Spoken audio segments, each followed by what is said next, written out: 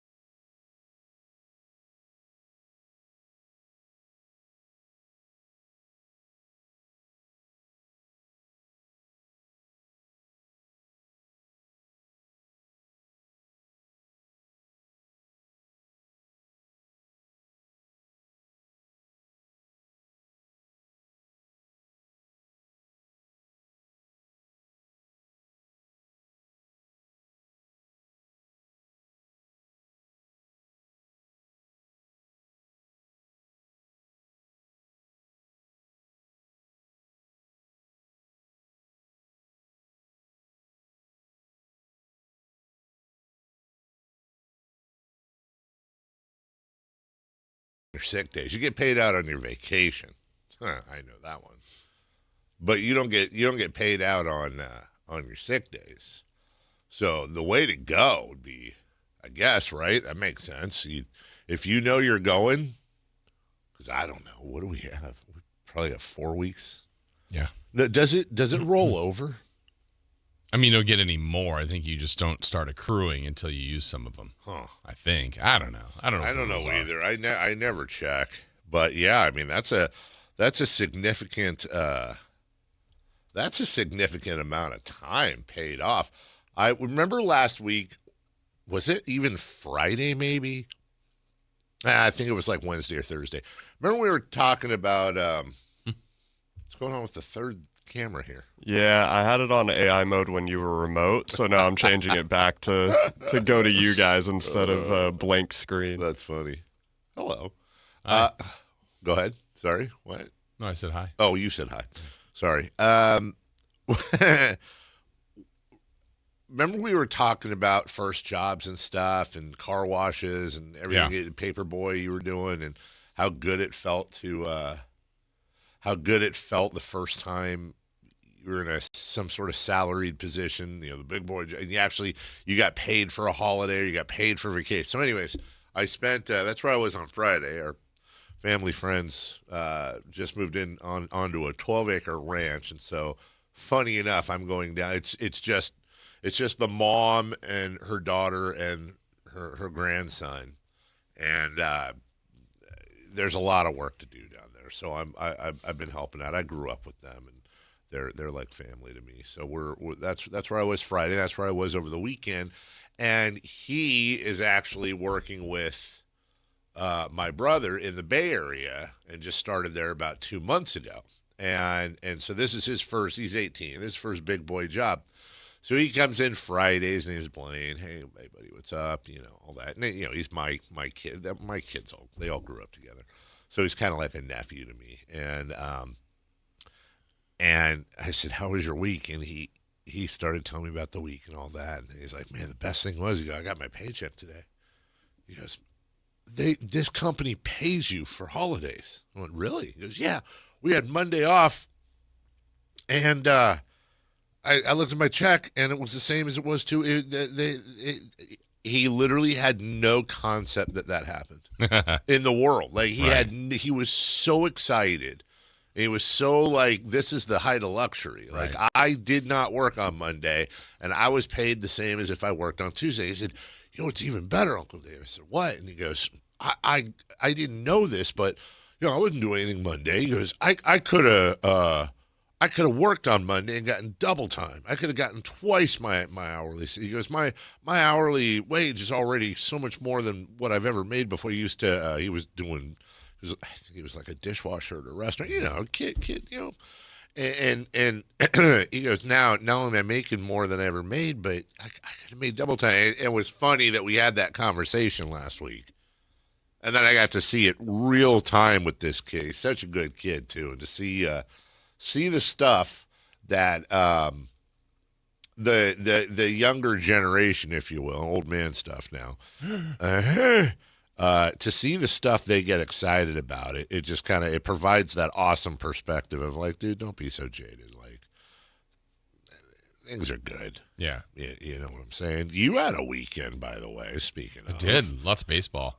Lots of baseball, but that's not what I want to talk about. I'm sure. You know what I want to talk about. Let's put it this way.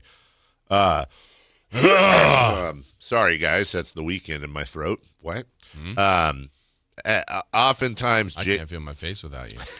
Jason will send me just really intimate photos of food. Oh. And my goodness, you sent me a photo yesterday, which was surprise. Can I talk about this? Sure. It's your world. I always want to be careful. It was a little surprising to me because it was effectively a crawfish boil, and you're not crawfishy. Correct. I cannot eat it. You can't eat crawfish. You can't do it. Won't eat do the it. Seafood. I know I've asked you this before, so I apologize in advance and just forgive my stupid memory. But have you ever explored? Are there ways to like get over that? Are there things? I'm sure. Would you like if you went to the doctor and the doctor said, "Oh, I can inject you with a shrimp tail and you can start eating seafood again"? Is that even something you'd want to do? Probably not. Really? I don't love the smell of it. I'm with you. Yeah. I'm with you. So we had the shrimp, the pre-boil. Yeah. Shrimp, prepare, all this stuff like in the fridge. And like I remember yesterday morning getting I'm like, oh. Yeah. Gross. Yeah. But yeah, it was crab, shrimp, crawfish. Oh, my goodness. And just the big old pots outside and the boil. And yeah, you saw the pictures. I did. I asked if you wanted to come over. You did. I wasn't sure if you were serious or not. I was. I thought you were. I was indisposed. Because honestly, that would have been a blast. And I guess I could have brought some in. I don't need, there's so much. Just so much. My goodness. You can't just do a little bit. And it's one of those things that, my sister-in-law, my mother-in-law, everybody that eats them does it a little bit differently. But my sister-in-law, my mother-in-law did like the stuff you talk about. Just I was just going to ask you. Sucking their heads out. And it's like they literally eat there for, it feels like 2 hours. And then they have the pile of crawfish. And I went, aren't you full? But I guess there's such little meat in there. Yeah. Like, that's so much work. And I'm over there eating a hot dog. Jambalaya. I made the jambalaya. You did make the jambalaya. Yeah, and then I had shrimp on the side so they could add it to their. I think that's what you were describing. And, of course, I asked this in all respect, but were you referring to the fact that they're sucking the heads of the crawfish? Yes. Yeah. Yeah. Just again, they're eating for a long amount of time. Like everybody's been, not everybody, other people are doing the same kind of thing, but just takes forever. And then there's just the pile of carnage of all the crawfish and crab stuff. And that's the thing. When you see much work. When you see somebody who knows what they're doing, it's actually amazing to watch. Oh yeah, it's art. We were in New Orleans years ago, and I don't know why the hell we were there, but we Taro Makuni Taro was with us, and there was something we went to some I don't know, seafood place. They have a couple in New Orleans, and there was one of the things was like they brought out a plate of unpeeled shrimp, and you start at the leg, move up, and all that, So I'm like, taking my time, and they're really, really good. I look over and I see Taro. If there was like a Joey Chestnut shrimp eating contest, I don't know. He somehow managed to take the whole peel off in just one flick of his thumb. He would like split where the legs were, pull the tail. He was trying to show me because it's just he was peeling the shrimp like you or I would, like if the shrimp was this piece of paper, we just rip it, eat it. And I was, and he's got this pile. So honestly, for every one I peeled and got, because I want to be careful. I don't want to eat a leg or a poop line or whatever. There's the whole thing. For every one, he was eating like 6. It was like, and so when you see people, to my point, eat pros. crawfish, it's just, and my wife is that way with crab. Mm-hmm. My wife has a very interesting strategy. When Thunder Valley, please bring it back, Thunder Valley. When Thunder Valley used to have their buffet, and I think it was Friday, Saturday, they'd have crab. We would, every once in a while, twice a year, we'd go up there for a treat. And we got to be pros in the sense that, you throw the bib on. We know what clothes we're wearing to get there. It's going to be a mess. And then we used to start out and go to the other parts of the buffet. And then we realized very quickly, what are we doing? So it was just go there and nothing but crab. Crab, 100% crab, maybe something for a little something for dessert, but all the crab, period. They give you the little walnut cracker or whatever, and you crack your crab. I'll open up a leg. I'll eat the leg or whatever. My wife, she will get 2 plates. She'll get 1 plate, like me, for the crab, and then the other plate for the crab meat. And she will take her entire plate of unshelled crab and shell it. And then she takes the meat out, and she has this pile of crab meat on her plate. And then she starts in, once she's peeled it all, she has this mound of crab meat, and she eats it. So she's done the work, and then the reward's coming. I do the little work, eat. I honestly can't decide. I see the logic in what she does. Yeah. But I there's something about the crab meat's right there. I want to eat it. So that looked good to you? Oh my God. Yes, it looks gorgeous. Jason's showing me a picture of the crawfish. There's the big old shrimp right there. Yeah. Where the hell did they get that out here? I don't know where they went and bought. I don't know. Now is that is that a regular thing for you, like a yearly? Yeah, we usually do it about once a year. I think we've done it about 3 or 4 years in a row now. And I don't know how we had a niece come in from Salt Lake and her kids, and so it was like, it just kind of made sense to do it this weekend. So, yeah, I did tri-tip and chicken and hot dogs, and then they that's really good. And then they had all that shellfish, crawfish, shrimp, crab, yeah. So, and all the corn and celery, just all the corn too, because the corn sucks people up eat all that. Oh my goodness! We also have separate corn on the cob. Oh, good. Yeah. While we were talking, how impressive is this? While we were carrying on a conversation, I went into Workday, reset my password, did the whole thing. Thank you. I'll bet you have the same, because you and I don't really take. If we take sick time, it's rare. I have 480 hours of sick time. Yeah, I don't know. What the hell think even I've ever is done that? the sick time. I just 12 take a lot. That's 3 months. But then if you get fired or you quit, nothing. So you could take it and be back for the season. This is what you've always wanted to do. That is true. What would you say? You just weren't feeling well? I'm not. No. I'm sick. Okay. By the way, this is want to be very clear here. Exactly. This is a conversation based on a question Anthony asked. What did I? Because I don't want to jinx anything. Oh, okay. Yeah, he's very jinxed. I don't want to, he was just talking. Okay. But to answer your question, it would have to be, you'd have to fake a disease, basically, I think, right? Not like a bad one, but like I don't know if you need shingles. What do you mean? Like I you feel can like just say they can't it? ask. Yeah, they can't. They can't ask. You don't have to provide a doctor's note or something? I feel like you could just be like, I'm feeling like sad. And you could be done. Hey, Mike Brown. I am and feeling De'Aaron very. Fox are in the I am finals. legit not making fun of people that feel sad. By the way, we're just exploring this thing out loud. Thus ensuring I couldn't do this if I wanted to. That is true. I am feeling sad about that, and the Kings in general. Yeah. Oh my God, what if I took 3 months off? to deal with my Kings-related depression. I mean, who could say otherwise? Honestly, there's a lot of reasons in the world to be depressed. I wouldn't put that as number one, but maybe top 10. A reason. Definitely a reason. Yeah, I thought you had to provide. Oh, okay. So they can't really say you don't feel sad. Yeah. Man, that's a great point. Let's get a note from Slamson.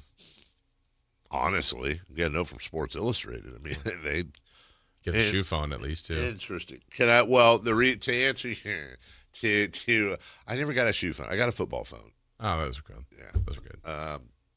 To answer your question, sort of, I actually brought this to one of our past bosses. Like within the last 5 years, I think I did. I said, "Hey, look, if I combine my sick time and like half of my vacation time, I could actually leave and not come back until, for me, the start of everything is really it's the first preseason game of football. Like that's where Hall of Fame game. Hall of Fame game. Yeah, that's where we start getting into Hard Knocks. This stuff. Hard Knocks kicks it off, pun intended. Can I tell you the number? Well, other than the fact it would piss our bosses off. The number one reason why I don't do that, Anthony, it really, honestly, 94% of the reason I don't do that.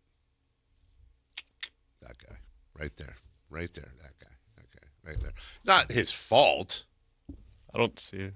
It's Jason. Oh, yeah, okay. I was just seeing if that worked now that we're sitting in this way. Oh yeah, if I looked at the screen. Yeah, that's the. And again, we're blessed to be in this business. I'm not bitching. It's just the reality of the situation. Even if I could do that, I'd just be so whack to do that to him. Oh, and by the way, if he did that, it'd be the same thing. Because now it's like, well, I'm getting all the time off during the summer, which has the least amount of content. You're sad for whatever reasons. Yes. You don't have to state what, and then I'm sad that you're sad. If we're both sad, you're supposed to get sad before retirement. That's what that's for. You're supposed to just be like, I'm really sad, and then you say, yeah. Well, what are you saying? Let's go with this though.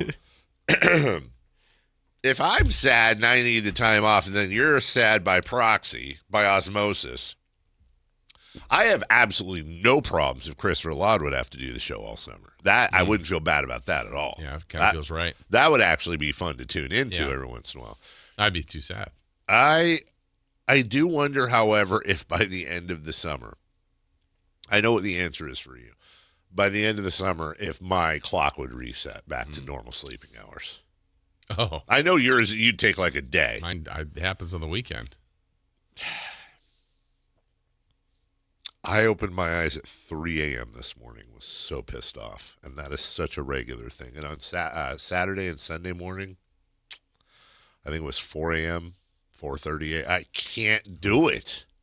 I just want to sleep 8 hours just one time, man. Yeah. That when I'm not sick. That's the only time I can sleep 8 hours is when I'm sick and on stuff. I don't know the last time I went to bed.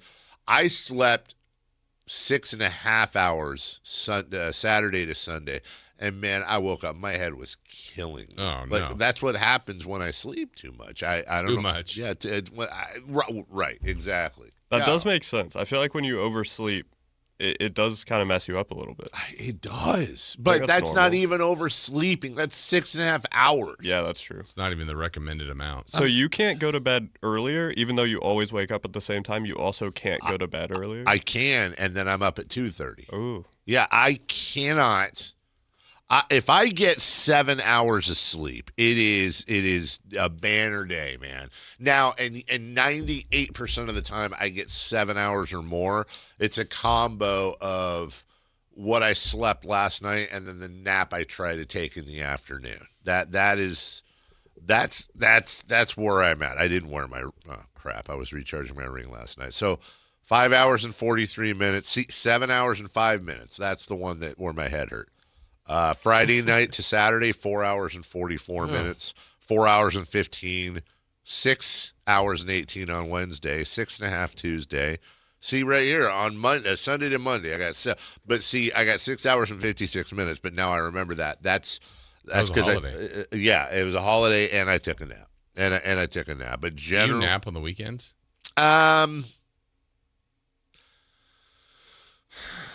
It just depends. Like yesterday, there was no plan on a nap, but I pulled the middle-aged dad move. I was watching golf, but it was like 20 minutes. Yeah. Maybe, where I'm just and my dad used to. I do what my dad didn't do. Like my dad would sleep on the couch in the living room, and you weren't allowed to go. Yeah, everyone had to be quiet. You couldn't touch the TV and all that. When I'm relaxed, I usually go upstairs. My door's open, so the kids can come in or whatever. I'm just watching TV in my room, and then if I fall asleep, hey, no problem. Somebody just comes up and closes the door and leaves a dog or takes a dog. Usually, there's a dog upstairs dogging around. I also wanted to.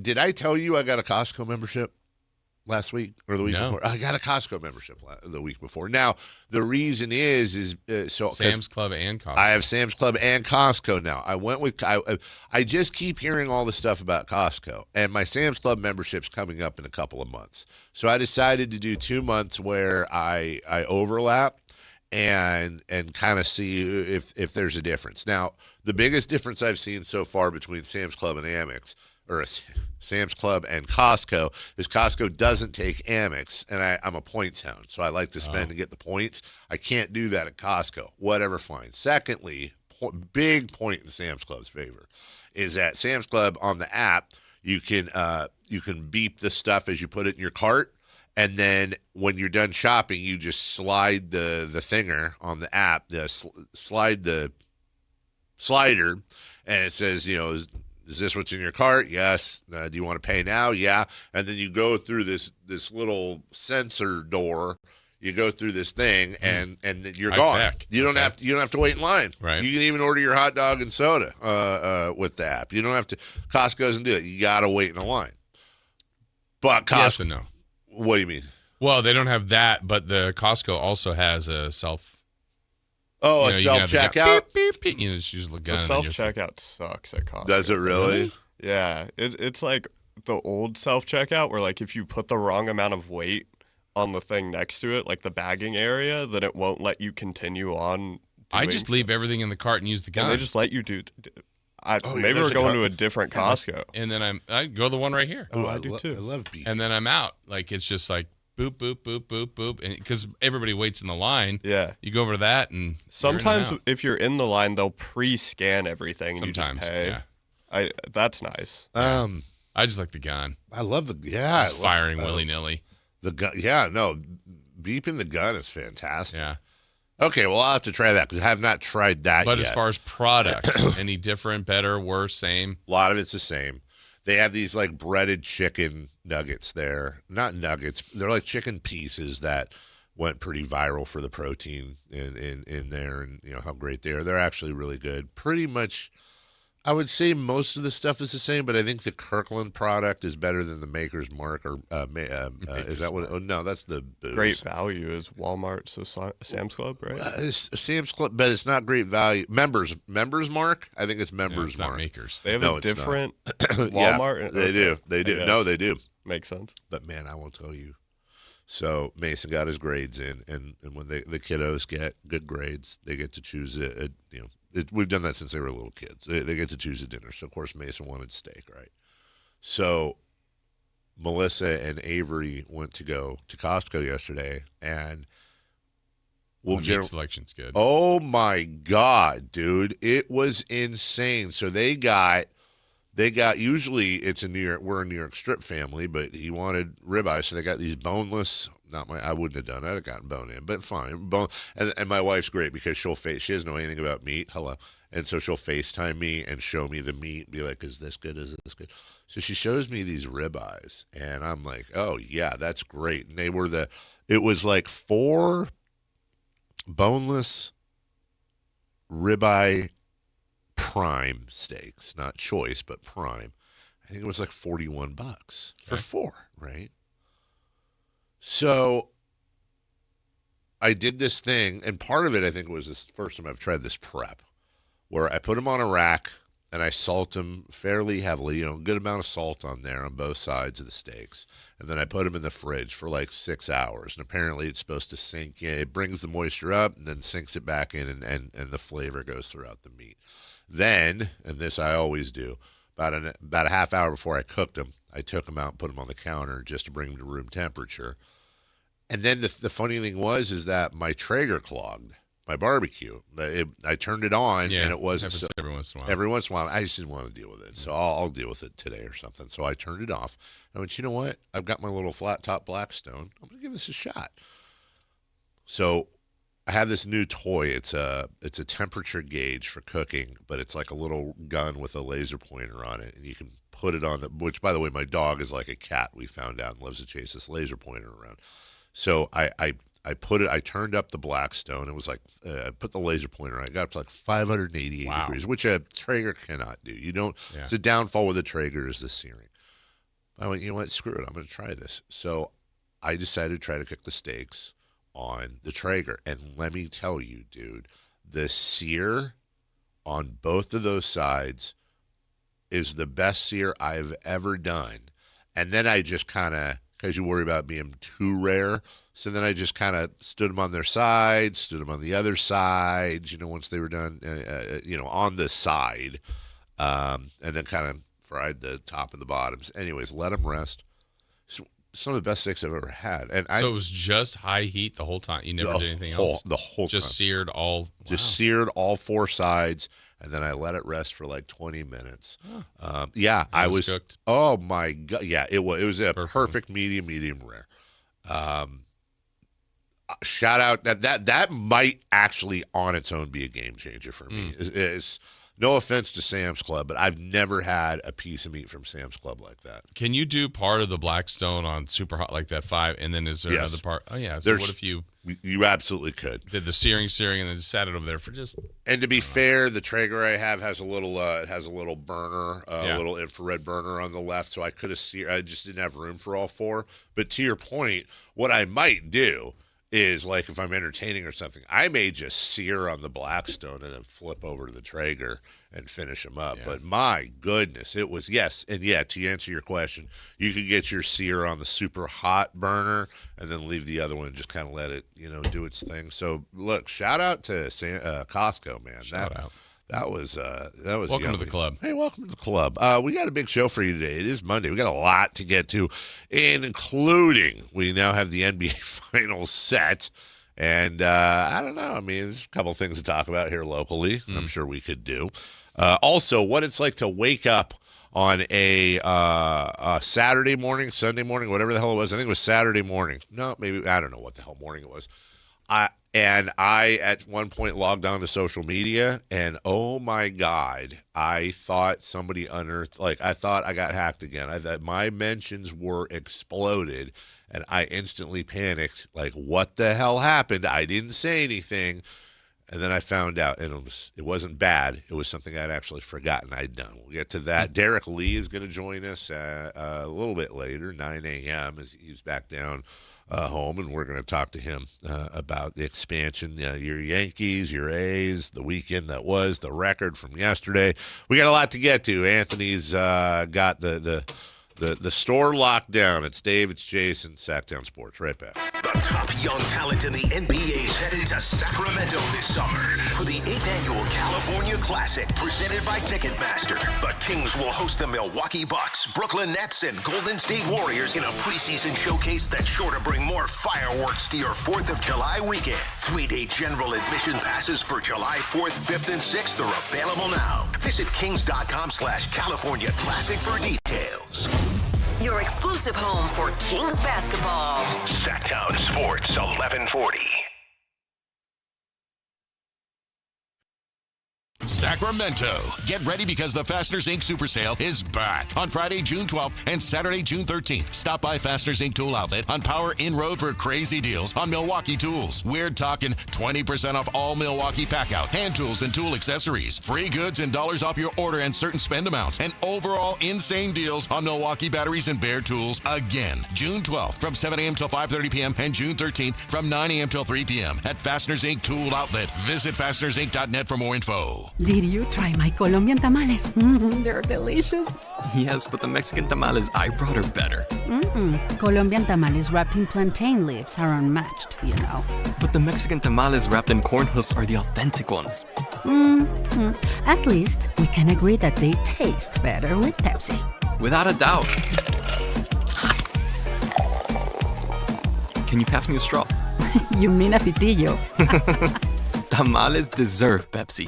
On top of home and auto, Progressive protects your boat, RV, and motorcycle so you can explore the unknown. Actually, we just take the RV to the same campground every year. Well, maybe you can catch your own dinner on your boat. Oh, we can actually get pizza delivered there from this brick oven place we love. Will you at least try a new topping? Honestly, probably not. We kind of have a go-to order. Fine. Just bundle home or auto insurance with your outdoor vehicles with Progressive and stay protected when you go, I guess, where you've gone before. Progressive Casualty Insurance Company and affiliates. Not available in all states or situations. Pump up the volume. Business moves fast. Orders roll in, deadlines close in. When you ship with USPS Ground Advantage, you can keep up with confidence. Every package stays in our secure network from dock to door. And with nationwide reach, dependable tracking, and upfront affordable pricing, you get built-in peace of mind. You run the business. We run the routes. Visit USPS.com/Ground Advantage to learn more. No way. Gas prices shot up again. I know, but I got us covered. So generous. What's your deal? What's my deal? I went to Metro and saved. Got 4 lines for just $25 each and 4 free new Samsung Galaxy A17 5G phones, and all on the T-Mobile network. Ah, how about we go to Metro today? Get that more for your money feeling. Visit your Metro by T-Mobile store. Just bring your numbers. Not available if you've been with Metro or T-Mobile in the past 180 days. Capital Casino is conveniently located in downtown, 411 16th Street, and has been a part of the greater Sacramento area for over 20 years. They offer the best variety of games in the region in a safe and friendly environment, and there's plenty of parking, all well lit and monitored by security. Come have a great meal at the cafe and restaurant inside. Capital Casino has the best food, the best service, and the best action. But please always remember to gamble responsibly. 1-800-GAMBLER. The Carmichael Dave Show with Jason Ross. Call or text at 916-339-1140. On Sactown Sports.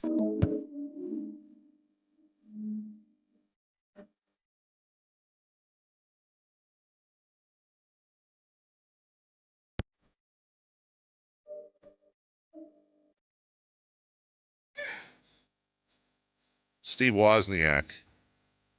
The Woz. He's a co-founder of Apple with Steve Jobs. I was reading something that was I enjoyed this morning about him. I actually he's kind of a interesting dude to read about. Apparently he put a concert together in 1983 down in San Bernardino at Glen Helen Park. And he paid for it out of his own pocket because he believed in togetherness through, music. Anybody good? It was a Saturday, Sunday, Monday show. Well, I'll let you be the judge. Okay. I don't know if you might recognize one or two of these people, but remember it was 83. So on Saturday, The Clash, Men at Work, Stray Cats, The English Beat, Flock of Seagulls, Oingo Boingo, In Excess, and The Divinals. Okay. Sunday, Van Halen, Scorpions, Judas Priest, Ozzy Osbourne, Joe Walsh of the Eagles, and Motley Crue. And then Monday, Saturday, Sunday. Oh, I guess this is for Memorial Day weekend. Okay. David Bowie, Stevie Nicks, John Cougar Mellencamp, The Pretenders, U2, Berlin, and Little Steven from Springsteen. It got better every day. Saturday was good. Yeah. Sunday was really good. Monday's the best. Unbelievable, man. The only thing that was unfortunate is the freaking prices he was charging them. My God, $20 a day. It's a bit out of hand.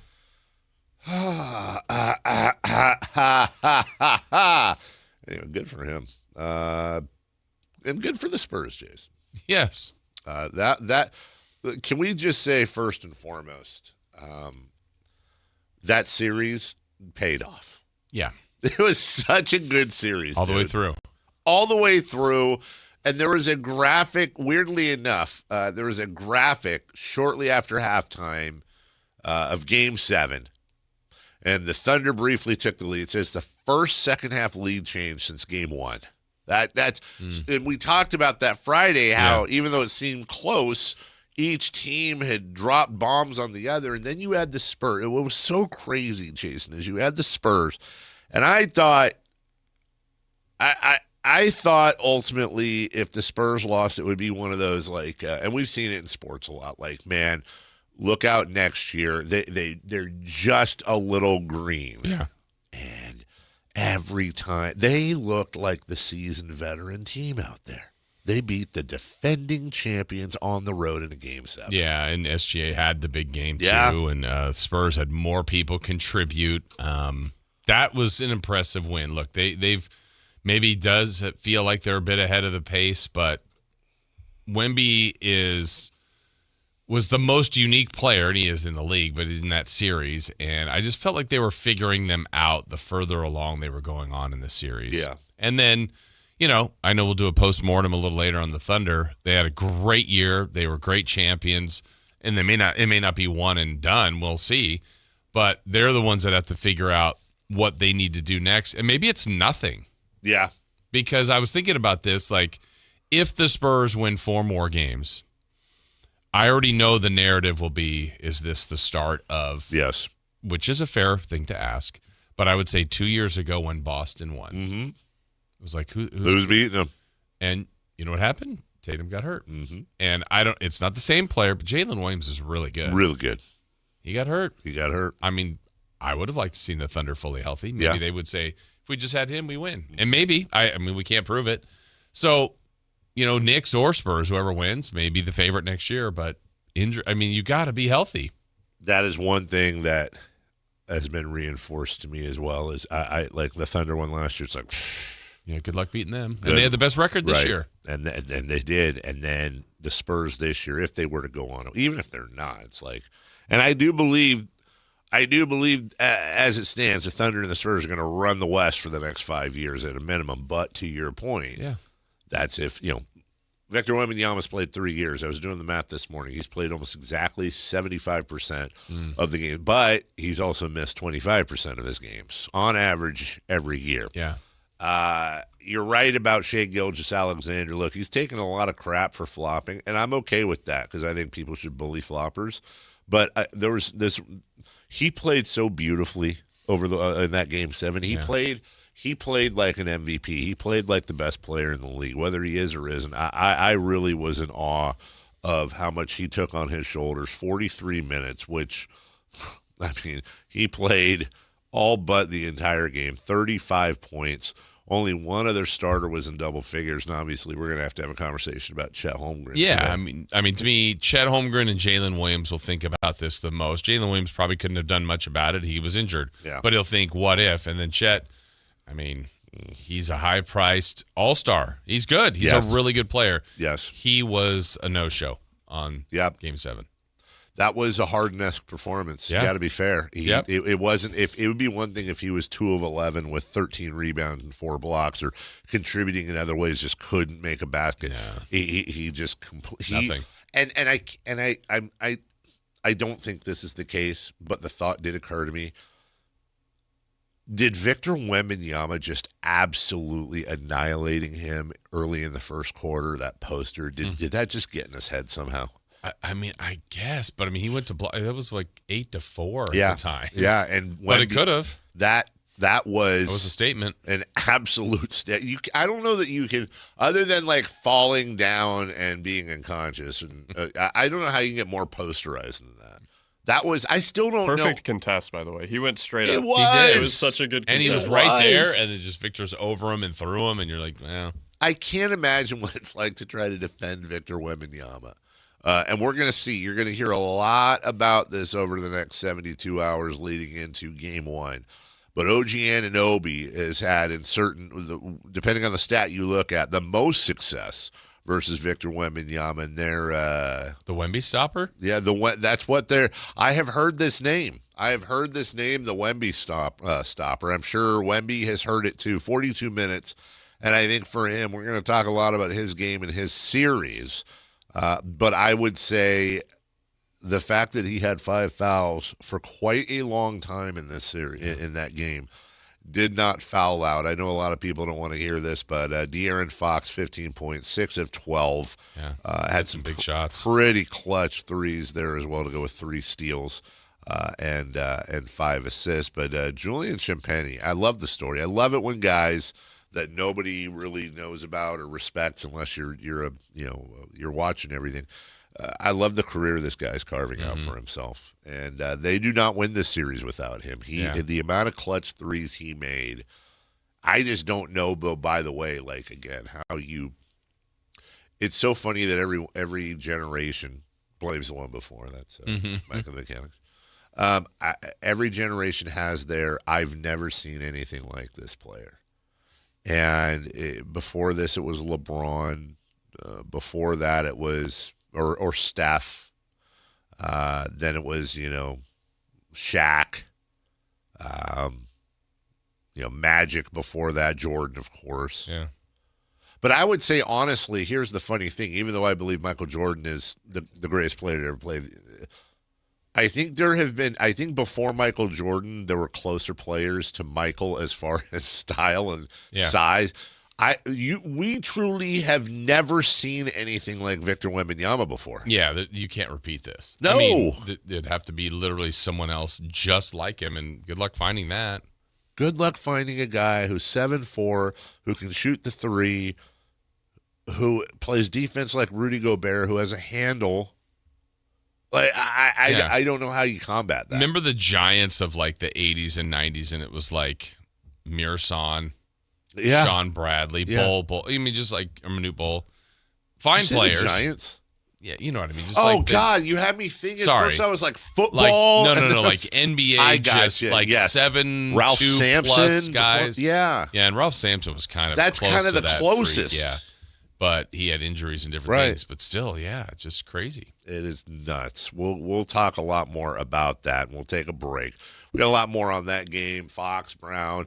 I like to think of it as we talked about during the break, Jordan McLaughlin at Sacramento King, leading the Spurs to the NBA Finals. Yeah, X Factor.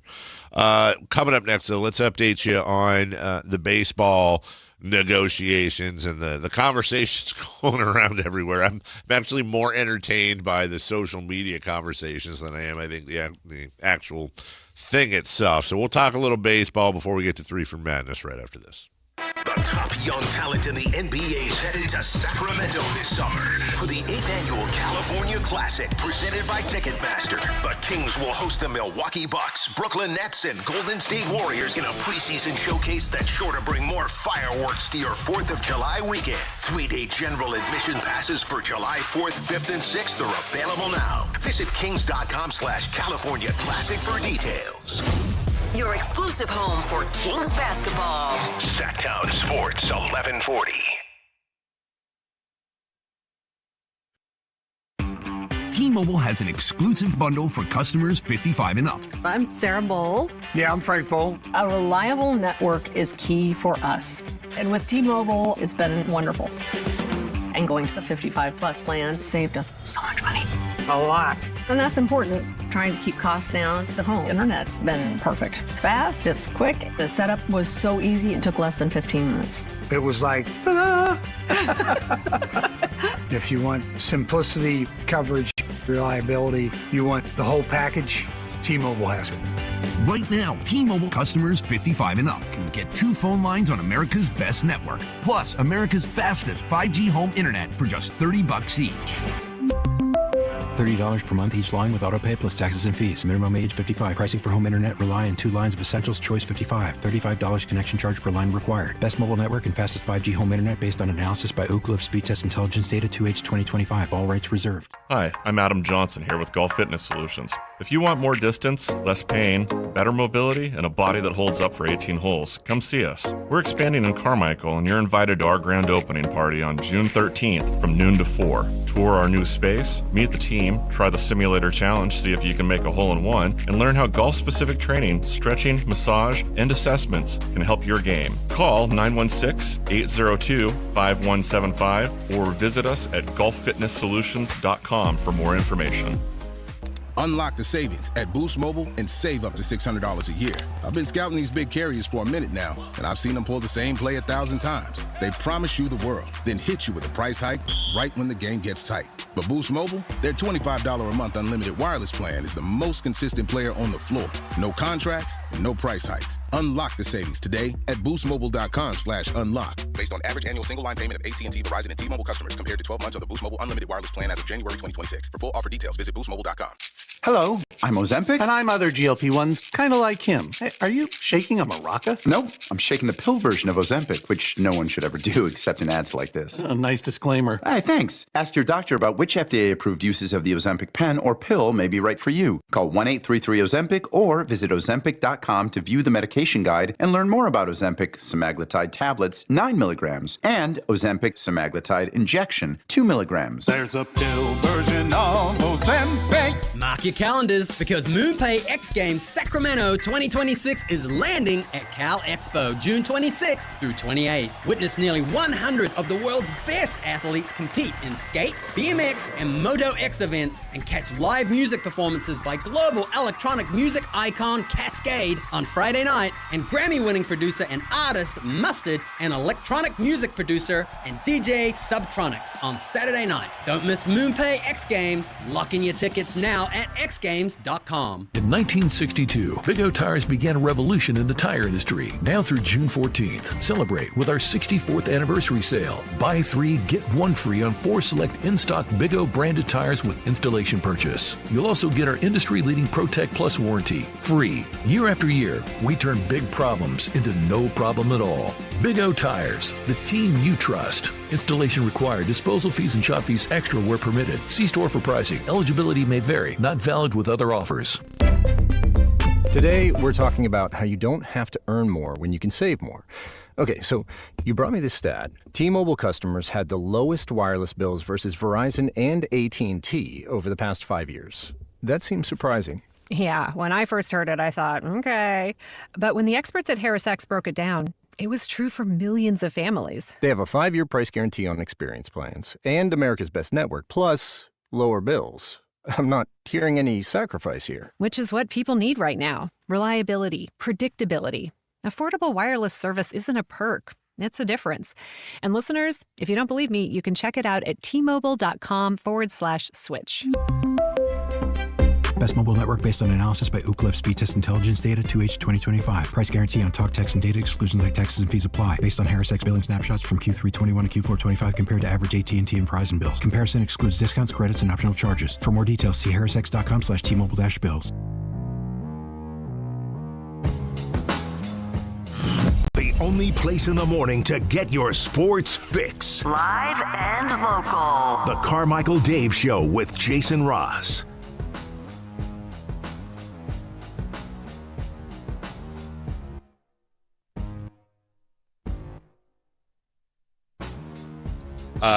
Want a little guideline from you on how to handle this?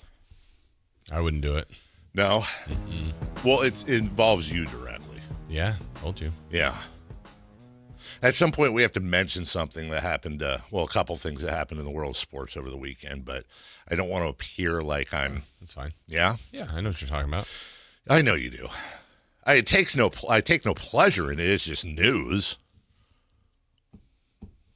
But I don't want to do like this weird build-up where, it's like, what is he talking about? And then lay it out there. What are you talking about? Baseball. Yeah. Softball. Yeah. Not a good weekend for your Bruins. No? Can I say one thing about it, though? Okay. I hate the way college baseball does their seeding. What was UCLA, like 59-3 this year or some crap? Something. And they're the road team? Yesterday they were, It's so stupid. Yeah. It's stupid. Yeah, when I saw how they had a major comeback on Saturday, yeah, I didn't know a lot about their full year, but it was something like they said it was their 30th walk-off. I'm like, were they just living like the right life all year? I mean, obviously they were pretty good to be the 1 seed overall, but then they lost in a walk-off to be eliminated. And let me ask you something, because I remember this. How well did Northern Illinois do in the football? Did they win the whole thing, or did they just get? Wasn't it Northern Illinois that was that team that kept that UC Davis was playing? Am I thinking of the wrong school? Oh no, and then beat them. And then went on to the championship. They beat not Northern Illinois. Okay, all right, so it's not the same. They're the ones that like beat North Dakota, one of them on the road, and okay. Winning. So they were FSU had to beat them yesterday to advance, and all they were doing was talking about how this is the furthest Northern Illinois baseball has ever gotten in Northern Illinois, and like they're the Cinderella. And I thought it was the same school, and I'm thinking, God dang, whoever the AD is there is having a wonderful year. On because didn't the team I'm thinking of I don't know if they won it or I think they made the championship. Yeah, they made it really far. It was Illinois State. Illinois State. Okay. I thought it was Northern Illinois for some reason. And then I think they lost in the championship to Montana State. Okay. All right. Because that was, And then the whole, I mean, it's called, I love the College World Series. I really, really do. But yeah, that was stupid. I actually felt for UCLA fans, and I have no affinity, but I just don't like the setup there. Yeah. So rough weekend for them. In the meantime, and we'll get to this a little bit later. Here, you know what, Jason? Let me make you a little happier here. Runners at second and third. Judge, high fly ball, center field shallow. Wow. Butler charges in, still going. Base hit, Aaron Judge. Base hit, Aaron Judge, and we'll talk about the inning that was. Woof. Woof. Bryce Harper weighed in, though, over the weekend. There was a lot of discourse. He seems to be one of the guys weighing in the most. He really does. Him and Tarek Skubal really are the ones you hear. But Harper, and for those who forgot, Harper's the guy that got in the commissioner's face last year and said, "Get the hell out of our clubhouse if you want to, talk about the salary Clown cap." question, bro. Clown question, bro. Harper's always been kind of a red ass, and that's fine. I'm fine with that. We've talked at length about the proposal from the owners and the proposal from the players, and they are absolutely in different worlds.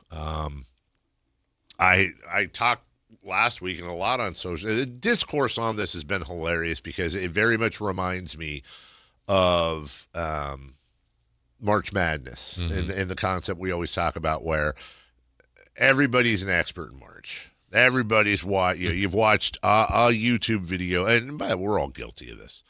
Now everybody is a labor attorney. Everybody, you got if you're on the and I tend to side towards the proposal the owners have presented. I am in favor of a salary cap in baseball. Right. I want the salary cap, and I want there's three things I really, really want.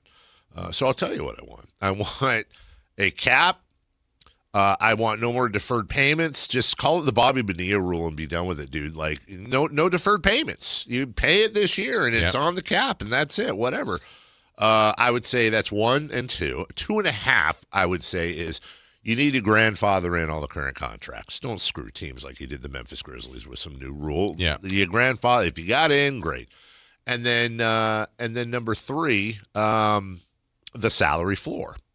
And the owners presented not just a cap, but we talked about it last week, this salary floor, which is going to need to come up because it also came out that represents some player benefits and stuff and kind of is a little bit of an artificial number at 171. But I'm for that. What I would like to see the discourse evolve to is if you're not in favor of a cap, I fully respect that. Let's have a conversation and may the best proposal win. But I think we need to understand that, like, first off, the players are not some union in Michigan working to get a day off at the Ford plant. So let's stop treating them like that. Secondly, I like the owner proposal as a baseball fan more than I like the player proposal. That does not mean I'm siding. I mean, I guess it does technically, but I'm siding with billionaires. But I don't give a crap about the owners whatsoever. I also think a very fair point brought up by many that are not in favor of the cap and tend to sign with the players. And by the way, I think that's how discourse should be: is you talk and you debate, and then you acknowledge it's not black and white. There's a point that's been brought up by those who are not in favor of the owner's proposal that says, yeah, we can talk about profits and losses and this and that if they open their books.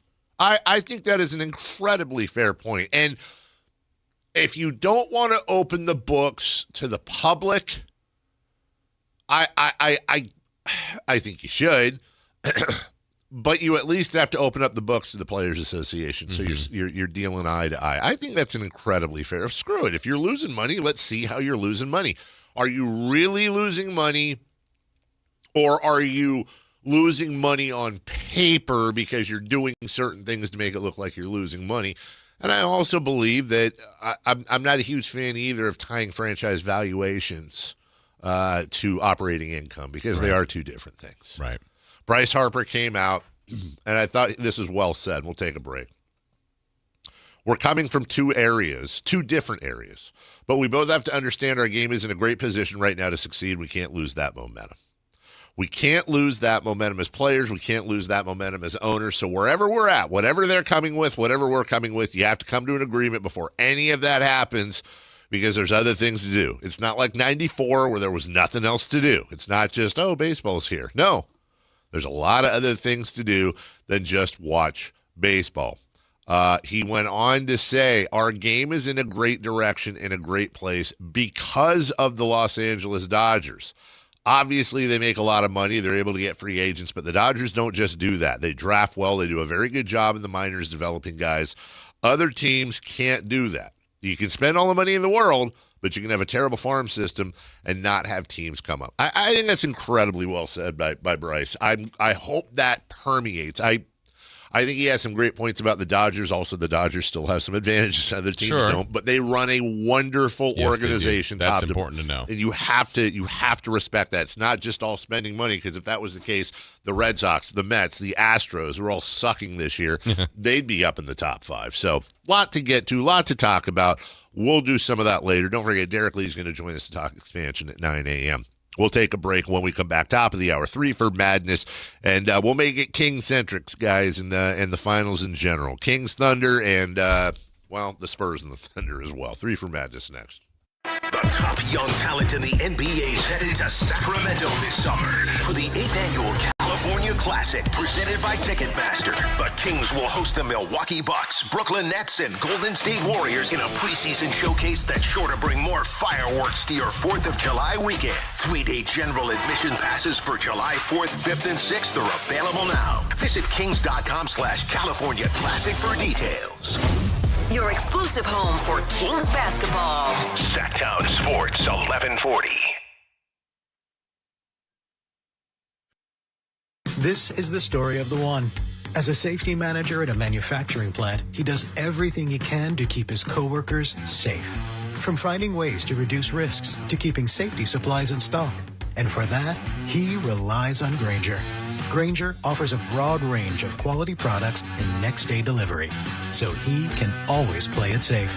Call 1-800-GRAINGER, click Grainger.com, or just stop by. Grainger, for the ones who get it done. Oh, the Sacramento heat. Right now, get your AC professionally tuned up for as low as just $59 and enjoy your summer nice and cool. Plumbing, electrical, heating, and air, Bonnie.com. Summer restrictions apply. License 696-355. Injured and you're considering an LA law firm looking to charge you 45% to 50% in attorney's fees? That's overcharging.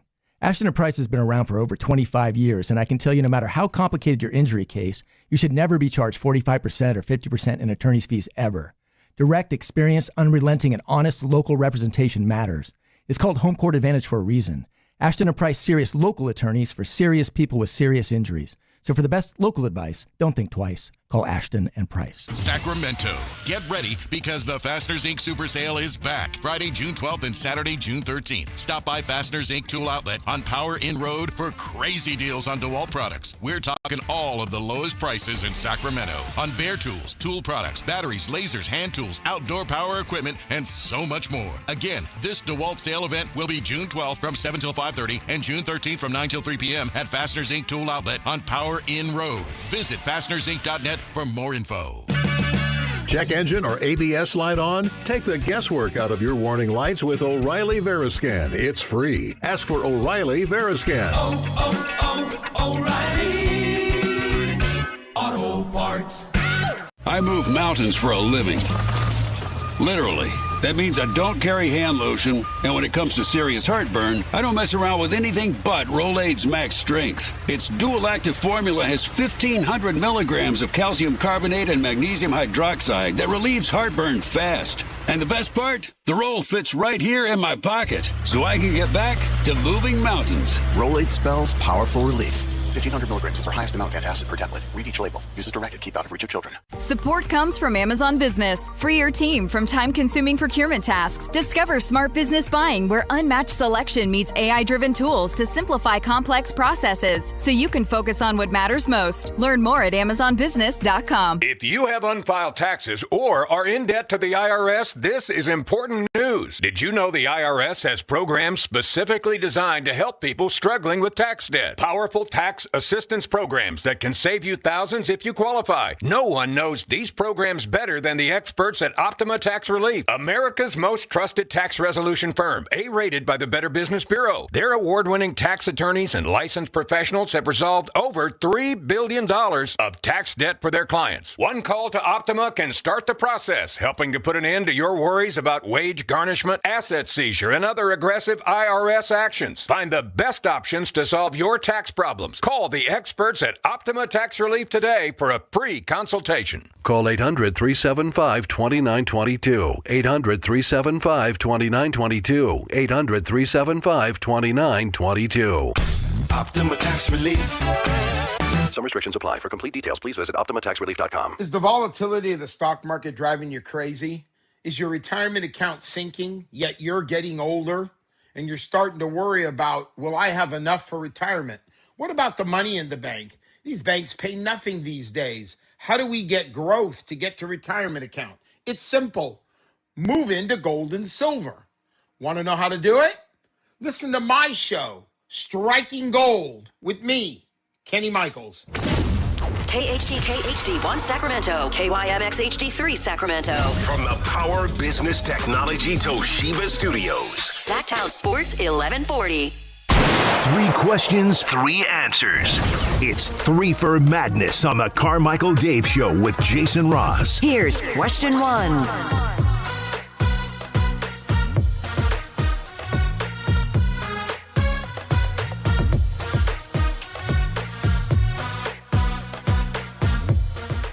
All right, a reminder that Derek Lee, part of the group that was out at the presentation last week for Sacramento's bid for baseball expansion. That was kind of like the coverage, the news. A lot of stuff got thrown out there last week. There'll be more stuff that'll trickle in over time. But, now we're kind of going to be in the waiting game. But we'll see what Derek Lee has to tell us. He will join us at 9 o'clock today. So we're a couple hours away from that. But, yeah, just get the latest and kind of get his thought of having potentially baseball on a full-time basis, Major League Baseball on a full-time basis in Sacramento. That'll be fun. Yeah. That'll be fun. Always good to catch up with. Yep. D. Lee, 3 for Madness. Question 1. Have the Kings become the farm system for the NBA? Well done. That was good pacing by you. Yeah, you like that? I like that. That was very good. No, but I get it. There was a graphic somebody sent me, and it was one of those that you just look at. And again, this is all pulling narratives, but it says the strongest person you know is a Sacramento Kings fan. It's got 4 photos. Photo 1 is Luka Doncic holding a trophy. Tyrese Halliburton holding the Eastern Conference trophy. and then De'Aaron Fox and Mike Brown. Mm-hmm. And I look. Here's the thing. Here's the funny thing.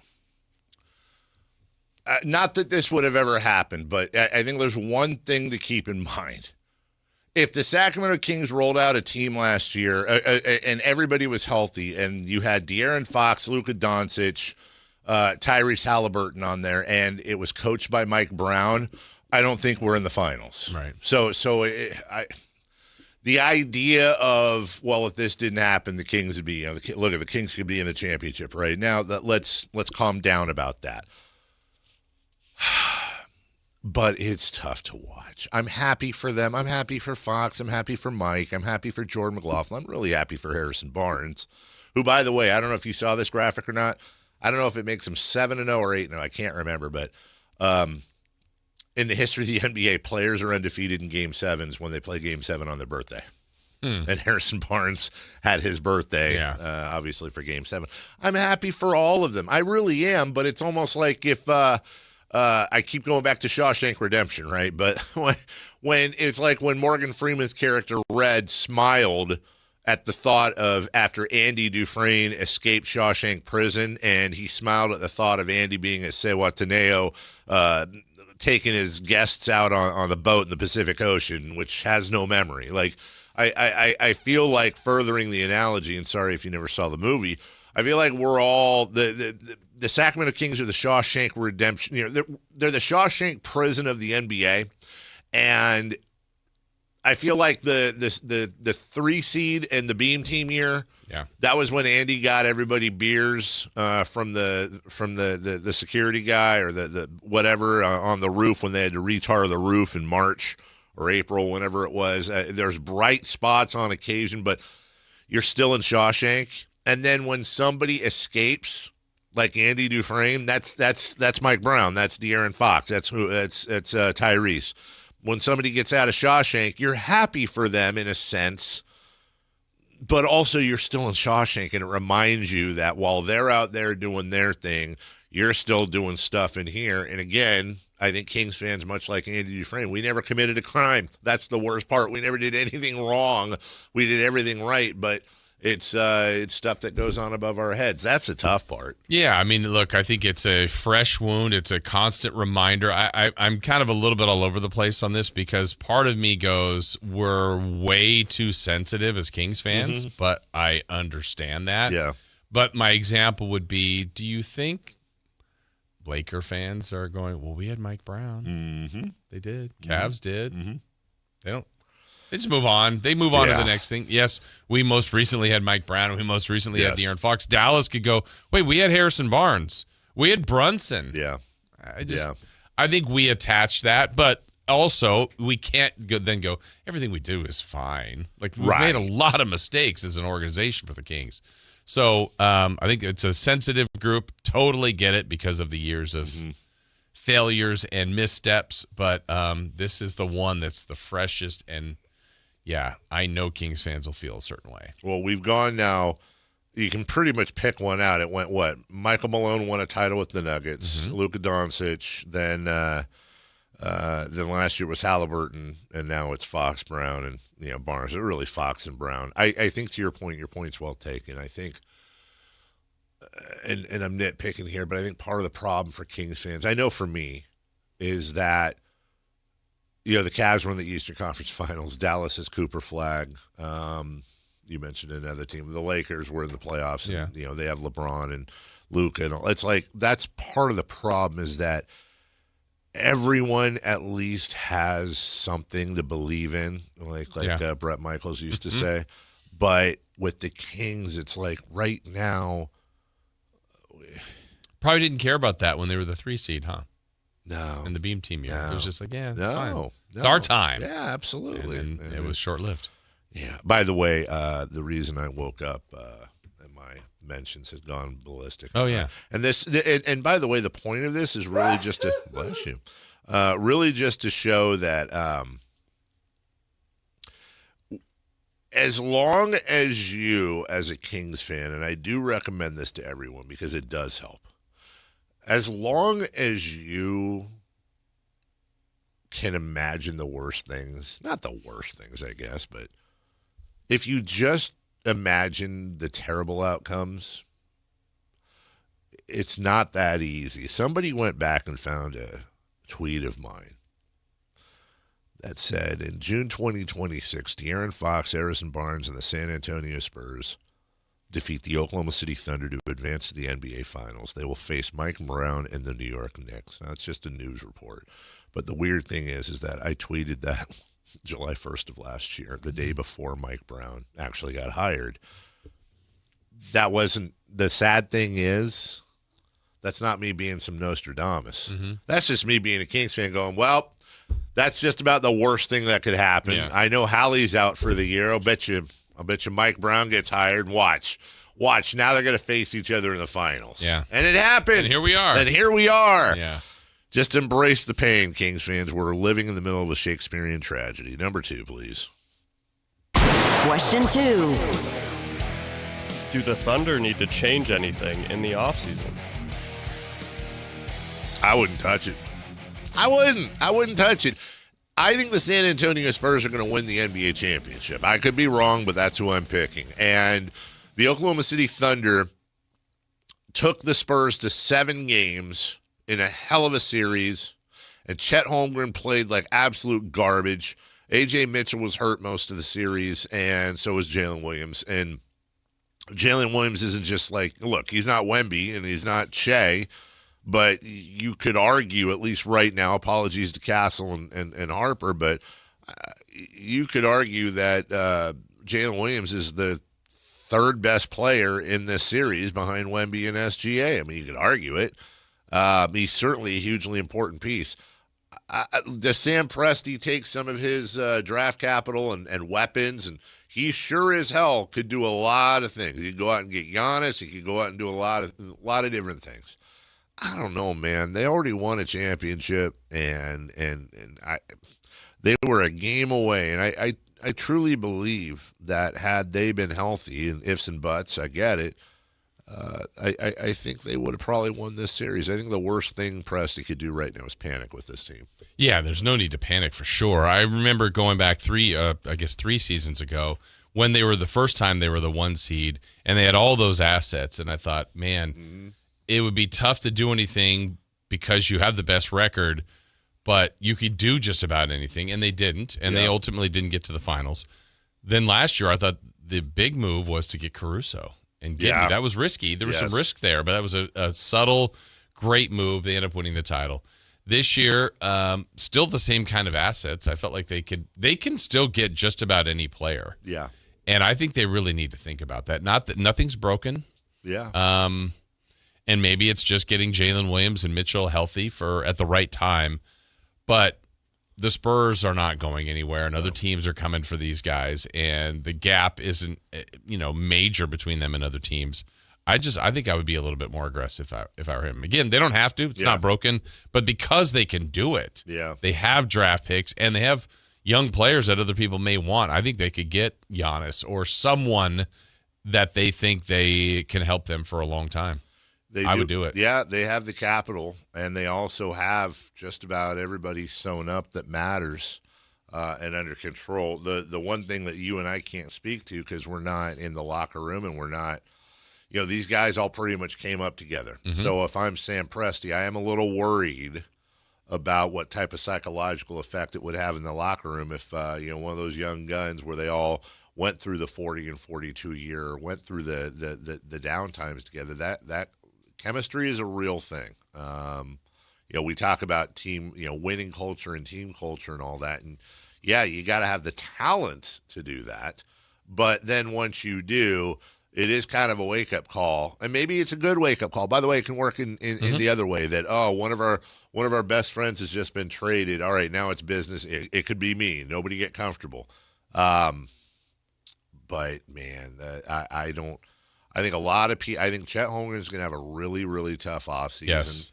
And I think it's important to remember. He'll get mentioned. His name will get mentioned. Oh, it will absolutely get mentioned. I really think it's important to remember he's young. He seemed just fine last year when they won an NBA title. He was second in the league to Victor Wembanyama in Defensive Player of the Year.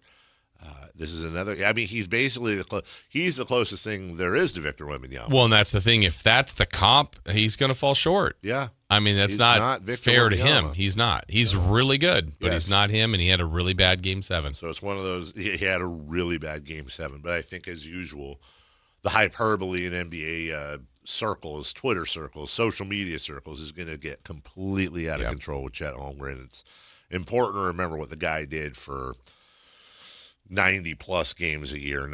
But, man, boy, did he lay an egg. Number 3, please. Question 3. Can anyone challenge these guys? In the West, specifically. Yeah. We're talking Spurs or Thunder? Spurs. Or both of them? Yes. Sorry, I should have written that better. To the point that you were making earlier, Jason, and it's super well taken, be careful when you start proclaiming long-term stuff. But I will say there are 3 ways, and 3 ways only, that I believe these guys are going to be challenged over the next 5 years. And by the way, these aren't unrealistic ways either.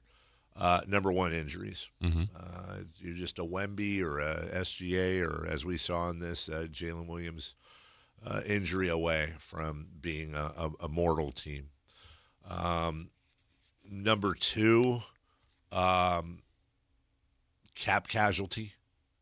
If for some reason the ownership decides that, hey, we can't pay all these guys, we got to move, we got to trade, we got to do something, that can factor in. And number 3 is the one that's the big unknown, which is we said the next 5 years. I don't know if the next super stud is a sophomore in high school right now. I don't know that. But as it stands right now, if they're healthy, if they stay together, and there's not another, Wemby type dude, or even a guard version of Wemby, I don't know what that would look like. Or teams start make deals where it's like, let's just combine into one Voltron super team. I don't think so. It's not just that they're good. It's not just that they're deep. It's that they're young. The Spurs are, I think, the 3rd, if not 4th, 3rd or 4th. No, they're tied for 3rd. Youngest team to ever make the finals. The Thunder last year, I think, were the 4th youngest team to ever win the finals, give or take one. They're not just good, they're incredibly young. If they stay healthy, if they stay together, I don't know who's challenging them. Yeah, I mean, look, there's the things that we talked about earlier, injuries that could happen.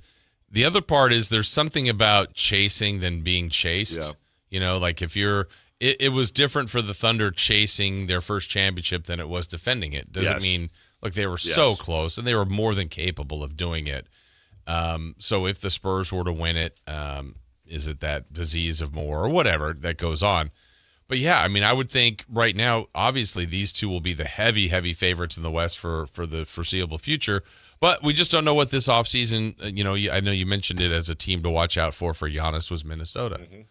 I don't know what a Minnesota team with Ant-Man and Giannis looks like if that happens. Like that team could be pretty scary. Jokic is always a threat every year, no matter how his roster is going. And if, they have a healthy Gordon with Murray and Jokic, it's like they're not easy to beat. So it feels this way. It probably will be this way, but things change. Things change very, very fast in the NBA. Yeah, they do. They again, you wonder if there's room out there to combine talents.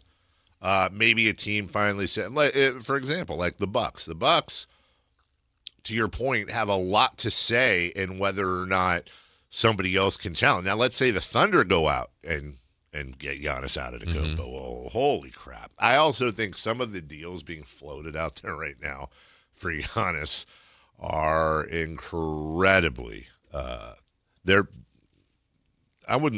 I'm not saying they're overvalued. Well, no, I am saying that. Like, I don't think the return for Giannis is going to be what a lot of people think, especially with the way things seem to be going, pick wise and talent wise. Plus, he's 31 years old. He's got a ton of tread on him. I don't, he only played 36 games last year. A lot of that was on the Bucks, though. Yeah, he's usually good for 65 plus a year. I don't know if that's the issue.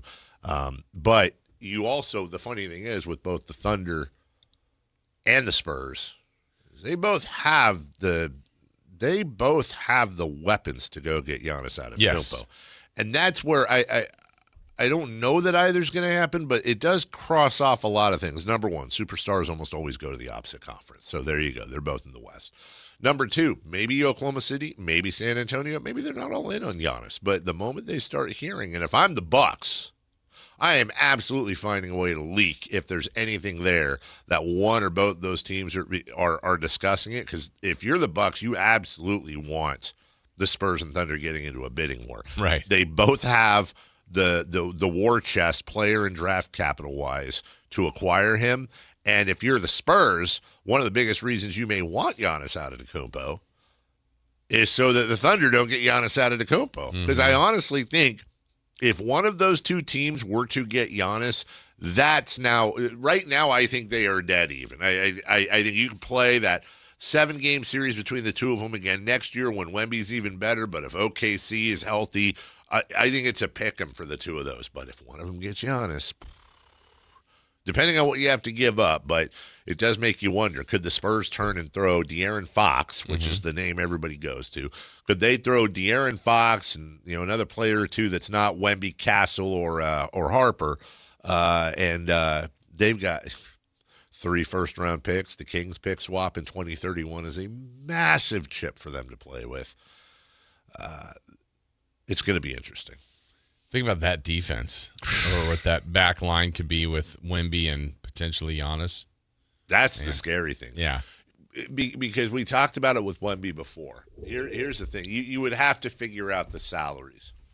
But honestly, if for some reason you were able to make that trade to acquire Giannis and you didn't trade Fox, Castle, or Harper, you just effectively gutted the rest of your team to match salary and then just threw them just a crap load of draft capital, Wemby and Giannis would absolutely allow you to start all 3 of those guards. Right. You would start all 3 of those. You can play 3. And be totally fine. I think it's arguable Wemby does that right there where you can almost start 4 guards, but that's going crazy. But you put those 2 in, and good luck scoring. Right. I mean, it's almost to the point where you wonder, having Wemby and Giannis on the same team, defensively, are they going to take up some of the same real estate, or do you just simply deploy one east and one west? Right. And then you find a Castle or somebody as the head of the snake up top, and this guy blew by me. Cool. I've got 2 dragons behind me. Yeah, exactly. And so that allows, I think when we talk about, somebody said to me yesterday, we were talking about Game 7. And this, one thing I noticed with Fox is he seems like, did he become a better defender? And I think it's an interesting question to explore, because did he become a better defender? Sort of. But when there's 2 things with defense, I don't know if at the core he became a better defender, but I think 2 things happen. Number one, defense is contagious. If the rest of your team's playing defense and you're the one guy who's a turnstile, they'll let you know. Oh, they definitely will. The team will call you out. The team will call you out, and you don't want to do that, number one. Number 2, you can be a better defender when you're a guy like De'Aaron Fox, and you can play right up on your guy, like in the old Hoosiers movie where you can smell what kind of gum he's chewing. You can play up on him and look and be a more active, aggressive defender, because instead of your guy blowing by you and you got Domantas Sabonis behind you, your guy blows by you and you got 8'9" alien Wembanyama behind you. Yeah. That's going to give you a lot more confidence to play up on your guy, because you have that behind you. World of difference. And then Victor actually it's not even just the presence of him being there, it's what he actually does, whether it's changing a shot, affecting a shot, making a guy not even attempt a shot. Yeah. The ultimate goalie, right, is sitting back there. The ultimate one, when people talk about, just put a big guy back there and have that rim. It's just, there's nobody like him. No. And it's like the whole Wemby stopper, OG Anunoby. Well, I think the only way first off, you're not stopping Wemby, okay? Unless you get him in foul trouble, you're not stopping Wemby. But I think the best success I've seen against him is when you have tall, big, not 7 foot tall, but 6'8" and above, big, low center of gravity guys, and Anunoby's one of those dudes that can just put both your forearms in the guy's side and push him outside. Yeah. Look, make him take those shots. If Victor Wembanyama is hitting turnaround jumpers from 10 feet, you're cooked. Right. There's nobody's helping you. You're cooked, dude. But make him shoot outside. Make him do that type of stuff. Make him feel it every time he goes to the basket, not in a dirty way. That's what you do. But as far as a Wemby stopper, and then this is kind of what I'm talking about. 441140 is the text line. And this is where people just need to calm down. From the 209, that Chet contract doesn't look like a genius move by Presti now, huh, Dave? No, it actually looks fantastically genius. Here's what we were talking about. Here's the difference between watching basketball and watching box scores. Chet Holmgren had a terrible game yesterday. Do not confuse that with now all of a sudden Chet Holmgren, the guy who's Chet Holmgren just turned 24 May 1st, is averaging 17 and 9, is giving you 2 blocks a game and just finished number 2 in Defensive Player of the Year. Oh, by the way, he's also hitting you a couple threes a game. Like, let's just absolutely calm down about that. Like somebody said to me over the weekend, they were like, yeah, what if can you imagine if watch OKC try to offer us Chet for the number 7 pick? Yeah, right. And I was like, I would do that in a heartbeat. Are you kidding me? I would do that in a heartbeat.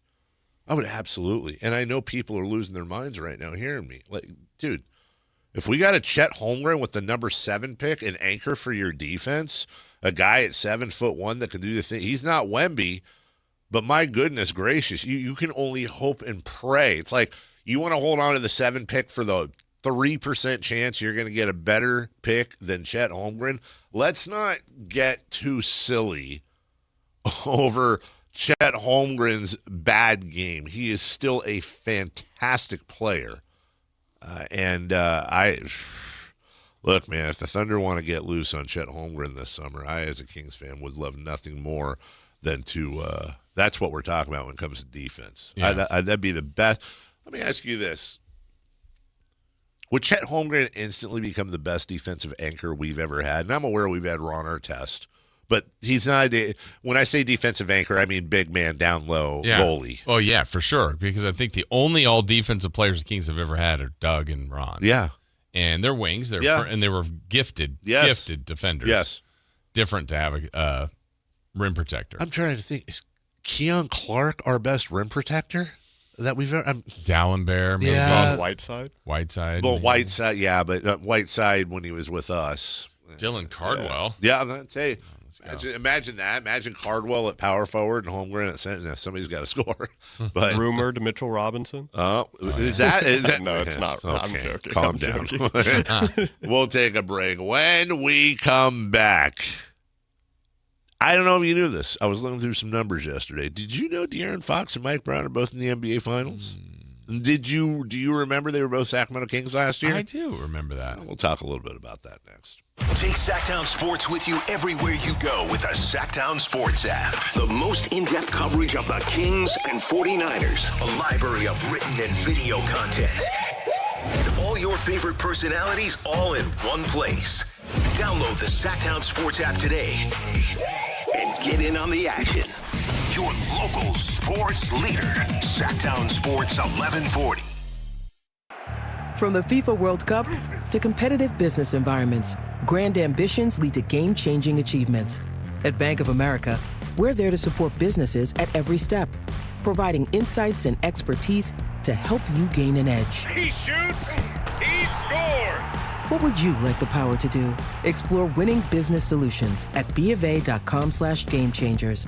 Bank of America, official bank of the FIFA World Cup 2026.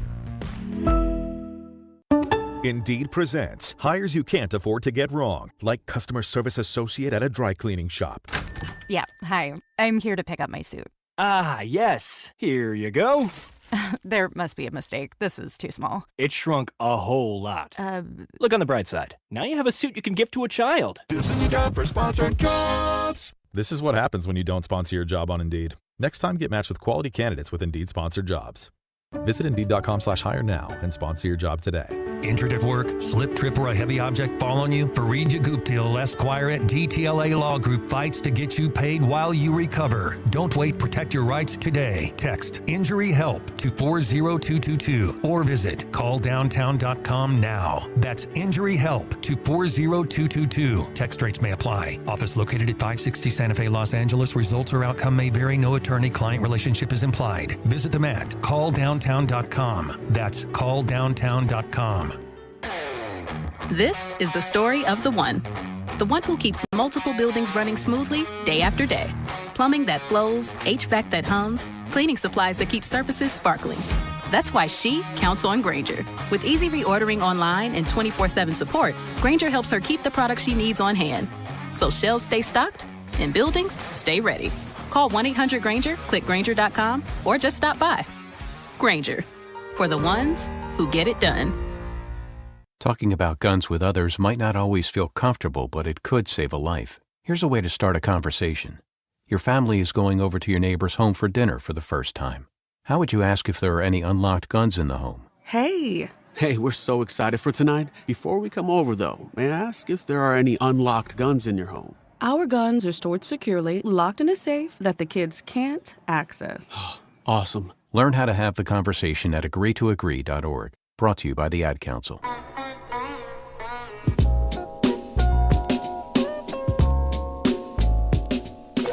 Waking you up with the best in local sports. They just make it interesting, you know? It's the Carmichael Dave Show with Jason Ross on Sactown Sports. Welcome back. 1-800-920-1140 is your text line. Nope, it's not. It's your phone line. Haha, psych. 441140. That's your text line. De'Aaron Fox, Harrison Barnes, Jordan McLaughlin. Mm-hmm. Let's not forget. And Mike Brown. All in the finals the year after they were with the Sacramento Kings. And that's tough, man. Now, look, we talked about this earlier. Doesn't mean it's not. I think the discourse just gets too hyperbolic. You think? Shockingly. Yeah. Like, look, if we still had all those guys, we're not in the finals. So right. Let's calm down. On the other hand, look, the Spurs are in the finals because of Victor Wembanyama and friends. Okay. But this discourse on Fox, man, is that is some of it's just border. That is so little brother, man. It's so little brother, and there's some people. Hey, we took Precious from the Knicks. Thank you. Hang the banner. Hang the banner. Think about what the Knicks could be with Precious and Chua. They would have already won the finals. It's like, look, you don't have to the whole whether or not you think Fox did this, did that. That conversation's over. You're not. No one's changing their mind on that. That's been litigated here and there and everywhere. But there seems to be this idea that like De'Aaron Fox is a. And by the way, the guy that comes back tomorrow, I think is one of them. But I also think that's a little bit of a bit. Yeah. Look, dude, the idea that De'Aaron Fox is like this backpack for Victor Wembanyama, like there's a don't listen to my dumbass. Don't listen to the coach. Listen to the team. Listen to them. They don't have to start the guy. There's a reason why De'Aaron Fox is a starting point guard for the San Antonio Spurs. Now, if you want to argue that the future is Harper and Castle, I'm with you. But do you think that the Spurs just? I especially love it when people want are making fun of his contract. Do I think De'Aaron Fox is a max player? That's a great argument to have, and I'm not really on one side or the other. Yeah, I can be argued out both ways. I get it. I get the pros and the cons. But we're in no position to grade the San Antonio Spurs on how they spend their money. And somehow the Spurs organization, which is historically a fantastic organization, run by very, very smart people with incredible ownership, went, yeah, we're going to max the dude out. And then Mitch Johnson, their coach, was like, yeah, he's going to be the starting point guard. And then you asked all of the players, and they're like, yeah, he's our vet leader. Like, HB is there too, obviously, and there's other folk, but he's the heartbeat of the team. Like, Victor's the guy, but De'Aaron Fox is the floor general. So let's it just defeats a lot of the argument when you got, De'Aaron Fox is effectively backpacked to the finals. Look, the biggest reason why the Spurs are in the finals and won 62 games this year is because Victor Wembanyama was healthy. That is absolutely a fact. Also, De'Aaron Fox having his first full season with the team and providing them veteran leadership at the point guard. You saw what Castle did when Fox was out with 10 turnovers in the game, and then I think he had, what do you have, 20 over 11 and 9 or something? And he won't always be like that, but they need that right now. I don't think they're going to need Fox in a couple of years. I think they need Fox right now, and I think they'd be the first guys to tell you that. It's well-deserved. Yeah, I don't think any of this is honestly surprising. We all thought Mike Brown was good. We all thought De'Aaron Fox was good. I mean, it's what they're doing isn't ultimately shocking. It's just, it's so fresh. It's just the most recent of the moves that the Kings have made, and it's being exposed. So here's Mike Brown in the finals. Congrats to him. Here's De'Aaron Fox in the finals. It's a factor of all that. Mike Brown didn't just figure out how to coach. He's got a better roster than he had in Sacramento. Newsflash. Yes. He knew how to coach before, but he's taken this team to the finals. Fox is playing with better players than he had here. I guess the next equivalent would be, look, we've seen it. We've lived it with Halliburton last year. You mentioned Luka the year before as a guy they could have potentially taken. I mean, we can always do the woulda, coulda, shouldas. It's just Mike Brown and Fox were actually here. Yes. I feel like Luka, we all feel like they should have drafted him, but we didn't do that with Shea last year. They could have drafted Shea. They didn't. I don't think that one gets, so sometimes we lump things in that we want to.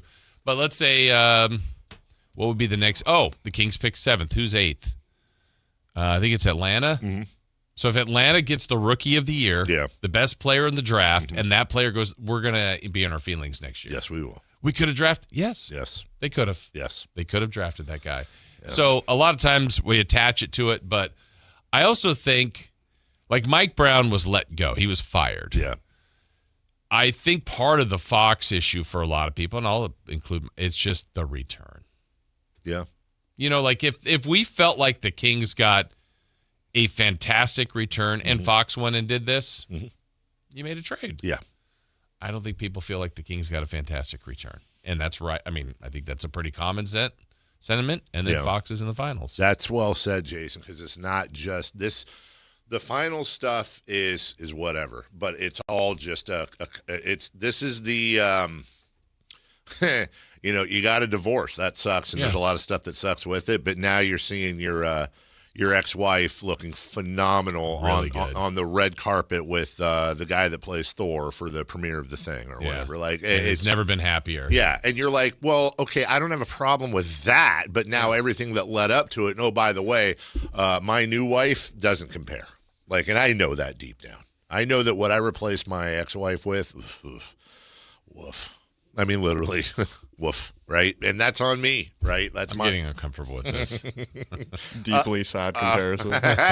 So with De'Aaron, it's rough because, or UFF, because it's not just that De'Aaron's in the finals. This is my view, and then we'll get to Mike Brown. It's that De'Aaron has played the second most games in the NBA for the Sacramento Kings. He gave it a shot. And then, again, my opinion here, but I'm right. De'Aaron jumped ship. He saw a sinking ship, just like Wes Wilcox jumped ship and all that stuff happened. He saw when you think about the total victory, for those of you Mortal Kombat fans, this is a fatality by De'Aaron Fox, dude. He's Scorpion. He's Sub-Zero. This dude jumped ship, went exactly where he wanted to go in his home state. Oh, by the way, taxes were a little bit better there. Jumped onto the team that probably has, most would say if you took a vote, I think the brightest future in the NBA. If you took a vote, I think they win. And a team that maybe we don't have the bleakest future in the NBA, but I think if you take a vote, we're bottom three. I think it's us, Brooklyn, or the Wizards. So this is just reality. Oh, and he got a max deal. Oh, and he's 4 games away from winning a championship. Like De'Aaron won. And I'm fine with that. But to your point, it's what led up to it. Why was the organization so consistently crap to get to the point where he felt like, look, I put up with this long enough, dude. I'm not committing the second half of my career to this. I want to be in the playoffs. I want to matter. I want to compete for a ring. I want that. He got out of Shawshank, and that's fine. But then even the return we got for him, your point, it wasn't bad. It was comically bad. It was so bad that I'm surprised there aren't more conspiracies that DraftKings was involved or something. Like it was so comically bad, and this just exacerbates it. On top of that, okay, well, in a vacuum, I was fine with the Halliburton for Sabonis trade. Sabonis, Fox, this, that, Beam team, fine, no problem.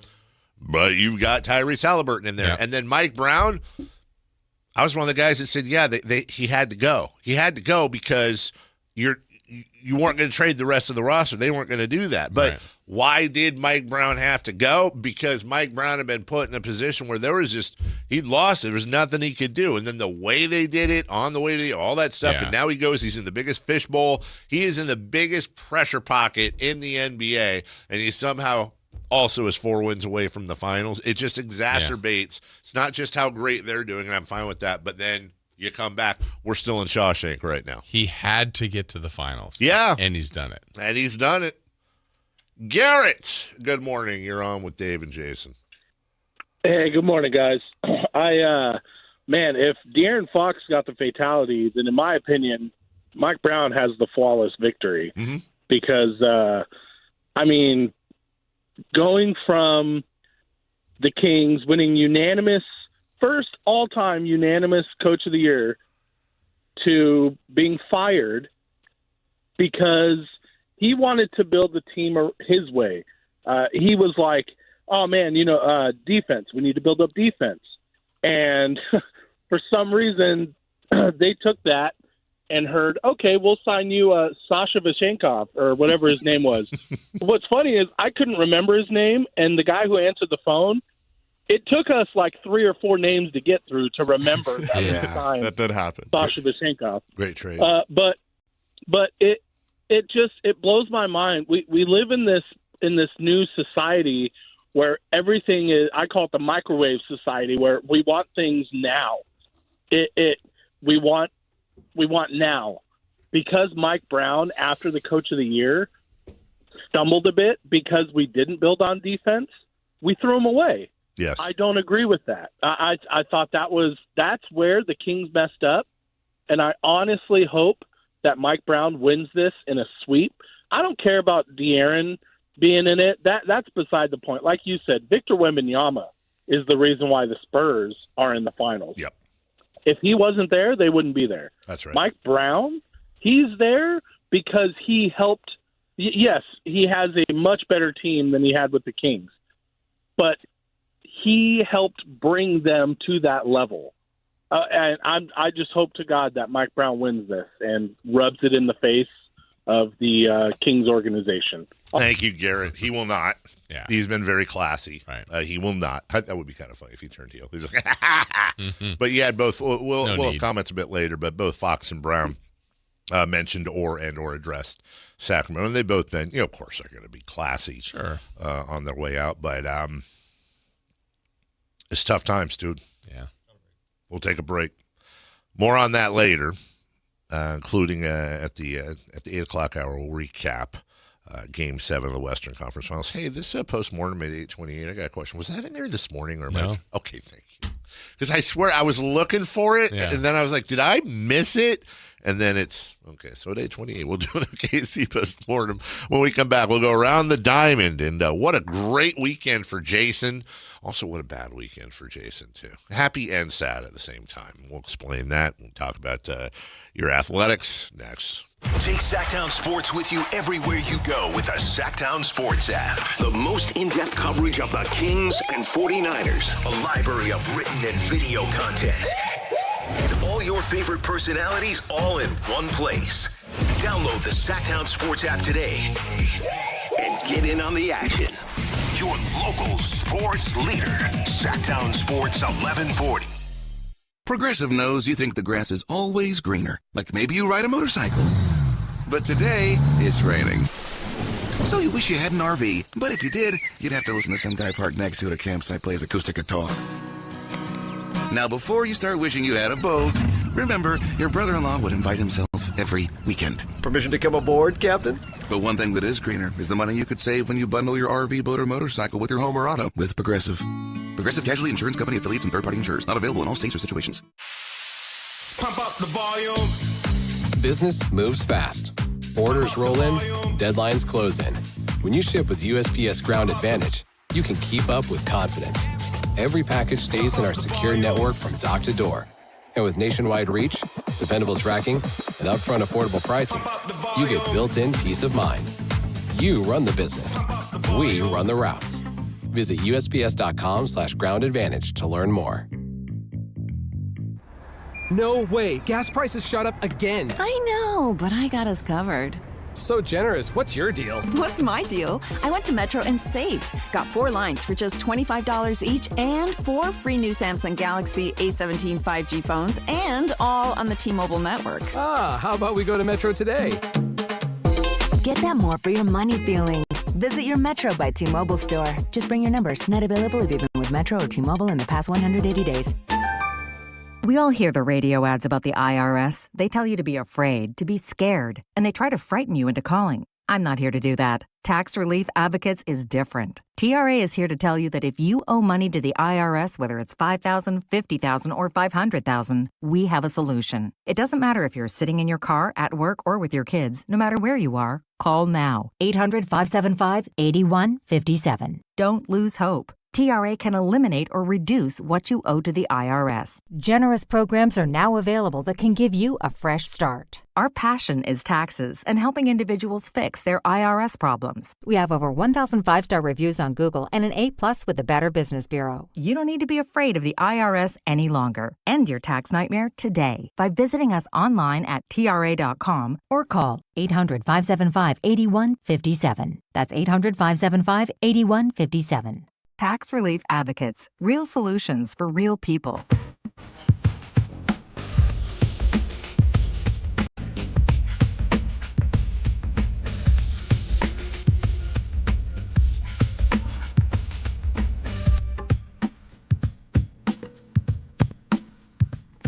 The only place in the morning to get your sports fix. Live and local. The Carmichael Dave Show with Jason Ross.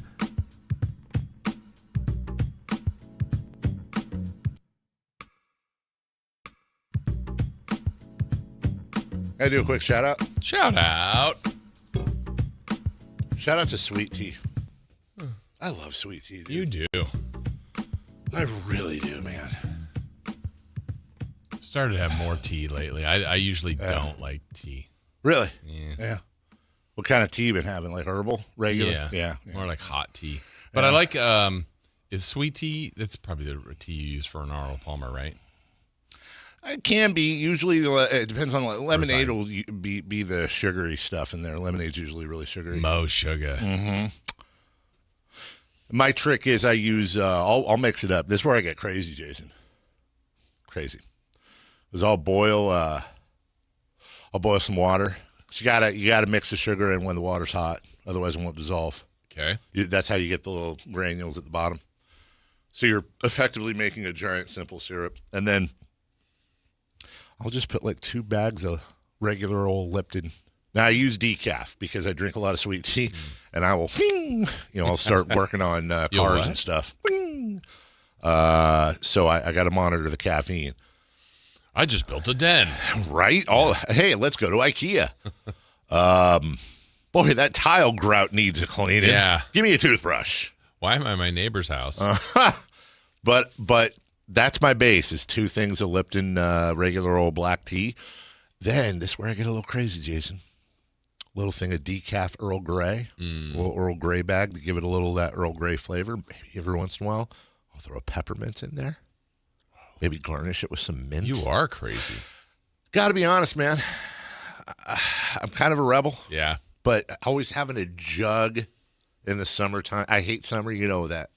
But a jug of sweet tea in the fridge, gimme. It's June 1st. Yeah. And we've been pretty good. We have. On the weather, right? We have. This has been your best in a long time. It has. And I'll say 2 things. Number one, unshout out to iPhone weather. Remember last week? Yeah. I was saying 102. It was going to be like that today or tomorrow, right? Yeah, it's tomorrow. It's 92. Okay. That's a full 10-degree drop, which good news. Yeah. But also, let's do better. Okay. Apple weather. What would Steve Jobs say? Right. Yeah. You're fired. 93 today, 92, 92, 95, 94 for the week. So, look, then it says 98 next Wednesday. That's pretty good. Serena Williams is playing it. When they say the Queen's tournament, is that what they call Wimbledon over there, or is that, or that's the tournament before Wimbledon? Isn't it? I'm not sure. I don't either. Yeah. Anyway. But that's good. That's fair. That's fair weather. It's fair weather. Fair weather fan. Yeah. But, okay, getting good weather in June is like not brushing your teeth when you're a kid. Yeah, it's convenient. Yeah, you don't have to do it. But you know what? You're going to pay for it later. You're going to pay for it later, Jason. We're getting cavities in September. That's right. Not just September. Every Sacramentan knows this. We just forget it every year. It's very funny how we do. Summertime is not June, July, and August. Okay. Summertime is really July, August, September. Well, September still is summer. Half of October. Okay. Half. The first chill you generally get, the fall chill, Halloween, maybe the week before. Okay. So we really, right now, this is June 1st. June, July, August, September. We have 4.5 months of this crap. It's still nice. Garbage. And this is where we talked about when I grow up, I want to be able to say this is what I would like. I would like to be able to say, you know what, June 1st to October 1st, I will be remote. I will be up in the mountain. I'll be at the beach, whatever, doing the show. And then, but hey, what about this, Jason? Then we don't have to sit next to each other like this. I'm good with it. You are? Yeah. It's not weird still? Nope. Okay. But I'm telling you, like the other night, Saturday night at the ballpark. Yeah. Just chef's kiss. Perfect. Beautiful night. Just great. The summer nights are good. Yeah. I admit that. Well, this wasn't even like one of those super hot days that the night was cooler. It was just comfortable. It's all day long. And then night, the game, watch the game. Sacramento, perfect. From the 916, listening to you guys' opening segment, this is important here. To clarify, you can use 5 sick days without providing a doctor's note, as that's mandated by state law. However, after 5 days, your employer could demand a doctor's note. So this person This person actually has worked on the paid sick days legislation. I always forget we're in Sacramento. We got a lot of important people listening. I mean, if you were a higher up, it's like, you know what, Dave, I'm going to need to see that note. Like, come on. Who's asking for that? Is that a little Ferris Bueller, roller old bones out here? Yeah, the principal. I watched that this weekend. Did you? It was on. I mean, it was on. Watched part of it. It was the end. I was driving around Saturday afternoon running errands, and I have a mix. What do you even call it now, dude? When you have I have a playlist on Spotify, not a mixtape. Yeah. And Twist and Shout by the Beatles comes every on. time that comes on. I think of Ferris. Every single time. And I was thinking about that scene, and because remember, people forget he started out singing Donkashane, right? What was that, Engelbert Humperdinck or whatever? What was that? Or maybe not. I don't know who the hell it was. Glenn Miller. Wayne Newton. Sorry, Wayne. That was Big Wayne. Yeah. For Lil Wayne. Mm-hmm. And I thought about that scene. Yeah, that was one of the seminal music scene or movie scenes in the 80s. Also watched A Few Good Men with the kids last night for the first time. Yeah, because my son wants to do the law stuff, so we were watching. Did you know the guy who played? We say the referee looks like one of the guys accused in A Few Good Men. The little white guy he looks like one of the refs. Yeah, I gotcha. Okay, but the other guy, I think his name is Dawson, right? Mm-hmm. His name is Wolfgang something, right? He was, I didn't know this. I went down a rabbit hole. He was Rob Reiner's assistant, the director, late Rob Reiner. And he was like a site scout. And Reiner couldn't fill the role of Dawson. And so he asked him at one point, he goes, hey, have you ever thought about acting? No. You ever trained in acting? No. He goes, well, look, I can't, I'm not filling this role. Would you mind reading for it? So the guy who plays Dawson in A Few Good Men goes out, hires an acting coach, reads for it, gets the role with great reviews, and then completely changes his career arc. Ends up acting in a bunch of different things, mostly minor roles and stuff, but some pretty big movies and TV series as well. And now he's the head of the Los Angeles Repertory Theater Club or whatever. Wow. Yeah, it's if you get a chance, look up his first name's Wolfgang. I forget what his last name is, but I never did know that. Stanley Kubrick's assistant had an opposite route. He was an actor, and then Stanley was like, "Can you work with me on all my movies?" And then he went on to be his assistant. He was an actor in Barry Lyndon. And then he continued to have minor roles in all. Interesting to make the jump that way to that way. Mm-hmm. It's funny you mentioned Kubrick because with Avery home from USC now she has these assignments where she has to watch. She has to pick a director and watch a bunch of his movies or her movies, and she's thinking of picking Kubrick. She's never seen a Kubrick movie. Easiest one to do, honestly. There's only 9 of them, and they're all perfect. I know, but dude, some of these. I mean, we'll probably start with 2001. You know? But then where do you go? Apocalypse? Or no, that was Coppola, excuse me. Where do you go? The Shining? Full Metal Jacket. Full Metal Jacket. Yeah, these are just hardcore movies. Full Metal Jacket was 2 movies in one, by the way, I always say. It was like Bull Durham. Bull Durham was 2 movies. It was a rom-com at the end. Where do I go? Eyes Wide Shut? I don't want to watch Eyes Wide Shut with my kid. Eyes Wide? Yeah, I guess with your kids. I don't want to do that. 441140. Chris the mom. I don't know why, but this thing she wrote... All I can do is hear it in Morgan Freeman's voice from Shawshank now. It's probably because of the message. I am still sad we lost Fox. I'm not going to do Morgan Freeman. I am still sad we lost Fox. He didn't jump ship. The writing was on the wall when they fired Brown that they were not supporting him, and then let him take the heat for Brown's firing. He was not the snake and didn't talk bad about the team by saying he's in a better place. He is. Chris the mom. It's pretty much what Morgan Freeman was saying about Andy Dufresne. I don't like I'd like to go back and take away that analogy because I feel like that might stick, and I don't want it to. We'll get to baseball, but see, Jason, I told you I wasn't going to steal around the diamond from you. Yeah. We'll do that later. Derek Lee has that confirmed for 9 a.m. Nice. I should probably get an email for him, right, Anthony? All right, we'll take a break. When we come back, we'll recap Game 7. We got some post-game audio, including Mike Brown and De'Aaron Fox talking a little bit about your Sacramento Kings, and we'll do all that right after this.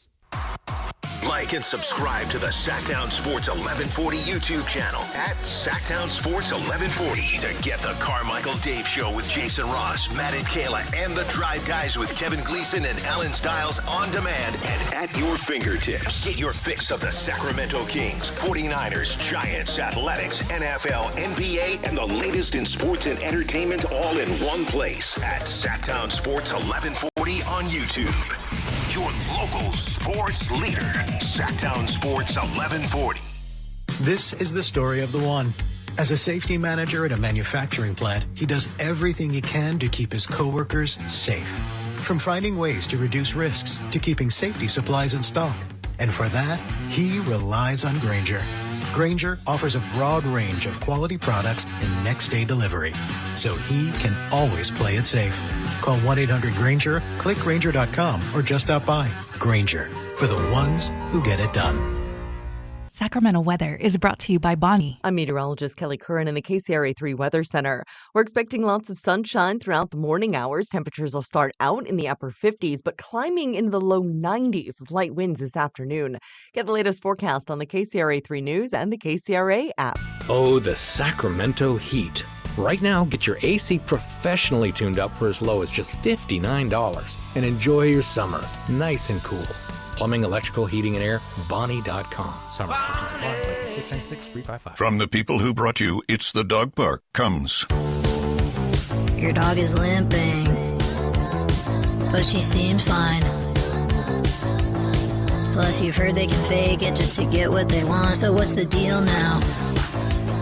You're being gaslit. Protect your dog from injury and illness with Progressive Pet Insurance. Oh, now she switched legs. What a diva. Progressive Casualty Insurance Company and affiliates. Not available in all states or situations. Coverage subject to policy terms. Wesley Financial Group is not a law firm, and Chuck McDowell definitely not an attorney. This is Chuck. If someone talked you into buying something really silly and you want to get out of that silly little thing, my advice, get the facts. Call me and I'll send you our timeshare exit kit absolutely free. Inside, you'll learn how timeshare works and all your options for cancellation. Call Wesley now for your free exit information kit. 800-895-1414. That's 800-895-1414. Sacramento's best selection, best quality, and lowest prices on kitchen and bath products are at the new Anova Cabinet and Stone. For a limited time, get stunning new quartz countertops starting at just $159. That's right, only $159 for gorgeous quartz countertops. Listen to this. For a limited time, cabinets for kitchens and bathrooms are up to 50% off. Yes, up to 50% off new cabinets. It's a must-see, the new Anova Cabinet and Stone at Florin Road and Highway 99. Learn more at AnovaCabinetStone.com. Power your drive with Mobil 1 motor oil. Buy 5 quarts, get $15 back, and score a fast and furious prize after rebate at O'Reilly Auto Parts. O'Reilly Auto Parts. Support comes from Amazon Business. You can't rely on guesswork to run your business. With Smart Business Buying, innovative AI tools optimize your purchasing experience, paired with delivery options built for business. Empower your team today. Learn more at AmazonBusiness.com. From the FIFA World Cup to competitive business environments, grand ambitions lead to game-changing achievements. At Bank of America, we're there to support businesses at every step, providing insights and expertise to help you gain an edge. He shoots, he scores! What would you like the power to do? Explore winning business solutions at BofA.com/gamechangers. Bank of America, official bank of the FIFA World Cup 2026. KHD1 Sacramento, KYMX HD3 Sacramento. From the Power Business Technology Toshiba Studios. This is Sactown Sports 1140. The Carmichael Dave Show. He's on the microphone when he's not on the microphone. He's playing a song, and when he's not playing a song, he's on the microphone, and then boom! With Jason Ross. No, he didn't. Yes, he did. Call or text at 916-339-1140. It's the Carmichael Dave Show with Jason Ross on Sactown Sports. Oh, halfway through the program, Jason. My goodness. Hey, where'd the time go? Week's flying by. Week is flying by. Shout out. Do we know if Matt George is going to be back today? I know he's got the best time off plan of any of us. I believe he is. We haven't had crosstalk yet with the new setup. Oh, that's Thursday, right. they were on the baseball remote. Friday, you were gone. Kayla was in here with me. Mm-hmm. Matt wasn't here. You ever notice Kayla and I get along a lot better when Matt's not here? I think there's something about him. You guys did well on the Friday Fun and Games. Basically, that was impressive. We kind of became best friends on that. Like that we were in, and I was on remote, so it wasn't even an in-person thing. And I know. I want to try that game again with you guys in studio. I got to be honest with you. So can I review new Friday Fun and Games segment? It was like I'm trying to think of a movie this would apply to. At first, I was like, "What are we doing here? Like, is this even gonna we're not gonna have a payoff?" And did it get helped because we won? Yes. Mm. But I got to be honest, it's actually kind of a really interesting game. Yeah. Because it's a fun game. If you weren't here Friday, you basically just just pick something. You and Anthony? Yeah, me and Anthony. Let's go. No, okay. So I'm really bad at the game. That's the problem. We'll just show it's fun. No, we'll show you work. We'll do the game in the way it's intended to play. So I'm going to count down from 3 to 1. And then you guys are each going to say a word. Right. Or something, whatever's on the top of your head. All right. No other explanation than that. Perfect. 3, 2, 1. Table. Table and camera. Okay. Okay, now you're going to try to get to the same word. Table and camera. 3, 2, 1. Microphone. What's up? What's up? What's up? Maybe Dave's good at the game. I don't know. Yeah, wow. That was in 2. That was in 2. Yeah. I don't know that Kayla and I got any in 2. No, you did in 3, but Wow. that was... We started close, though. Like, there's a table right there. Yeah, we were just all in going the room. stuff around us, right? I was doing stuff around us That's last true. time, too, and I was not listening to what the other person said. But it wasn't like yogurt and trampoline. Yeah, that's you a know? tough one to get to. Yeah. I mean, for a second, I felt, honestly, after we did the first one, I almost wanted you to win. So the thought did occur to me, like while he was counting down, to be like, just pointed the mics. I thought you were going to say you were in a tank. Thanks, man. No, we didn't. Look at that. In 2, very impressive, you guys. Yeah, that's because it's an interesting psychology thing, I think. Well, speaking of Matt George, I want to shout him out. And I want to Matty. He says, per a league source, the Sacramento Kings GM Scott Perry met with the family of Houston point guard Kingston Flemings this weekend in San Antonio. Flemings is expected to be amongst the guards potentially available for the Kings with the 7th pick in the NBA draft. Now, that's true. I want to steal his thunder here, but just add to his report as well. The Kings are taking a hard look at Kingston Flemings, and I think if available, he's definitely one of a few picks they're laser focused on and could be a Sacramento King. Solid reporting. Thank you. By the way, 100% truthful. This is honestly my favorite bit of the year. It really is. What is it? Because the problem is now this bit I'm doing, people are now calling out other reporters who are unintentionally doing the bit. I won't name the reporter, but he's one of those internet-y guys. And somebody was like, this guy just, because it really was like, Kings are taking a hard look at Darius Acuff. He's definitely in the mix at number 7.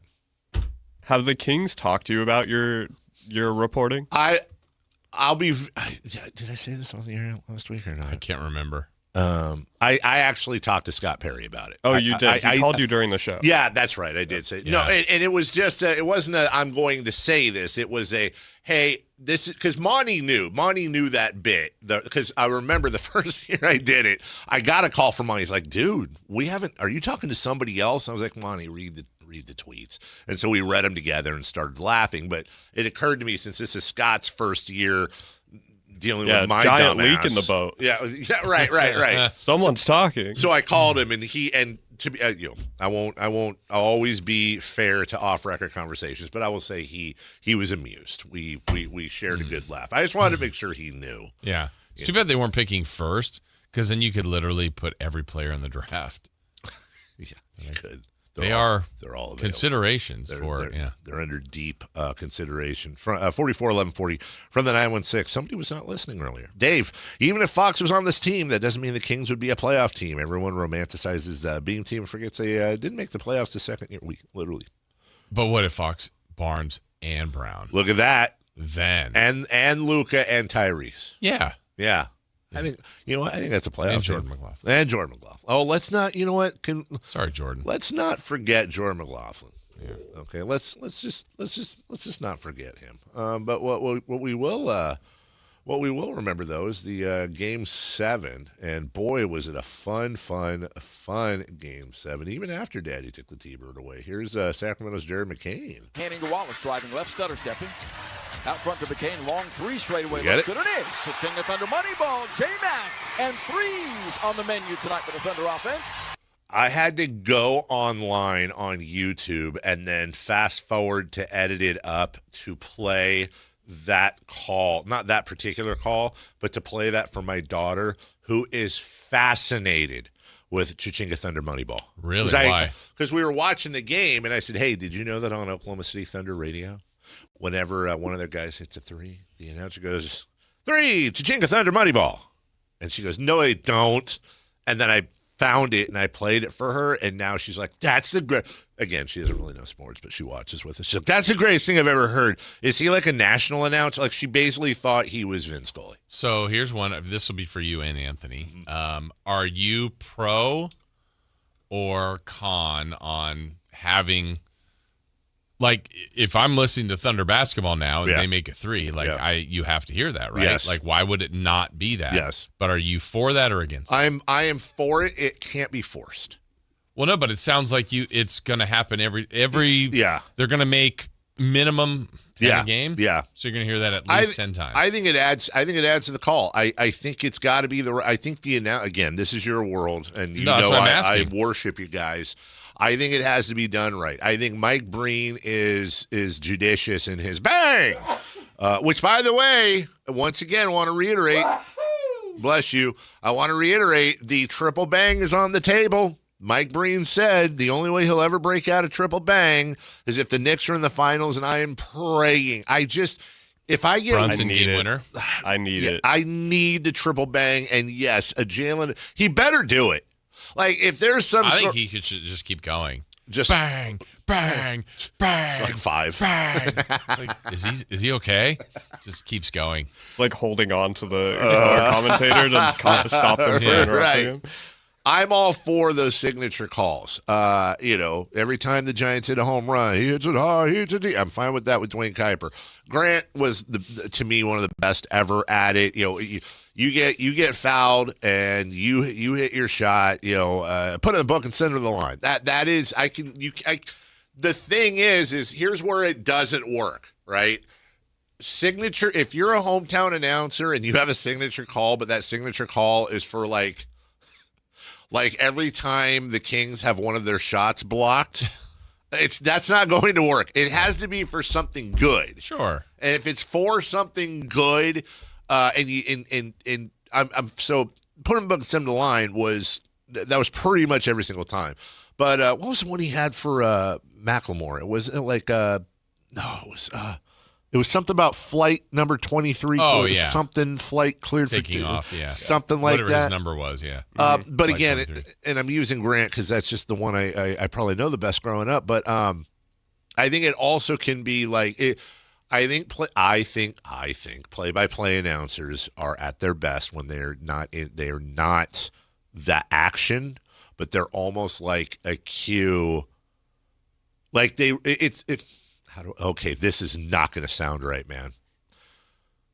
I think at their best, play-by-play announcers are very much like a laugh track for a sitcom, and I'll tell you what I mean by that. They accentuate the experience, and they give you sort of subliminal cues as to where you're at in a situation emotionally. Obviously, they have a job to do as far as describing the game and doing all that. That's first and foremost. But it's the accoutrements that I love. Like, again, Grant, when he would go like, Weber! Like, I'm into it now. What the hell did I miss? Or now I know what's going on. And the one we always play with, no, he didn't. Yes, he did. Now, if you read that out of a script, you'd be like, wait, did he? It doesn't make sense on paper, but in the moment, you're doing a phenomenal job, I think, at describing action that many people cannot see, and your amazement, you're framing the thing that just happened as like, oh my God, and then the people listening are like, oh, it wasn't just a touchdown or whatever it was. Wait, what was the play? Was that Stanford? What was it? I've You've only done it used twice. No, it's both NBA. Okay. And then it's like that happened. You had something for the Stanford Sac State game. I swear you did. Like, what just happened? Yeah, what just happened? At the end of the call, yeah. So you could have just done that call and been like, phenomenal play and a touchdown, 30-yard, and this one. But when you go, what just happened, I think it humanizes. I was stunned. I mean, I literally was stunned on the play, stunned that they were going to win. Yeah. Right, but you weren't like, but what you weren't doing is you weren't like, oh my God, like that I have no use for that as a listener. But if you're very clearly and concisely telling the audience that you just crapped your pants in the sports way. So you like Chichinga Money Thunderball? Chichinga Thunder Moneyball. I don't even know. Okay. Chichinga, I can't even three. say it. Chichinga Thunder Moneyball. I don't know. I feel like threes happen too much. I feel like it happens too much. I don't know. I think there's a few we've played where he doesn't do it every time, but it seems like, if he doesn't do it every time, then I think that's fine. Well, let's see here. Here's a Lou against Dort 3-point shot. Up top to Dort. Keys up a rainbow 3 to tie. It's online. Chichinga Thunder Moneyball. Deadline That's a for good 49. Lou for 3. 2:10 to play in the half. Thunder for 14 back at tied. Game 7. I think it's a great call.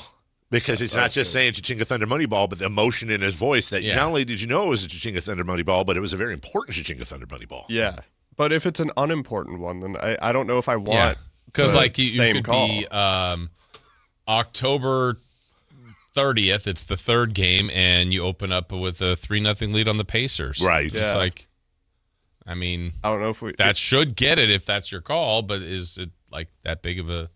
Well, also I guess that's what I'm asking. Okay, for so you guys as listeners, as a play-by-play voice.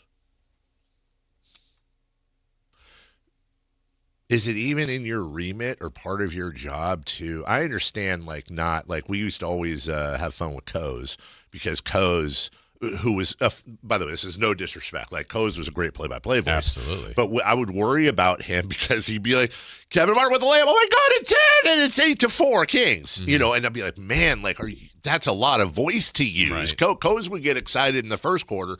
But for you as a play-by-play voice, like let's say they are up 3-0, well, you're not going to de-emote in game 4 because they're up 3-0. Isn't part of your remit that like every game is its own game. Is its own game. Yeah, it's a new chapter. Right. Yeah. But I mean, I guess if it's the first shot of the game, 3-0 is not most likely not deciding the game. There just needs to be room to get more excited. Yeah. So if that's the most, and maybe he's cha-ching at Thunder Moneyball. We start out 3-0. Yes. Whereas that Lou Dort one, it's game 7. He's Right. a little more tied the game. He's a little more fired up. Is he's not going to get this. Is he implying that play-by-play announcers need to take a page from Milton Berle's book when it comes to calling games? I don't know who that is. I do not get it.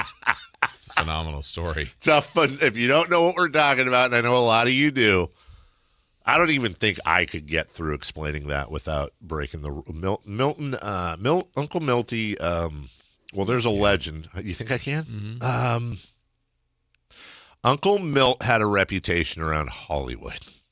I'm just gonna. Okay. Here's what I'll say. Bad. You know what? I'll do it with. I'll just change what we're talking about. The legend of Milton Berle.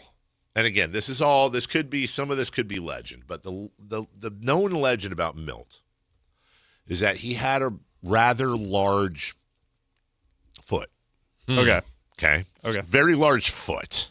But you don't really big shoes. Yeah, you never really know what's underneath the shoe. Now, allegedly, every once in a while, someone would come up and say and basically challenge him to a duel, as if their foot was bigger than Milty's. Okay. So what Milt would do is Milt would pull out just enough foot to defeat the other person's foot size without taking his foot all the way out of the shoe, thus always holding back. And again, legend is just the toes. He never had to take the whole foot out. So you never really knew how big Milton Berle's foot was. All right. And I think what you both are saying is it's a good thing if play-by-play voice is Uncle Milty it, where you're only keep a little foot in the shoe. Keep a little little foot in the shoe. Yeah. Keep a little foot in the That's shoe. exactly what we were saying. Is that what you guys were saying? I felt it. Just like you and Anthony were on the same page. Yes. Anthony and I were on the same page. You know what? That's a beautiful thing. And honestly, I think what Anthony's saying overall is that in the first quarter, guy makes a 3 and he goes, "Hey, Chichinga Thunder Moneyball." Yeah, you're fine with that. I think I'm okay with that. Okay, well, here's one more. Shoe. How about a third quarter Chichinga Thunder Moneyball? Be excited. Alex Caruso. Left corner Jay will pump fakes. He won't shoot a 3 either. Up top, Caruso does. Straight away for the lead. Chichinga Thunder Moneyball. AC says, "I'm fearless. Ride my back." 61-60 Thunder. A 6-0 blitz. It's growing on me. Well, speaking of Milton Berle, so nice job, Anthony. They just kept trading punches, and I think those are the best games. It was just knockout punch, knockout punch, knockout punch. You don't know who's going to win. And the Spurs, dude. The Spurs, every time it seemed like they might just wilt, and I ain't talking Chamberlain. Milt? Here's Julian. Don't call him Champagne. You think if they win the final, somebody's going to make a pop the Champagne joke? They should. Here he is right here. Left wing Vassell, sidesteps Wallace, skip pass Champagne in the right corner, step back, right wing three, got it! JC for three, and the Spurs by 11. Mm-hmm. Florida State's Devin Vassell. No good! Rebound Champagne, he secures it, ahead to Fox, quickly to Vassell, and the Spurs are going to win! Tomahawk slam! Devin Vassell, and you can turn out the lights in the gym! I believe, if I have my math right. Yeah, I do. That's year one of the Spurs announcer. Is it really? How about that timing? I mean, Bill Schoening was there forever, and he called those bunch of those titles, but retired. And then this guy comes in first year. What a magical organization! Yeah. Which is better timing, dude there or Chris Paul leaving the Spurs? Could have had a ring. Yeah. What you gonna do? Right. Final call, San Antonio. A magical season that has superseded every expectation will continue as the Spurs are headed to the NBA Finals. 111-103.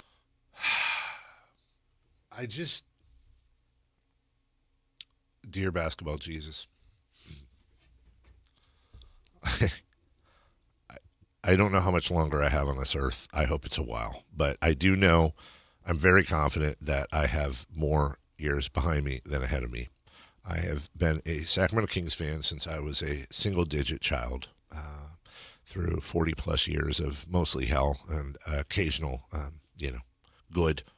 I know we got to keep the team, and I'm super happy for that, and thanks again. That was awesome of you. And I'm happier to have the team and have them suck than not have the team and, whatever. But please, can we please hear Gary Gerald be able to be in that position and say that about the Kings winning, whether it's a game 4 or game 5, 6, or 7 in the Western Conference Finals, and we can all listen to that together and he gets that experience, please. It's like, I will do, just tell me what's up, man. Like, you want a finger, it's yours. Just preferably on the left hand. If I need to volunteer more, I'll do that. If I need to give something up, fine. I don't get it that much anyways. Been married 19 years. Whatever you need me to do, I will do it. In the name of Larry Bird, Magic Johnson, and Michael Jordan. Amen. Amen. Just once. I'm so tired of every year, and we'll do this again for the finals. I watched them win, and they're on the podium, and they're talking, and everyone's crying, and everything's possible, and whatever they're going to do. Oh God, Victor Wembanyama is going to have the all-time. Oh, yeah. He was getting emotional the other night. And by the way, who are these people? They're like what weren't they? What was it? Was it the NBA Cup game, or there was some mad at him? Some game earlier this year, he cried after the Clippers. They had like a 20-point fourth quarter comeback. Came back. And then he's emotional. And they're getting on. It's like, dude, you have never done anything in your life. Shut up, loser. Like, are you? Come on, dude. Yeah, loser. Good for him. Yeah. Good for him. Cry if you have to. He cares deeply. Right. I think that's good. He cared like the All-Star game. He compete. He wants this. Yeah. It's your party. You can laugh if you want to. No. Cry. You can cry if you want. Yeah. It's okay. It shows he cares. Cry. Yeah, exactly. Cry. Wasn't Cry Wolf an Aha song? I don't know. Maybe not. Cry me a river. You said when doves cry. Yeah. Don't cry. For me, Argentina. Don't cry for me, Argentina from Madonna. The Crying Game. Okay. Guns N' Roses has a song called "Perfect Cry." Mm-hmm. It's Perfect Cry. Did you say boys don't cry? Oh. Wait, is it Big Girls? Wait, what is That's it? Fergie. I'm doing The Cure. Oh. Boys don't cry. I felt like he always was crying, though. Yeah, I mean, it's Bob Smith. Yeah, it's like saying what people tell him, But what's the one? Big girls don't Oh, that's cry. an older one.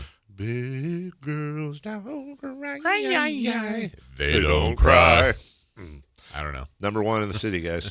From the 5-3-0, Kevin Harlan is good at showing how all fans feel in a big moment. Kevin Harlan's fantastic. Yes, he is. Unless, have you thought about the fact that we're on the verge of having another generation of Kevin Harlan screwing up the Stojakovic last name? What? He can't say Page's last name. He can't do it. He never has been able to do it. He couldn't do it. He didn't do it through Page's years. And when he called Andre Stojakovic's NCAA game, he says Stojakovic. Really? It is so. He went back to school. Embedded. Yes, he did. Yeah. No more Andre Stojakovic. And now when he comes back to the NBA, we're going to get that. And Kevin's the best. He's really good. He is. Yeah. I love him. Yeah. Always been one of my favorites. Yeah. We'll take a break. When we return, and we've got some OKC postmortem. We've also got comments from Jalen Williams, De'Aaron Fox, Mike Brown, before we get to what's hot, what's not, and the rest of the program. We're right back, guys, right after this. The top young talent in the NBA is headed to Sacramento this summer for the 8th annual California Classic presented by Ticketmaster. The Kings will host the Milwaukee Bucks, Brooklyn Nets, and Golden State Warriors in a preseason showcase that's sure to bring more fireworks to your 4th of July weekend. 3-day general admission passes for July 4th, 5th, and 6th are available now. Visit kings.com/California Classic for details. Your exclusive home for Kings basketball. Sactown Sports 1140. Sacramento weather is brought to you by CervantesForCongress.com. I'm meteorologist Kelly Curran in the KCRA 3 Weather Center. We're expecting lots of sunshine throughout the morning hours. Temperatures will start out in the upper 50s, but climbing into the low 90s with light winds this afternoon. Get the latest forecast on the KCRA 3 News and the KCRA app. The cost of healthcare is skyrocketing, and that stops now. Hey, I'm Pacey Cervantes, and when I'm in Congress, we're going to build the billionaires to make healthcare affordable for everyone and turn PG&E into a not-for-profit community energy provider. Go to CervantesForCongress.com to donate. Paid for by Cervantes for Congress.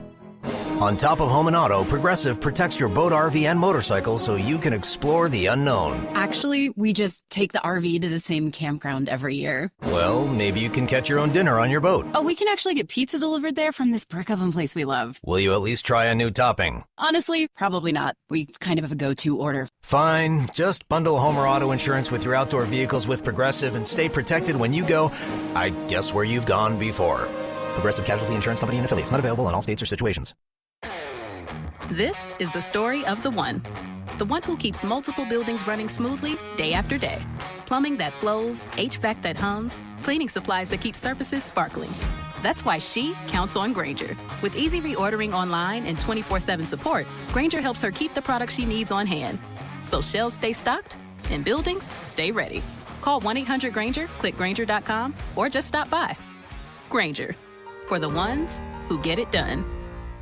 MoonPay X Games Sacramento 2026 is taking on Cal Expo this summer. Catch live music performances and more than 100 top skate, BMX, and Moto X athletes compete. June 26th through June 28th. Get your tickets now at xgames.com.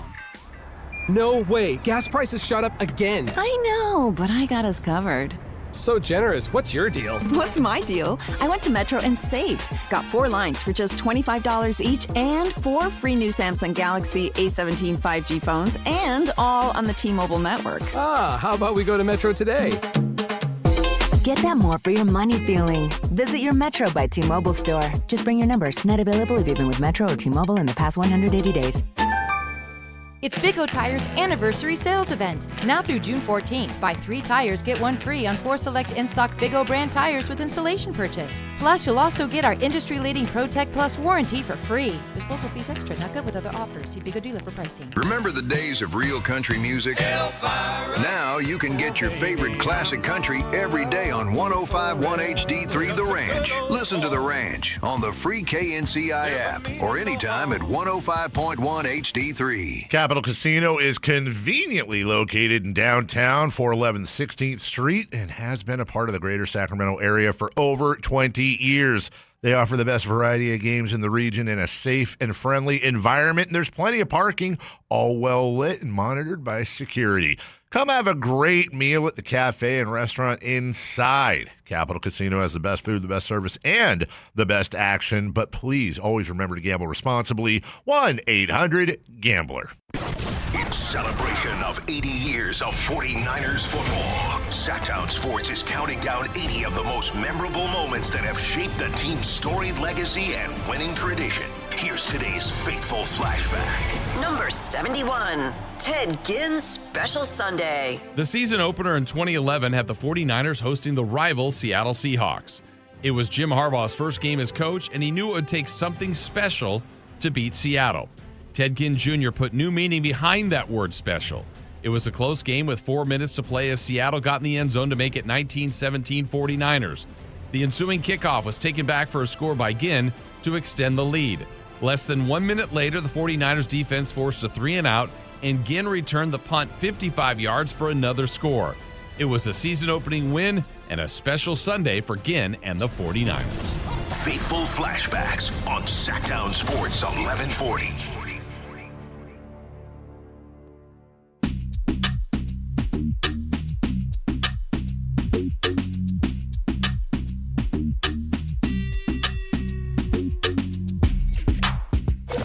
Waking you up with the best in local sports. They just make it interesting, you know? It's the Carmichael Dave Show with Jason Ross. On Sactown Sports. 44-11-40, guys. Genuinely asking. I know defense is important, but look how little Lou Dort did. Look at the Pistons, who are the best defensive team. They went 2 game sevens.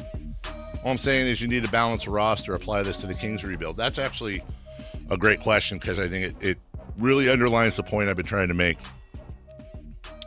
Who's in the finals? Anybody who can play defense? I'm sorry, the best defensive player in the world is in the finals.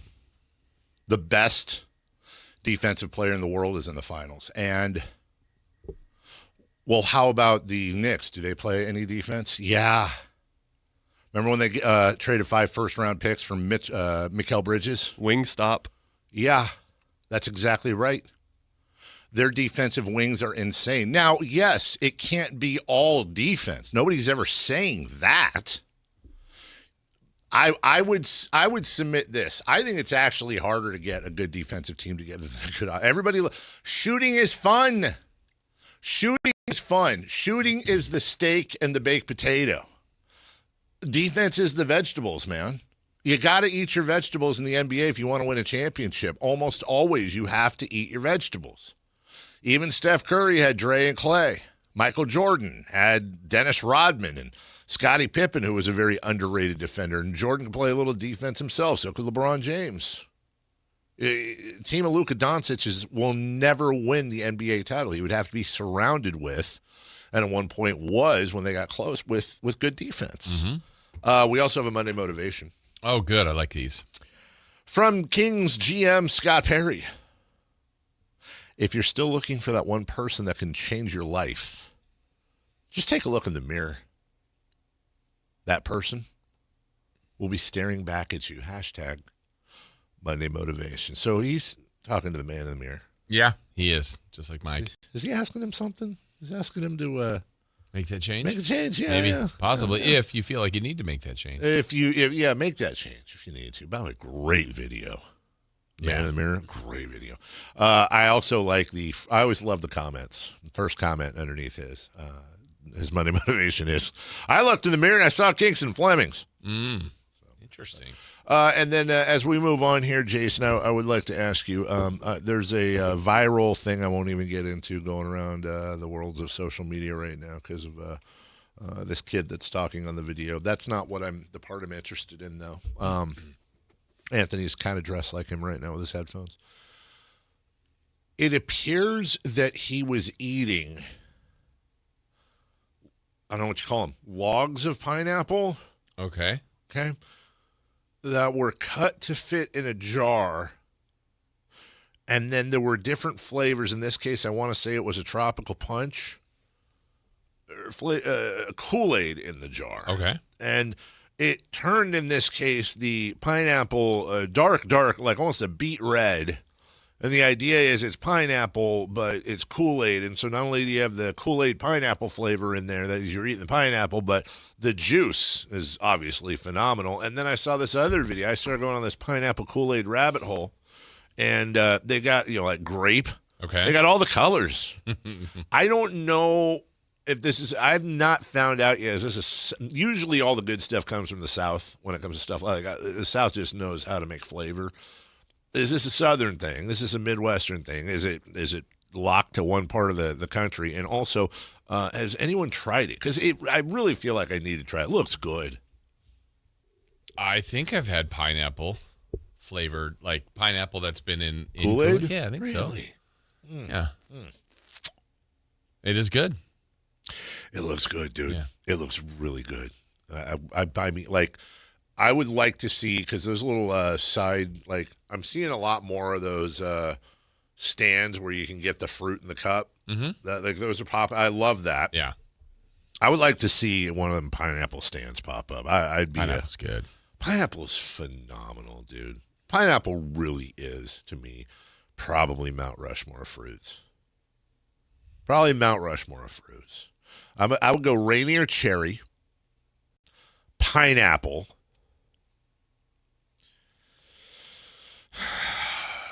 That's where it gets tough, man, because I eat bananas all the time, but I wouldn't put them on a Mount Rushmore.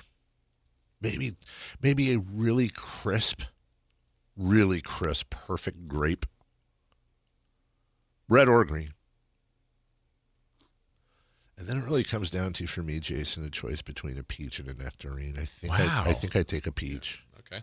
Well, you're a nectarine guy? No. Oh, am I missing something? Strawberry, watermelon. Oh. Probably blueberry and maybe even another cantaloupe, maybe honeydew melon. There's fruits great. Orange. I knew grapes. I forgot one or something. I wouldn't put banana, but banana in anything is good. Like in a smoothie or something. Just gives you that. Agree. Apple's fine. What'd you say after watermelon? You said another Strawberry. Strawberry, yeah. Blueberry. Yeah. Cantaloupe. That's fine. Honeydew melon. That's fine. They're great. I love them. Kiwi. Some of the pineapple, some of the like the melons, watermelon, cantaloupe, or honeydew melon. Mm-hmm. And all of this is assuming when right, because sometimes when they're not, those aren't. They're not good. great. And cantaloupe I like cantaloupe. Also, cantaloupe has like a weird taste to it too. Really? You know what I'm talking about? I don't know what the taste is, but like honeydew is more of like a crisp, fresh taste. And then cantaloupe has this like really strong cantaloupe-y taste at the end. Grapefruit can go away. Yeah, grapefruit can eat one. I'm fine with grapefruit. I'll eat it if it's there and I got some sugar or something. But yeah, I'm with you. Yeah, I'm going to go Rainier cherry, watermelon, pineapple, strawberry. Okay. You helped me with two of those. Good.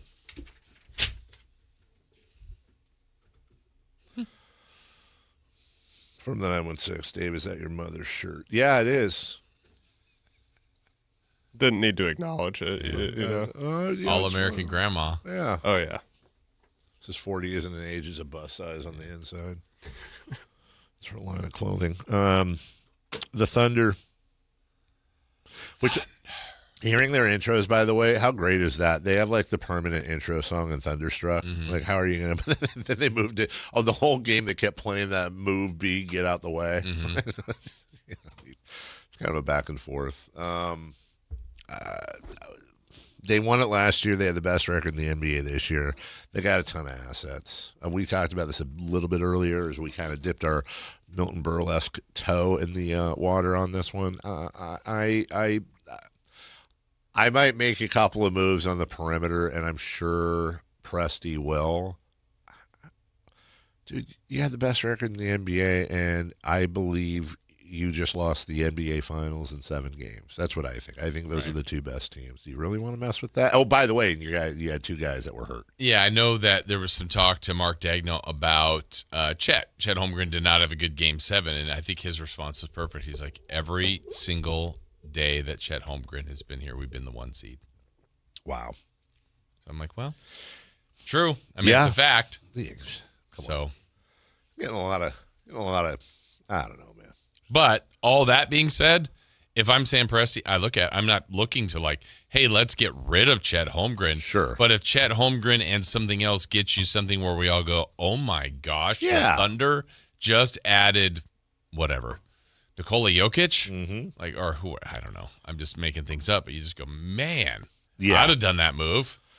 So I don't know what that is. It better be that's Scott Moak, by the way. That's what? That's Scott Moak sent me that. Oh, nice. Sorry, there's a gif of hot dogs falling onto somebody that some of you will recognize. That's like our little secret gift that he made public. A couple of things here, and we're going to hear from Jalen Williams. When Tim Duncan, his first playoff run, he was 22 years old. He beat the Blazers. He beat the Wolves. He beat his closest rival, Shaquille O'Neal, and the Lakers, and he beat the Knicks in 5 games to win the championship. Wembanyama is also 22 years old, and he beat the Blazers. He beat the Wolves. Oh.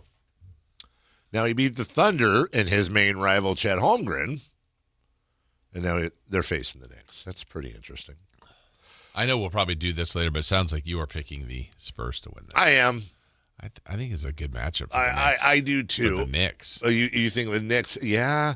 Look, if the Knicks win, I would be surprised, not shocked. Yeah. I don't want to do the thing where I'm going to take credit away from them, but I have said this before the series started. I think if the Knicks win the series, it's going to have to in part be because either the Spurs or Thunder went absolute 15-round knockout drag-out. To be honest with you, of that outcome, though, I think the Spurs are less injured than the Thunder. So it's hard to say that without sounding like I'm taking credit away from the Knicks, which it's more of, I just think fully healthy. I think either the Spurs or the Thunder are a better team. I'm like Becky Hammond. I'm happy to be proven wrong, and the Knicks are certainly hot right now. I think the Spurs have obviously the most unique player. I just the first 5, the starting 5 for the Knicks is, I think that's the best in the league, honestly. I really do. It's a really good starting 5. There might be a little bit more to the Spurs. I mean, what they just had to do was incredible to go through the Thunder. Both should be really confident. I don't even know who's. I'm sure the Spurs are the favorites, right? Yeah, they're pretty heavy favorites. Are they heavy? Wow. Yeah, okay. I think it's. I want to say like plus like 400 or something like that. Yeah, for the Spurs, for the Knicks. Let's see. A little closer there from what I'm seeing right now. Just a snapshot.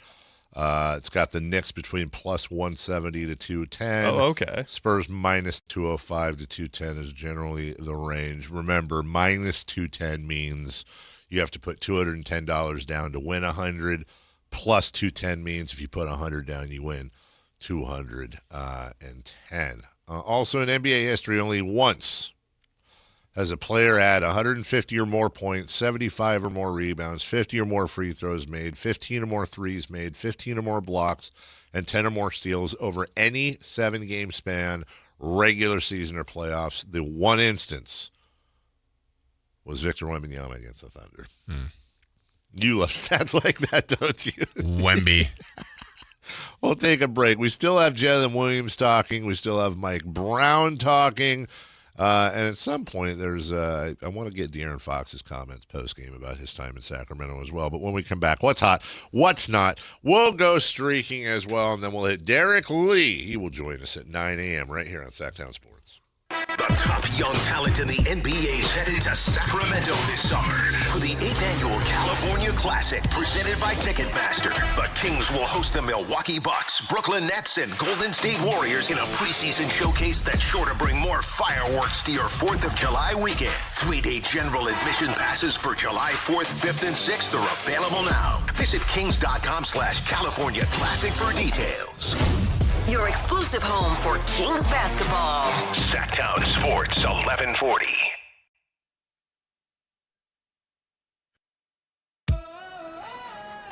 I love days like these at the pool, but my moderate to severe plaque psoriasis can sometimes take me out of the moment. I'm ready to make a splash with clearer skin thanks to Skyrizi, risankizumab Riza. Skyrizi is a prescription-only injection for adults who are candidates for systemic or phototherapy. At 4 months, most people saw 90% clearer skin when measured from head to toe. and many were even 100% plaque-free. People also saw significant improvement in psoriasis symptoms of pain, redness, itching, and burning. Don't use if allergic to Skyrizi. Serious allergic reactions, increased infections, or lower ability to fight them may occur. Before treatment, get checked for infections and tuberculosis. Tell your doctor about any flu-like symptoms or vaccines. Now there's nothing on my skin, thanks to Skyrizi, and that means everything. Ask your doctor about Skyrizi, the #1 dermatologist-prescribed biologic in psoriasis. Visit skyrizi.com or call 1-866-SKY-RIZZI to learn more.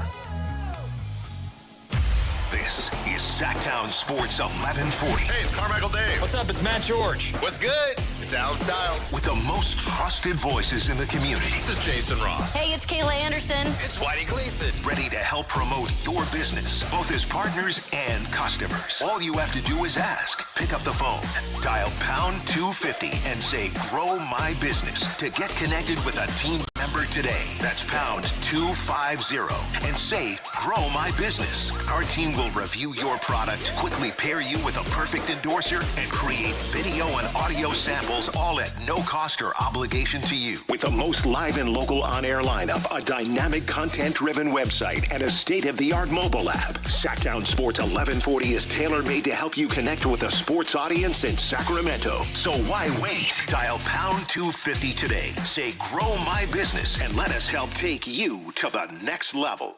Is the crew on their way so we can fire up the grill? Cabrito, arrachera. They're gonna love it. Better go with birria and carne en su jugo. Classic Jalisco dishes with tradition. That seasoning is great, but northern Mexican-style meat speaks for itself. Let's make both. Deal. And to boost the flavor, ice-cold Pepsi. Its sweetness pairs perfectly. And to go with it, flour tortillas. And corn ones too. Hey, carne asada deserves Pepsi. Sacramento's best selection, best quality, and lowest prices on kitchen and bath products are at the new Anova Cabinet and Stone. For a limited time, get stunning new quartz countertops starting at just $159. That's right, only $159 for gorgeous quartz countertops. Listen to this, for a limited time, cabinets for kitchens and bathrooms are up to 50% off. Yes, up to 50% off new cabinets. It's a must-see, the new Anova Cabinet and Stone at Florin Road and Highway 99. Learn more at AnovaCabinetStone.com. What's hot? Yeah, hot. Real hot. And what's not? It's not good. Brought to you by American Energy Heating and Air, Sacramento's complete heating and cooling company, and second opinion partner.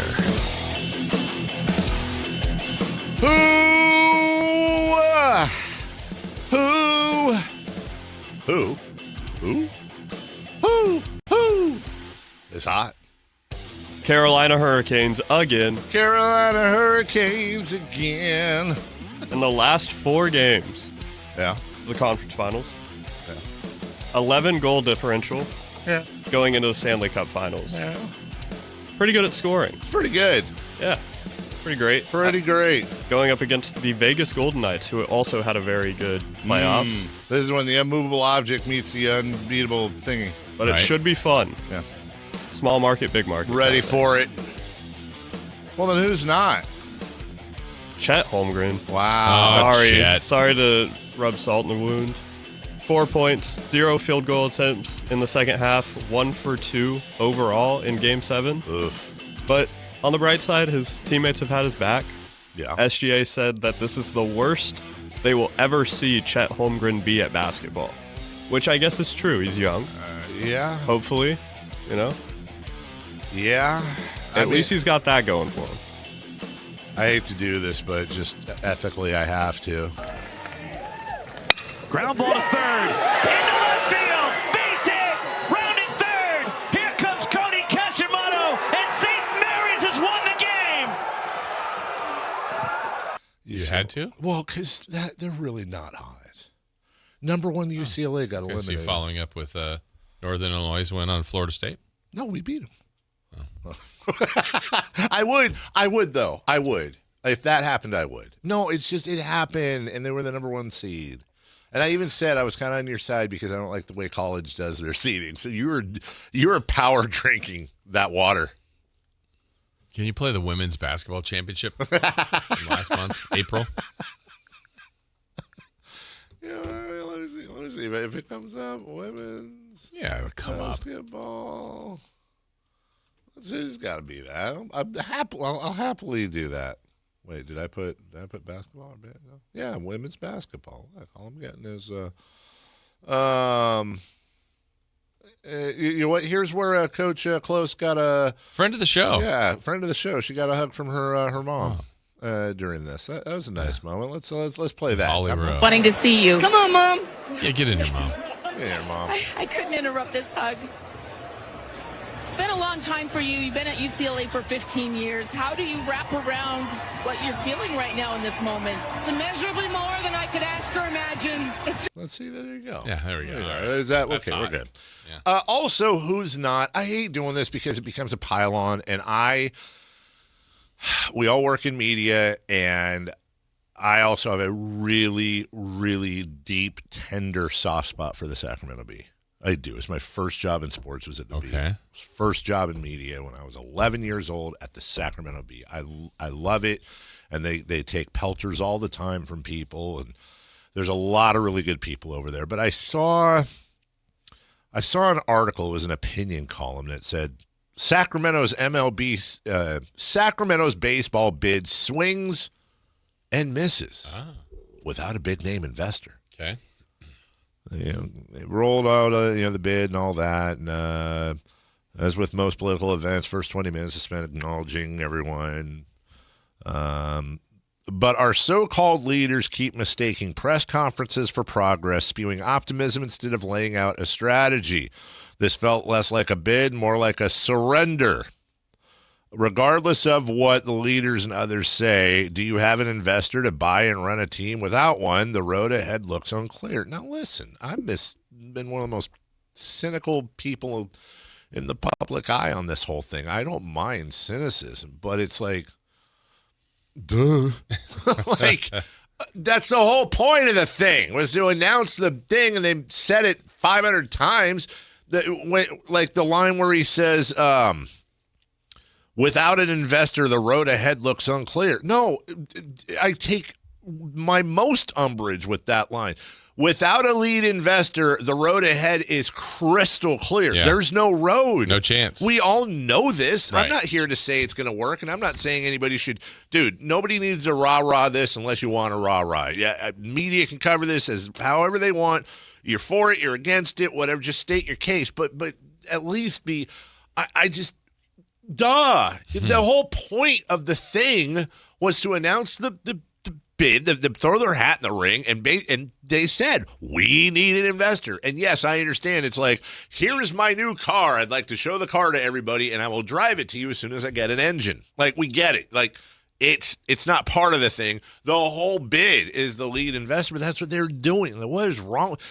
Criticize all you want. Say it's a bad deal for the city. Say we can't support baseball. Say we're being an Airbnb for John Fisher. Say the labor strife is going to hurt us. Say Rob Manfred's a clown. Whatever, fine. But it's stating the obvious in this like cynical way. It's like, yeah, duh, dude, we need a lead investor. That was the wole point of the stinking thing in the first place. Yeah, we get it. Yeah, we get it. Yeah. And everyone, it wasn't a secret. They weren't obfuscating. They weren't hiding it. They weren't having their hands behind their back, like, oh, surprise, no investor. Like, they knew that. So, look, I'll bet you that got. But here's the thing. Unfortunately, is that I'll bet you there's a lot of traffic on that, and I get it. That's the world we live in right now. I think they're better than that. I hold the Sacramento Bee to a high standard. And our dear friend Marcos Bertone over there, Coes? A lot of those guys that just they have no problem speaking. Sometimes just like us, just like me. Sometimes the stuff I say just goes against the grain and is dumb, or you disagree with, or whatever. Great, but they're not afraid to mix it up, and I respect that. You need a paper of record, but. It's like, come on, guys. We kind of knew what was going on. All right, let's go streaking, please. It's time to go streaking. We're going streaking! Yeah! Who is the Nostradamus of MLB? Who can keep the streak going? It's time to go streaking. What the hell are you doing? We're streaking. Streaking. Kind of. We got little streaks. Anthony's at 0. Dave, you're at 1. Chris and I are at 2. I forgot something, Jason. Yeah. Just real quick. We're doing what's hot, what's not, and we've had almost 3 hours of show. Yeah. I apologize because I told myself I wasn't going to do this today, and I think we all owe an apology in a weird way. Who's hot? How about Luke Cornett? True. That was such a badass play by him, that chase down block. I'm not going to say that won the game, but pretty big play. Everyone else is getting credit, and they deserve it. You come off the bench for Wemby, and you pull that. That was a very major moment in the game. Yeah. And that was a hell of a block, and he deserves all the flowers in the world for that. Anyway, sorry, I just... Way to go, Luke. Yeah, way to go. Wait, Luke. What a guy. He used the force. Yeah, he did. Without fouling. Yeah. That's always a problem the Jedi had. They Constant. use the force, but then, here's a Sith shooting too. What happened to him? Some say he flopped. Order 66. All right, so where are we at? Flopper. All right, so let's go with Dave. You were at 1, trying to get to 2. Let's Luke Skywalker flop. Big time flopper. I think those kids that Anakin went and talked to, they were clearly They were flopping? They were flopping. Wow. I still don't like talking about that. The Friday night game you took from the Athletics. I did. Henry Bolte. Henry Bolte. He got up 4 times. He got you 3 hits. Thank you. Thank you. Henry's hit. Henry Bolte. Love it. I took America's hero, Aaron Judge. So did Anthony, by the way. Yeah. First plate appearance of the day, Judge got a hit. We 1 for 4 with 2 RBIs. Yeah, great. Good job, guys. What a guy. Yeah, so great. both Anthony and I extend our streaks. Pretty good. Chris, who's not here, took Otto Lopez. Oh, please tell me you got over. Well, he got up 4 times. He did get an RBI, but he didn't get a hit. Yeah. He's at 0, right? He's Yeah, at he's 0. at 0. Oof. Oof. Oof. That's right. Oof is right. Yeah. We're all bad at this, I guess. Other than me and Jason. Yeah. So Chris is 3 for 4. Yeah, but we picked it. That's a good point right there. You guys picked you hate Sacramento. I get it. No, it totally makes sense. So I don't even know. Let's look at our schedule today. Who are you going to pick today? I'm going to pick Lawrence Eric. Some know him as Ellie De La Cruz. Oh, Ellie De La Cruz. Yeah. I'm picking Jung-Hoo Lee. Oh. Yeah. 19 runs yesterday for the Giants. That was the score. It was insane. Save some for the other games, guys. Jeez. Who did you take again? Ellie De La Cruz. Yeah. I was doing it like L.E. But it's really not. It's Ellie De La Cruz. Chris is taking McGonagall. Of course he is. He's going back to McGonagall. Professor McGonagall. I'm going to take Shohei. Oh, Shohei the money. 2 MVPs. Money. Shohei Ohtani. Do Ellie De La Cruz and Shohei Ohtani? Yeah, that's what I was talking about. Yeah. Did you happen to see, I know before break, the A's game Saturday, the one they won? Bits? Oh, yeah. Okay. That was a wild game. The Yankees won Friday. Yeah. Yankees won yesterday with that 13-run inning. But Saturday was basically all A's. They're cruising. It's 6-1 going to the 9th. Oh, I think I know where you're going, and I did see this. And I'm just going, I'm looking at it going, well, man, wouldn't it be something if Judge got up? If he gets up, it's going to be in like a big situation because he's like 7th up in the inning. First guy gets out, pretty harmless. I think the Yankees got a hit. You're like, all right, it's still 6-1. Yeah.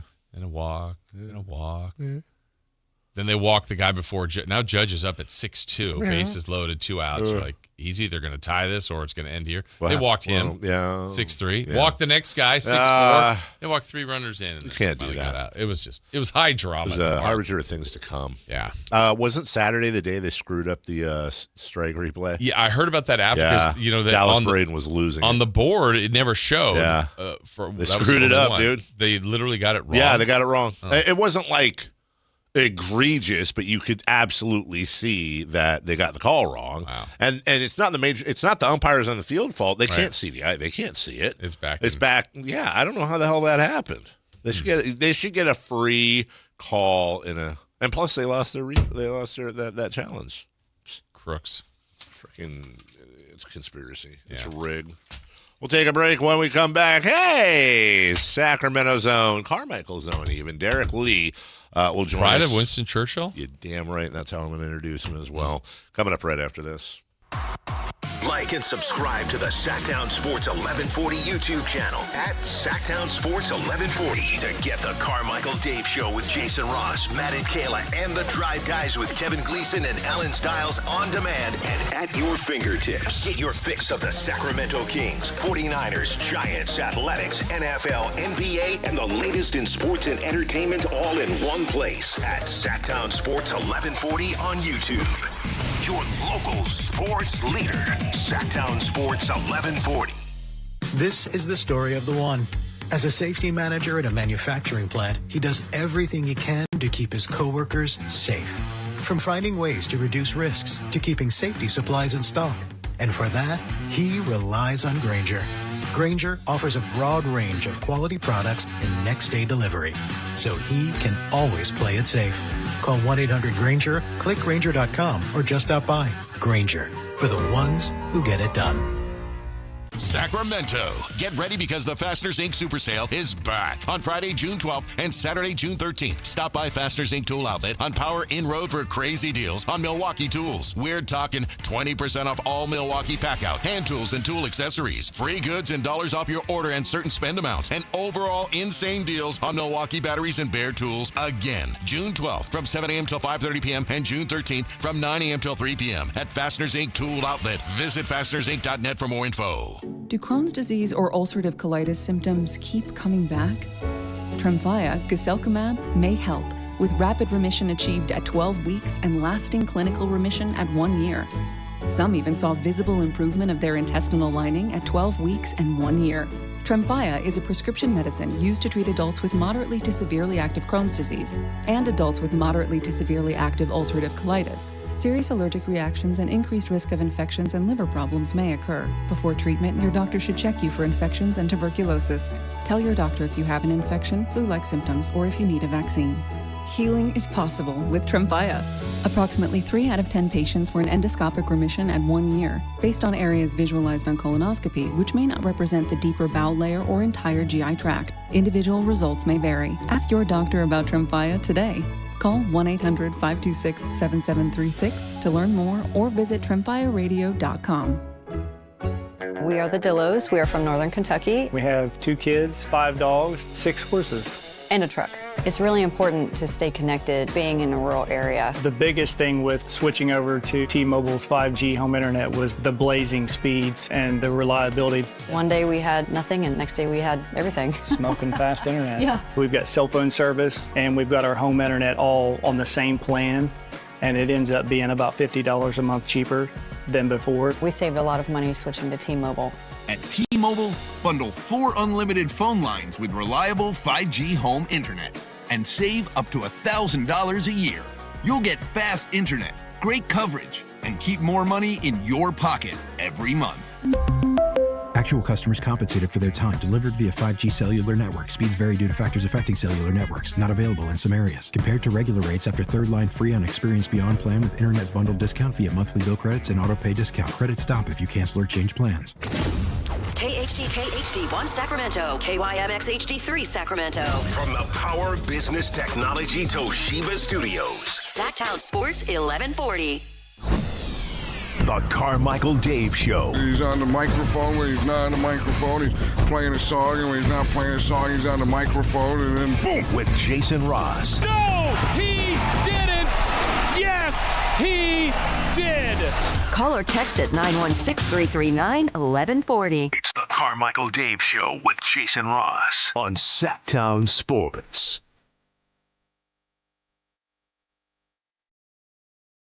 All right. Somebody posted a graphic of Morgan Freeman walking on the beach to meet Andy Dufresne and said that's Fox and Mike Brown in the finals. Okay. They've escaped. They've gotten there. There we go. We're there. I put out a poll over the weekend that said, obviously emotions are high for Kings fans. Mm-hmm. I was just curious. I said, well, what if we got baseball expansion, but it would have to be at the expense of the Kings? Ooh. You can have expansion baseball. Okay. But then the NBA takes the Kings away. A lot closer, very close. Really? Very, very close. Yeah. The bottom line is there is a thirst for baseball in Sacramento. Absolutely. A lot of it has been reinvigorated over the last couple weeks. And out on stage, Matt and Kayla and Alan and Whitey were all out there. Sactown Sports had you coverage wire to wire on that. One of the folks up there is, I like to say, you mentioned this. A lot of people might say World Series champion. Might. Florida Marlin, Chicago Cub, El Camino High School, even if they want to go deep. Yeah. But no. The pride of the Winston Churchill Bulldogs. Wow. The one, the only Derek Lee. Derek, it's Dave and Jason. Good morning. Good morning, guys. What's going on? You take that, when you look at all your accomplishments over the years, all the things that you've done, not just in Major League Baseball, but business and relationships, your beautiful family, being the pride of Winston Churchill, I got to think has a soft spot for you, doesn't it? Coach McCoy, Coach Capello, come on. Hey, I tell people all the time those junior high days, little league days, I mean, they go by so fast, but when you look back on them, they are really some of the best times in your life. I tell kids all the time, like, while you're in it, enjoy it and, embrace these relationships because you'll have some of these, the rest of your life. I know one story he doesn't ever probably share, Jason. It was a rare Whitney Little League, which was Derek, and Del Paso Eastern, which was me. I believe it was the Angels. We were either the Cubs or the Yankees, but I'm pretty sure Derek was on the Angels. And Derek was pitching late in the game, and I hit one off the wall against him. And warning track power. Yeah, warning track power. Didn't get over it. I need video proof of that. I agree, Derek. No, he dropped the coldest line on me after. Seriously, I remember this was like 7th or 8th grade, and I'll never forget. Because the thing is, they were up on us like 13-2. And so after the game, I go to Derek. I said something, cheeky, something like, yeah, dude, almost took you a yard or something. Derek rolls his eyes and goes, dude, coach just told me to throw strikes, man. Get over it. Thanks, D. Yeah. Appreciate Served that. you one up. Yeah. Funny, I don't remember that, though. Yeah, you do. Exactly. I'm going to pretend that he does, and he's just blocked it out. There you go. Derek Lee joining us. Derek, you were on stage. You've been part of these talks for a while. You and I have had some off-air conversations about it. But one thing I loved that you said, and I'm going to paraphrase you, I think you said it with Matt and Kayla and a couple other places, is that you played in every city there is pretty much in Major League Baseball. And you know one thing, even not being biased, and that is that Sacramento is a major league town. What does that mean to you when you say a Major League Baseball town? Well, we have everything you need to, for a Major League Baseball player, not only to, for the home team and raising a family and living there 6-7 months out of the year, possibly year round, but also as a visitor coming into town, one of your biggest things as a visiting player is food. We want a nice hotel room. We want food. And obviously, if we get the Kings, if we get the baseball team, we'll build a great stadium. We want a nice stadium and great fans. And I think not all 30 Major League Baseball, I'm not going to name names, but that is not always the case. And I think when you come into Sacramento, that is the case. Obviously, the stadium will yet to be seen, but I think we can handle that.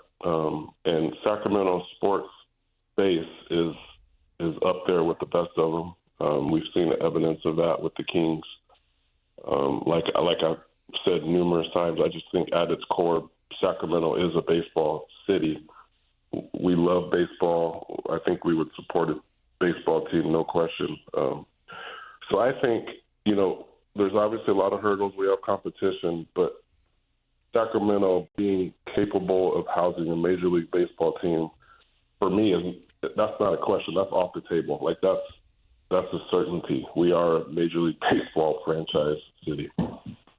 Are these the kind of things that you would tell, obviously the thing that at the moment that is missing, one of the hurdles is to have the big financial backing behind, what we're calling a whale here, someone that's got the wherewithal to do that. If you ever got a chance to, be in front of someone like that, what would be some of those other things you would tell them about Sacramento that would make this great city deserving of having baseball? Well, I have had those conversations already, and It's basically just that, what I just said to you guys, that Sacramento is just a great market, great sports market, still growing. I just really, really believe. I heard someone say, we're bigger than, I think they said 6 or 7 of the Major League Baseball cities. Yeah. But we know Sacramento, like we're mighty, we're smaller, but we're a powerhouse. So we're going to show up for a franchise. We're going to support them, especially if we're doing things the right way. Those are the things I would tell a potential owner. I don't know how much this matters. I guess it does in the sense of of grading the fever for baseball in Sacramento. But Derek, you're part of. It's not just you, as you know better than anybody. His dad Leon, Uncle Leron, Greg Vaughn, Fernando Vina, on and on. I could sit here all day from Jeff Jenkins on up. Sacramento has a deep history of Major League Baseball talent. And obviously, you sharing the stage with Del Campo's Dusty Baker. I got to think that counts for something, just having that through line for so long here in Sac. I think it does. I think it, just the relationships, the connections, Sacramento has, we've had players coming out of Sacramento for years and years and years. So it's nothing new in Major League Baseball's eyes. So I think it does mean something. Obviously, not the most important piece of the puzzle, but I think it can't hurt. I'm thinking back to like when you played, let's say for the Cubs, Chicago, great city, huge city, lots of different choices there, whether it's, the Cubs and Blackhawks, Bulls, Bears, so on and so forth. In markets like that are so big, probably not as much of an issue. The Kings and this baseball team wouldn't share the exact time frame, but what is your thoughts on that, Derek, of potentially now, Sacramento's always kind of had the one team. They're trying to grow a little bit here, the possibility of having two existing in this city. Yeah, I heard you say if the baseball team came, the Kings had to go. What did you mean by that? No, it was after the emotions are high with the Kings in a negative way because of Mike Brown and De'Aaron Fox and Harrison Barnes facing off in the finals. So over the weekend, I was just honestly curious to take the temperature of would if the city, which thank God they don't have to choose between the Kings and the and getting an expansion team, which would I thought it would be dominant for the Kings, honestly, because they're here. But I think as you've shown and so many others have, there's room for the Kings. There's room for MLS. And Derek, to your point, you were talking about Sacramento being bigger than like 7 of the baseball markets. To another thing is, Salt Lake seems to be a huge part of the competition, and with no offense to them, they currently have 3 major league teams, and this would be a 4th. We have 1, and we're a slightly bigger market than them. So what you've kind of been saying all along is it's not an either or. There's room for a lot here in Sacramento.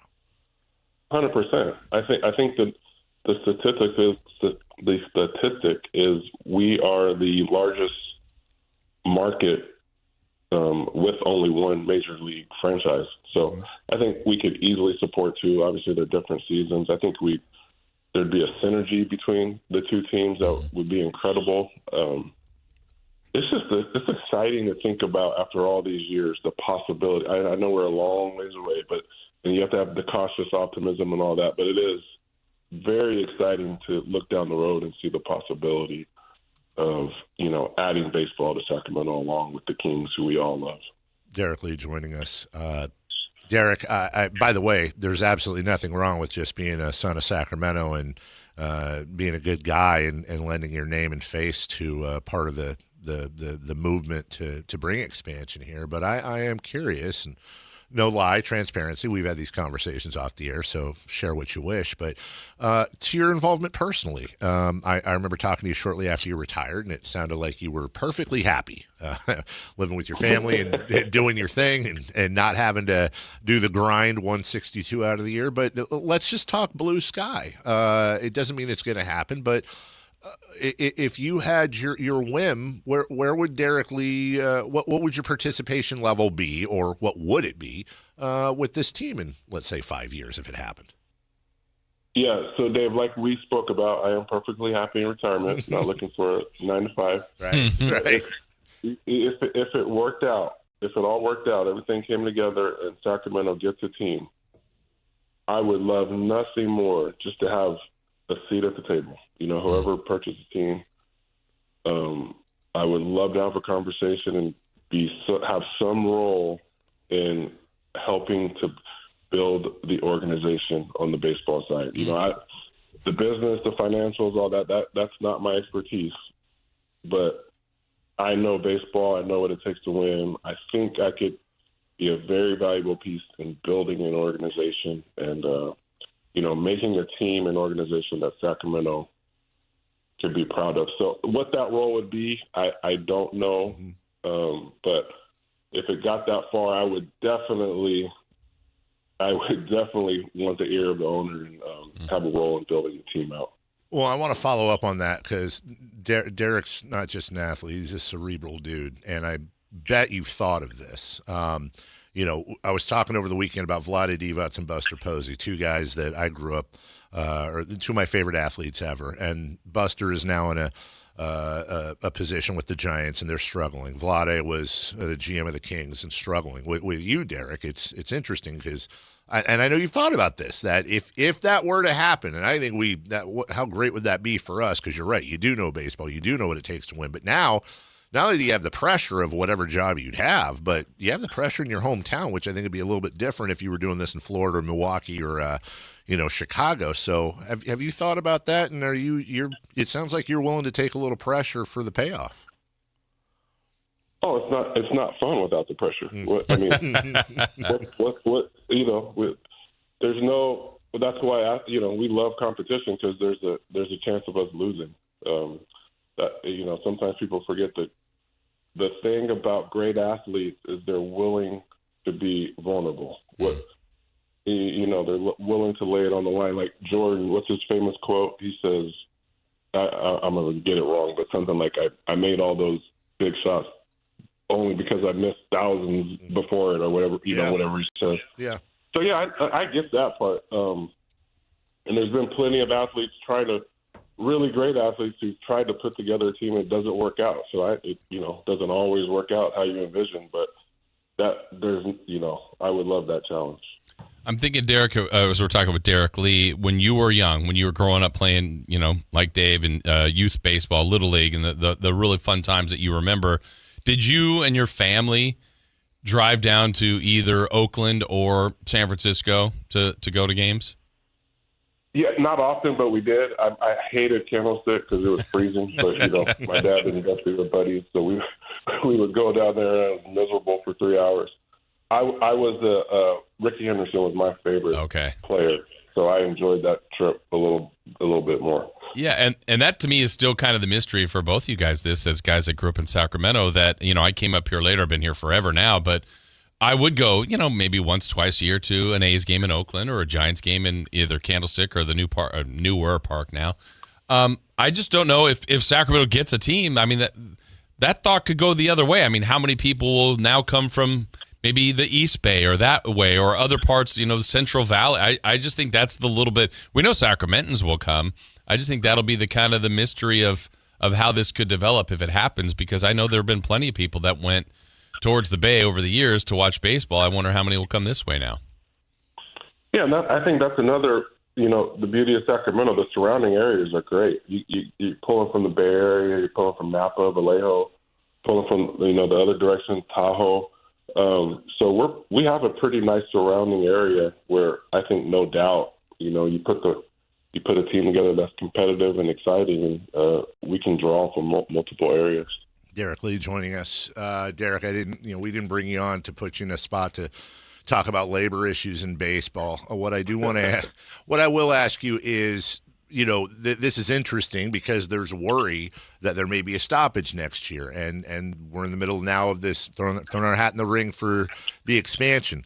The question I will ask you, because you kind of went through this before from a player standpoint, you are an ambassador of the game. Your record is unimpeachable. So just as somebody who obviously has a deep love of the game, when you hear about this potential stoppage, I gotta imagine it's the last thing in the world you want to hear. Yeah, we don't need it. Things are finally kind of going in the right direction. We had a great year last year, incredible World Series. Looks like we're doing well again this year. So you'd hate to kind of stop all the momentum baseball has right now. But it sounds like it's going to be a dogfight. And but I think the good thing is it seems like they know it and they've started early. It sounds like they're already at the table, which is earlier than I can remember them ever starting. Yeah. So I think they both are aware, where we're at in the game. I don't think we want a stoppage. They have some big issues to hammer out, but it sounds like they're on it early, which is good. Yeah, and from your playing days, I mean, I can understand why players may not be in favor of a cap. From fans seeing, hey, maybe you might raise the floor on some of these teams. I know you're not in it now, but if you were, just hearing from the surface here, what would you think of kind of what the players want here or not wanting the cap?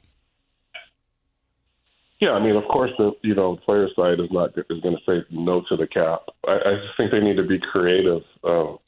We also don't want the huge discrepancies.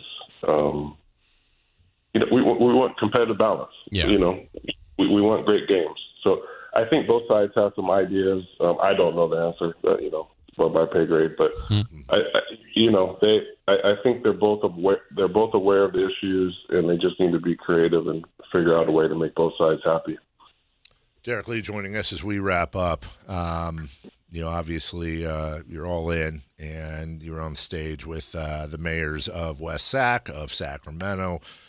Most seem to be pulling in the right direction. I know there's still some things that need to be done, but when you look at the environment, when you look at the landscape, I'm just going to take a guess here, knowing you a little bit, that you wouldn't have come up here and you wouldn't be involved if you didn't think we had a very legitimate chance at this. Not at all, Dave. And I wouldn't try to lead anyone on.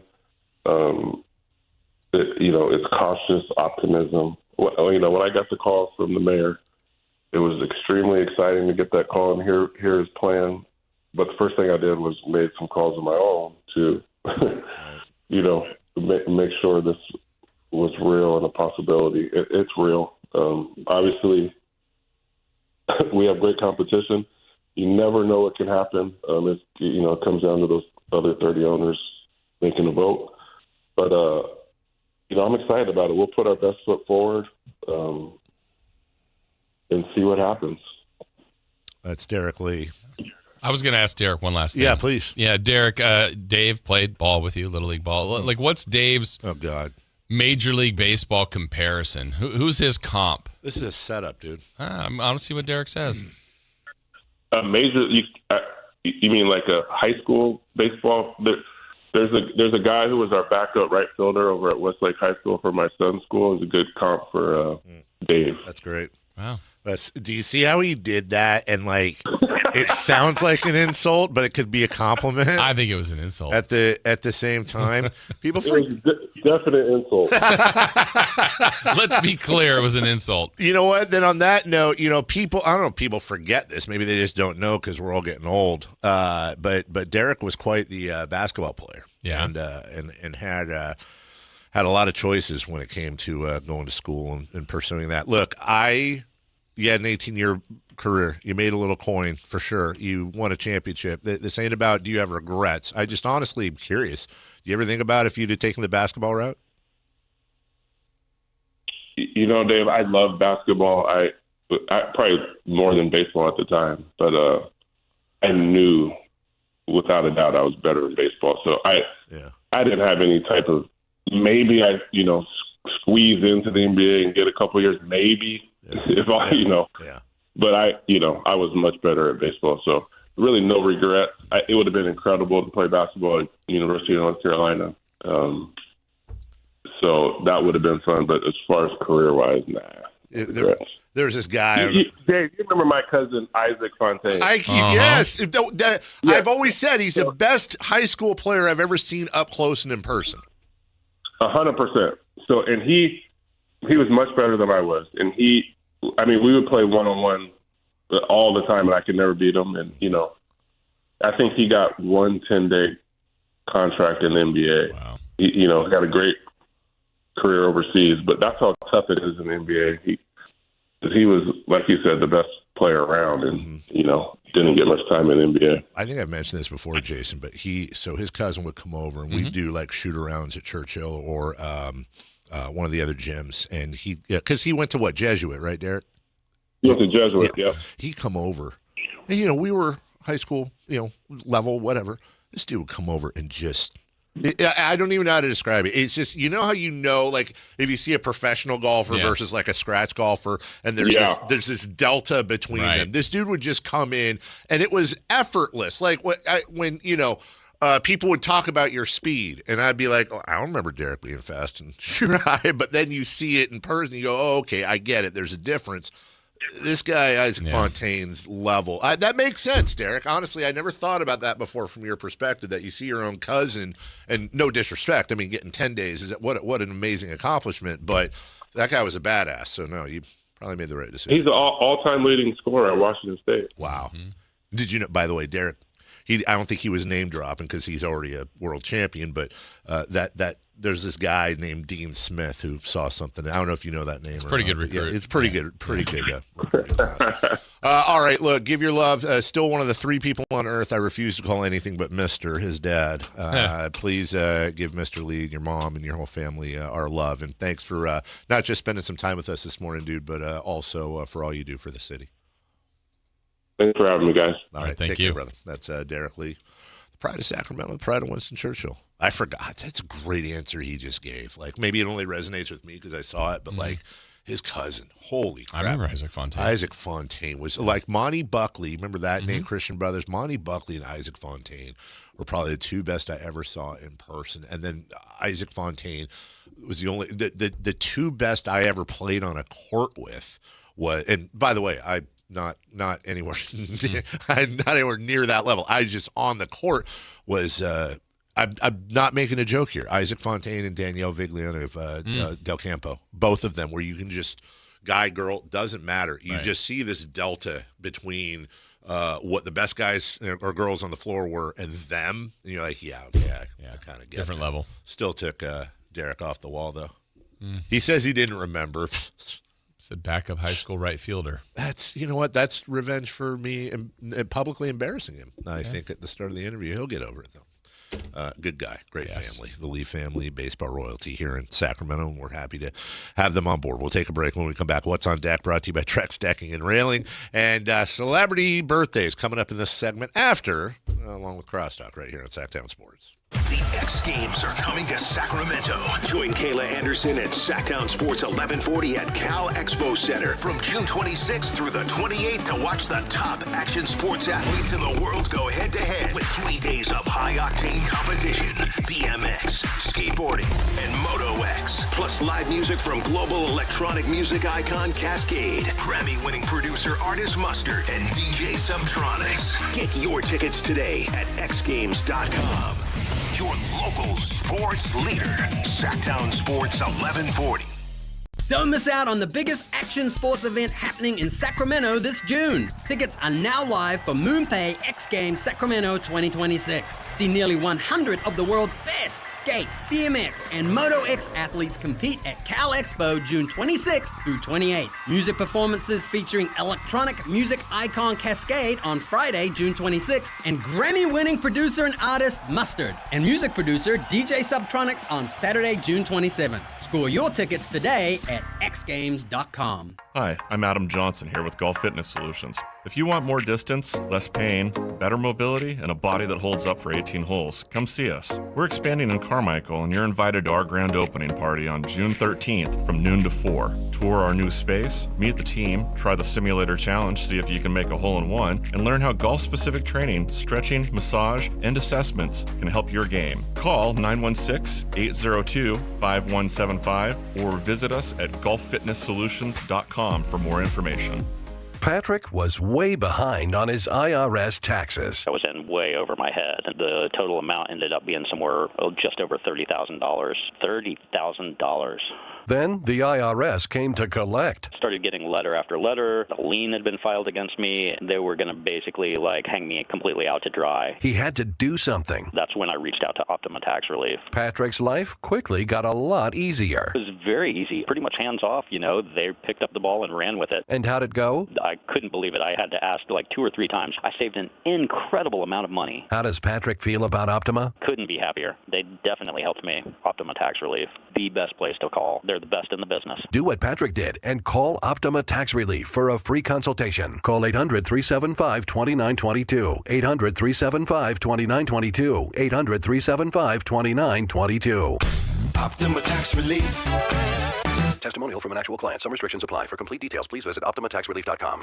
This is Sactown Sports 1140. Hey, it's Carmichael Dave. What's up? It's Matt George. What's good? It's Alan Stiles. With the most trusted voices in the community. This is Jason Ross. Hey, it's Kayla Anderson. It's Whitey Gleason. Ready to help promote your business, both as partners and customers. All you have to do is ask. Pick up the phone, dial pound 250 and say, grow my business to get connected with a team member today. That's pound 250 and say, grow my business. Our team will review your product, quickly pair you with a perfect endorser, and create video and audio samples, all at no cost or obligation to you. With the most live and local on-air lineup, a dynamic content-driven website, and a state-of-the-art mobile app, Sactown Sports 1140 is tailor-made to help you connect with a sports audience in Sacramento. So why wait? Dial pound 250 today. Say, grow my business, and let us help take you to the next level. Capital Casino is conveniently located in downtown, 411 16th Street, and has been a part of the greater Sacramento area for over 20 years.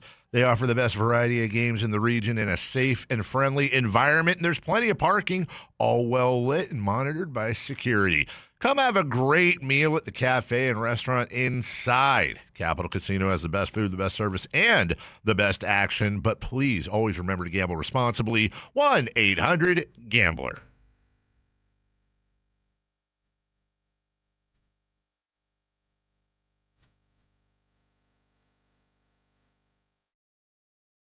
The only place in the morning to get your sports fix. Live and local. The Carmichael Dave Show with Jason Ross.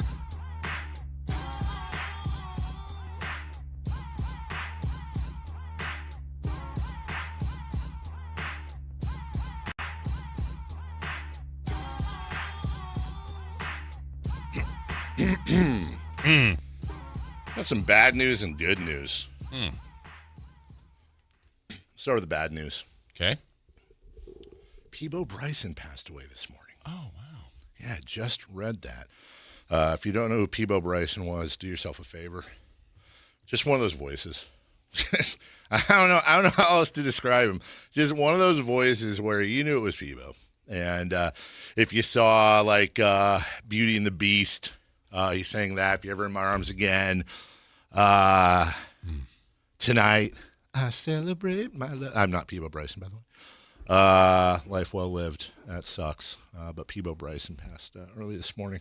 No segue out of that, but I did want to give Peebo some love.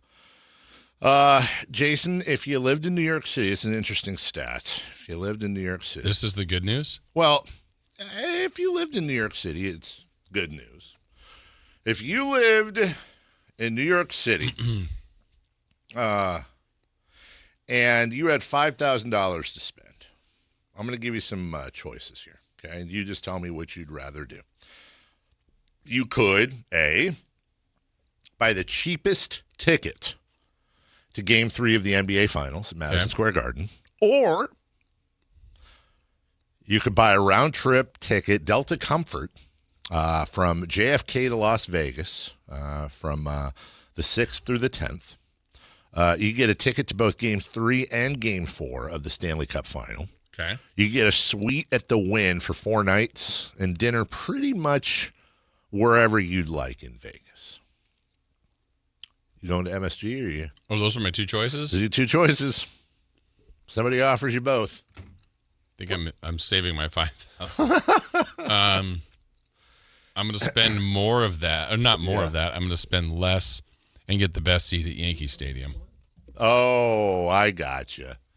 All right, let's 1-920-1140. Coach Savage, you're on with Dave and Jason. Good morning. Hey, how you guys doing? Good.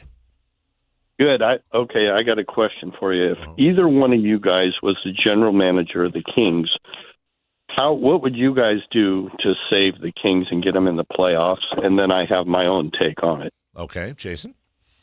I would do this offseason, I would do my best, my absolute best to try to move on from Levine, Sabonis, and or DeRozan, like two of those if I could, and then draft the best player available at 7 and kind of start the climb there. That's the short answer. I would hold a press conference. That'd be the first thing I did after, second thing I did. The first thing I'd do is go to ownership and tell them what I wanted to do. I would hold a press conference, and I'd be very frank with the public. I'd say, guys, I could all but guarantee we're not going to make the playoffs for 3 years. We are clearing house. We are going young. We are trading anything we possibly can for draft capital and young talent. Those are the rules. Draft capital, young talent, nothing in between. No shortcuts, no nothing. And by the way, the Spurs and the Thunder are going to run the West anyway, so I don't care about winning 45 games. And these guys need I'm not going to ask you to spend your money on this, but these guys need your support. We're going to build this culture here step by step with zero shortcuts, and we're going to come out not just with a one and done, but a sustained playoff contender. It's a new world order in Sacramento. That's what I would do, Coach. Okay, well, the tough pill to swallow on that would be to ask the fans to basically still support them and hang in there for 3 more years. That's very tough. Yes. But it is, our general manager right now, his hands are tied because of the bad contracts. But here's what I would recommend, because, I know you guys said get rid of the bad contracts, but they're almost impossible to get rid of. So here's the only way you're going to get rid of Zach LaVine, and you guys aren't going to like it, but you're going to have to give away our first-round draft pick and Zach LaVine. You shed $45 million, and now you got $45 million to spend in free agency. That's how you get rid of Zach LaVine, because otherwise nobody's going to do it. But why would you? But let me ask you this, Coach. Why would you spend your most valuable asset, which is future draft capital, to get off of Zach LaVine for it's just a year early? He's an expiring deal. You're not doing anything this year anyways, and. Well, if I had $45 million now to re-spend on the team, and I buy smartly, I'm hoping I get 3 good players, and maybe I don't have 3 years of waiting for the playoffs. Otherwise, I don't want to wait 3 years. And to everybody listening right now, I actually think this is a really good call, because this right here is, and by the way, nobody's wrong. This is what we talk about a lot between perspectives. And Coach, there's nothing wrong with what you're saying. It's perfectly fair. You want to win more nights than you lose, and you want playoff basketball in Sacramento. That is a perfectly defensible point. It makes the hair stand up on the back of my neck, because I don't want playoff basketball. I want a championship. And I know you can't get a championship without playoff basketball, but let's say we followed that. All right, we get off LaVine a year early and we go sign free agents, which, by the way, not a great track record in getting free agents to Sacramento. But let's say we get a couple and we pull out 40-something wins and we sneak in as an 8-7, maybe a 6 seed. You're okay with that rather than building for a title? I'm just asking. Yeah, because I'm telling you, there's so many fans that are turned off now, and I have plenty of friends that were just going to town with the Kings throughout the years. And one guy told me he spent probably $1 million over the years going to Kings games. And I take it he's 90 years old now, and he's probably that's somewhat of influence. But a lot of fans just aren't going anymore because it's just not good basketball. Yeah. Well, go ahead. Sorry. That's reality. I mean, and the A's aren't making us too happy at home either. With the play in Sacramento is awful. Yeah, that's certainly Lately. Yeah. Lately has been. All right, real quick here. 10, good morning, 10. Welcome in. Welcome in. Thank you. Hey, I think, why the Kings awful? I don't think so. Because why? Because awful rhymes with godly. It's like worldly talent on this team. Think about it. We got Maxime Reynaud, Frenchman, and he has to see Wembanyama, 7-footer. We're going to out-top him. I couldn't agree with you more, dude.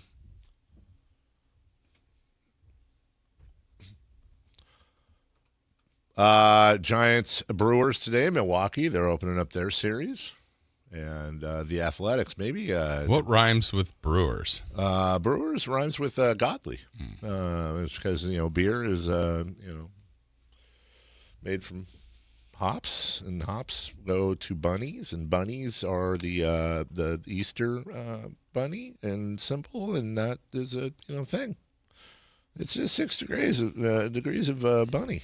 Yep. Yeah. What's on deck? Well, here we are, guys. I hope you're happy. It's hot weather and it's baseball. Warm weather. It's warm weather.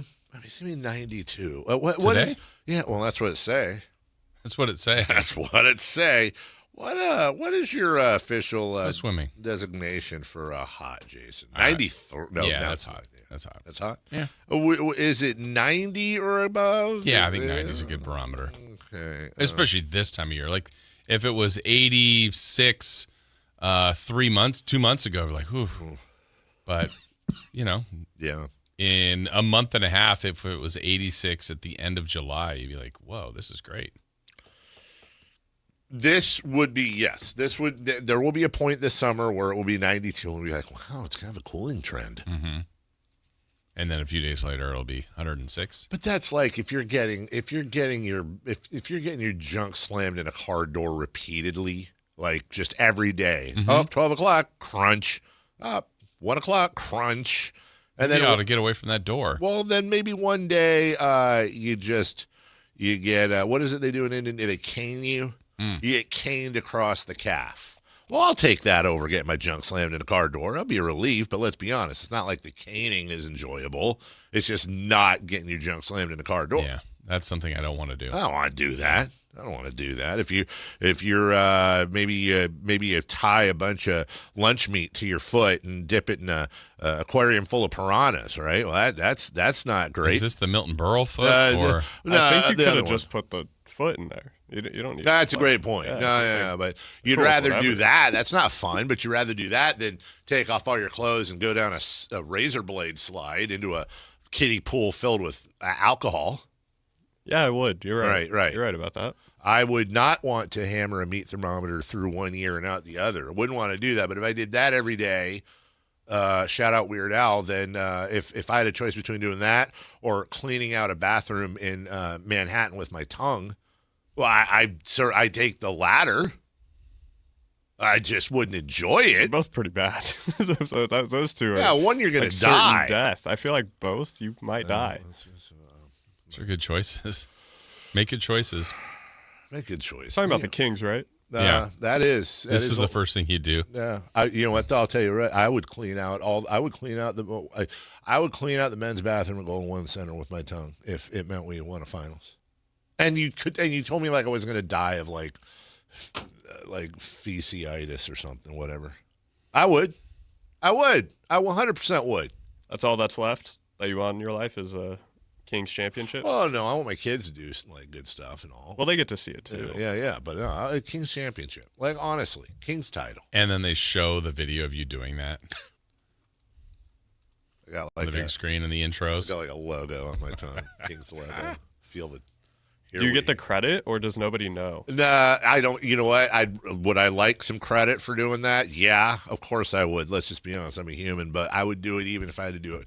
Even if I had to do it like I had to roll down there at 3 a.m., get let in by the security guard. And it went viral? Completely secret? Yeah, completely. I'd do it. Absolutely. It went viral while you got a virus? Well, I'd go viral in my own way, exactly. Yeah. You have to show up the next morning here and act like you didn't do anything. Yeah. Like, I hope they do well. How would you do that without swallowing, though? Like, you have to dip your tongue in something antibacterial and then start licking again. I'd start a whole movement. Here we tongue. Sure.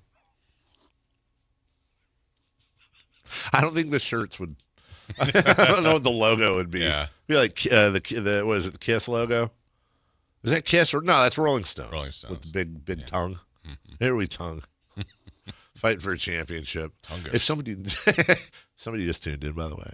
Yeah, it's a little You're out welcome. of context. We'll take a break when we come back. Crosstalk with Matthew and Kayla and celebrity birthdays right after this. The top young talent in the NBA is headed to Sacramento this summer for the 8th annual California Classic presented by Ticketmaster. The Kings will host the Milwaukee Bucks, Brooklyn Nets, and Golden State Warriors in a preseason showcase that's sure to bring more fireworks to your 4th of July weekend. 3-day general admission passes for July 4th, 5th, and 6th are available now. Visit kings.com/California Classic for details. Your exclusive home for Kings basketball. Sactown Sports 1140.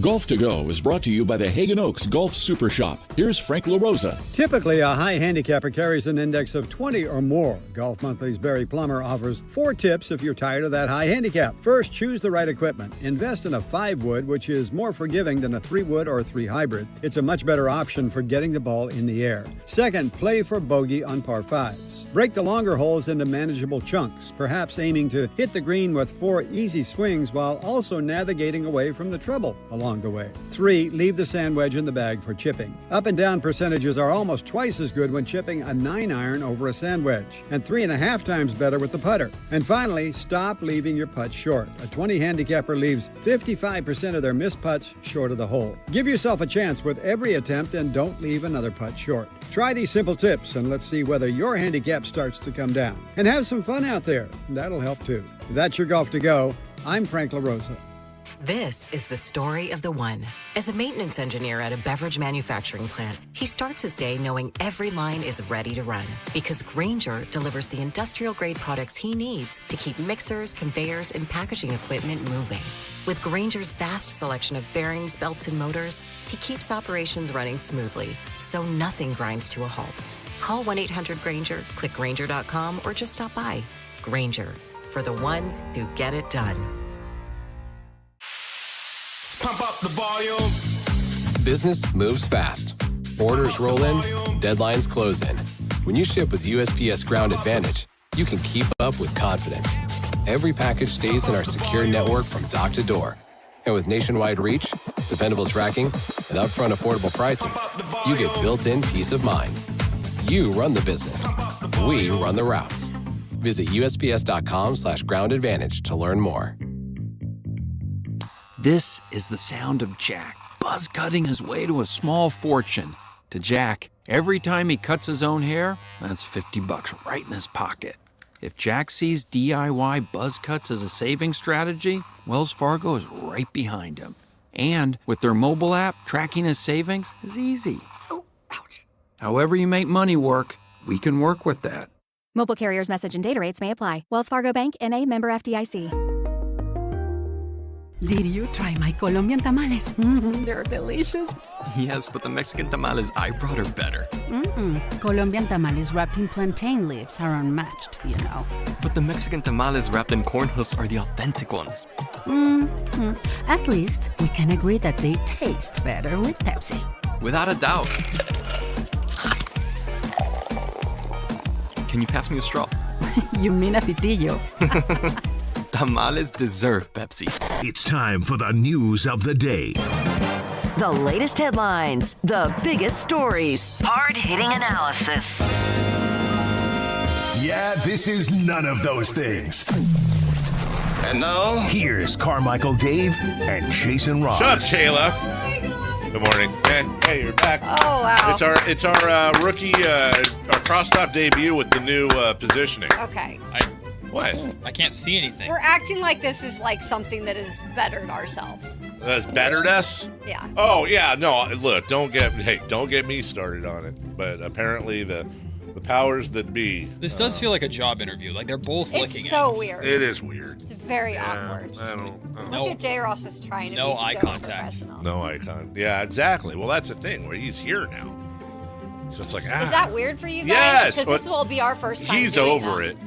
Okay. We cheered each other. I'm just like, what if our leg hair touches or something? Like, I don't know. I don't want it to be weird. Like, he's just right there. True. You guys are kind of close also. Well, I'm actually supposed to be a little more.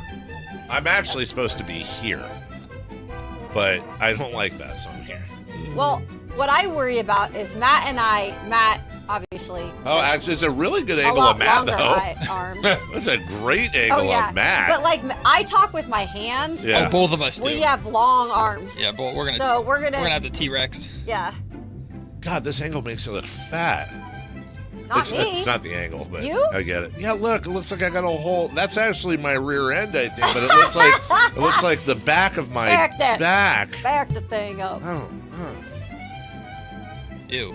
I don't like that at all. Hey, welcome back. Hey, thanks. There, guy. Hey, I had a great Did you write that in your contract? Yeah, it seems like you're gone every week playing golf. Me? True or false? False. Well, Extremely false. In I had a great time in Carson City, though. I did notice, I don't know if it's Facebook or Twitter or wherever you're putting it, but like, it, very much like me, like day one, you were like, I hate golf, dude. Oh, day one kicked my butt. Yeah. I shot 114 day one. Oh. Eagle Valley with the wind. No, ain't no eagle. It's just valley for you, It was dude. just valley. There was no eagles. There was wind that was terrible, but day two, I chipped in for my first ever eagle. Oh, nice. Well done. I just want for the record that Very Matt nice. started that applause. Yep. Yeah. That was the first one to clap for himself. me. Kayla, are you a golfer at all? Don't do this. Okay, if Well, we have no, to I'm- have this damn conversation. We don't. One we don't. more time. Have we had it a first Yes. time? I swear to God, every We time. have? Yes. Yes. I've had I because did then not you- have time to play golf in my TV career. Yes, we have. I have Yes. covered And then you asked if she wanted a to do lot of putting. PGA and she golf. didn't want your pity invite. No, I asked for the putting thing. I don't I have Right. been to the range, but I have never had time to play golf. Okay. He has asked me this. I remember had the this- putting we've had this part. conversation before. I feel like I would remember this exchange, did. don't you, though? If it would be a. No, see, I think you do know. I think you're pressing buttons. I wish you were right. I heard on really- the show earlier, you two get along better when I'm not here. I Is feel, that no, what I heard? feel like that's actually. See? We got along But great on why is it- Friday. why is it Yeah, on but me? you weren't Because in you're an studio. instigator. But you weren't in Me? studio. Yeah. I don't know. Maybe it's just the vibes, man. Dude, I that don't know. doily shirt is. Your doily shirt. I cannot get Well, over I did it. talk to you about. I did say your Inspector Gadget. I don't care. trench That's coat. fine Yeah, with no. me. What's wrong with the doily shirt? Wait, what's Inspector Gadget? I Her wore trench my coat. trench coat on Friday. Oh. Yeah. It was trench coat Friday. Well, my grandma used to have doilies around the house. What's wrong with doilies, dude? Nothing. I mean, Yeah. they Shout were. out, shout out doilies. But wearing them on your arms, I'm not quite sure. Yeah, it's called fashion, Kayla. I'm kind of a fashion connoisseur of You are. the world. Oh. People look up to me for fashion advice. He's got a elite blog on the collection of hockey jerseys that I are do. other teams. I do. Oh, really? I do. I did not know this. Almost I match. do No, like I love those the shoes. shoes. Those The shoes shoes are are nice. great. Yeah. These would match a little better than the other time I tried that. The pink is a little off, Yeah, it is but a little it's off. okay. I'll give you points. They're nice. Real quick, guys, and then we'll move on to celebrity birthdays. We were doing this earlier. What are you smiling? J. Ross is Jay's trying just like, to. yeah, he's just chilling. Hi. He's trying to encapsulate the weekend that was not great for UCLA. Oh, why'd you do that? Wow, Jesus. Why'd you do that? He's just trying to stay out of the fray. That wasn't me. Minding his own business. That was her. You made the Kayla, list. Kayla off the top Well, rope. my team lost too, and they weren't even. They didn't even make it to the. Well, actually, they did. They played Oregon State twice and they lost. Well, it's important as Florida State's still in, but real quick, Matt, I'll start with you then. Yes. Well, you know what? Crap. Now I'm freaking. Now I need to step out of the J. batter's Ross is box so because mad at me. I'm still scarred from her saying No, I don't like being put on the Exactly. spot. If you start with me, though, I'll then start with you don't and give her ice a chance. Out. Don't Well, ice no, her that's out, the point. all right? I either ice her out or when I ask her a question, it's like I don't like to be put on the spot. It's like, Sometimes I just want to be difficult. I feel like that's absolute Truer honesty. words were never spoken. I appreciate the honesty. I don't care. Real I'll quick, be honest. Mount Fruitmore. Ooh, I heard this earlier. Strawberries for sure. Correct. Blueberries for sure. I really like apples. Yeah, me so too. I'm a big apple person. It's good for you too. And then I agree with J. Ross. Probably like honeydew or cantaloupe. Oh, I'll put raspberries on there. Ooh, Not blueberry? No. Raspberry's a good flavor, but eating Blueberries? actual raspberries, No See, watermelon? That's what I feel. It's pretty No much pineapple? water. Orange? Orange can be up there. I'm okay with that. No cherries? Cherries. Rainier cherries specifically? They can really back you up. What? No, back you up. But dude, I'm a sprinkler when I eat too much cherries. Looks like a Jackson Pollock painting. Why are you looking at me? I don't like the eye contact. I don't like this. I like looking in your eyes when I'm talking about that. Wow. You're sprinklering? I guess different effects on different people. Never heard that. All right. Kiwi. Kiwi is great, but it's a lot of work. Kiwi is the crab of fruit. Honestly, yeah, I it's love amazing, kiwi, but it's a lot of work. Way too much work. Yeah. Pomegranate. No. That is a lot of work. That's a whole lot of work. And if you get one stain, it's over. That stains, dude. Pomegranate. Oh, the seeds. Ooh. The stains like a mother. Worse than the skids. Okay, first I thought you said, "Where's the biscuits?" And then I realized what she said, and then I didn't want to know what she said. There's a snort. Skid Row. Celebrity birthdays brought to you by Crumble Cookies. We need that snort sponsored. I'll say it again. I need something sponsored. We'll take anything at this She point. needs an Literally anything. Give me something. Celebrity birthdays brought to you by Snorting. My feet? Why I don't know. Hey, Jason. we've got the market. Told you when Matt's here. What did I do? You just did it. I didn't do anything. Yeah. By the way, you're not supposed to wear that hat. Why? Because you're a biased. Now you're a biased media member. Oh, am I? It's breaking the ethics. It's like cheering in the press box. You can't do it. Woo! Says the guy that always wears King stuff. I know. I was That's like, the wait a joke. second here. Jason, by the way, R.I.P. again. Peebo Bryson passed away this morning. We will. I'm throwing some Peebo on the way home. Okay. Who? What happened today, though? Let's find out. Happy birthday today on this June 1st to Heidi Klum. 40. Was she Seal? Yes. Okay, 44. Signed, sealed, and delivered. 44. 44. No, are you on crack? 54. She's old. Oh, I don't know. 57. 56. 58. Please be 44, because that would be the best victory. You are of the that. closest, 53. Ha! Okay, but you said 44. Whatever. brother. Closest. Brother. Brother. You went Hulk Hogan on me. Morgan Freeman. We were just talking about him today. Wow. Doesn't Alan do that one? Not a good one. Okay. It sounds like Golem. Alan's Morgan. Does it? Yeah, it's really bad. 82. Yeah, Morgan Free is, he's in the 80s. Yeah, he's 80s. I'll say 83. Okay. 84. 85. Sandwich me. God.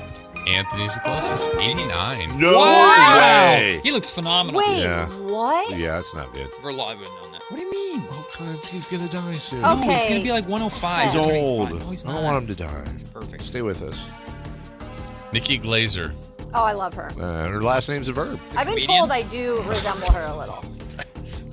Nikki. God dang. You've been told you look like Nikki Glazer? A little bit, All right, yeah. Nikki Glazer I think that's is... rude. Again, I don't wear my hair down she's a lot. 42. 44. 43. 45. Oh, we have a correct answer because it's Carmichael Dave. Thank you. 42. Oh, there you go. Alanis Morissette. Yeah, you do. Oh, my girl. Oh, Alanis Yeah, is no, I see it. 51. I mean, not all blonde women look the same, but I see it. 51. 54. Who is it? Alanis Alanis Morissette. Morissette. 53. 50. We have a tie between Dave and Kayla, 52. Hey. You ought to know. I don't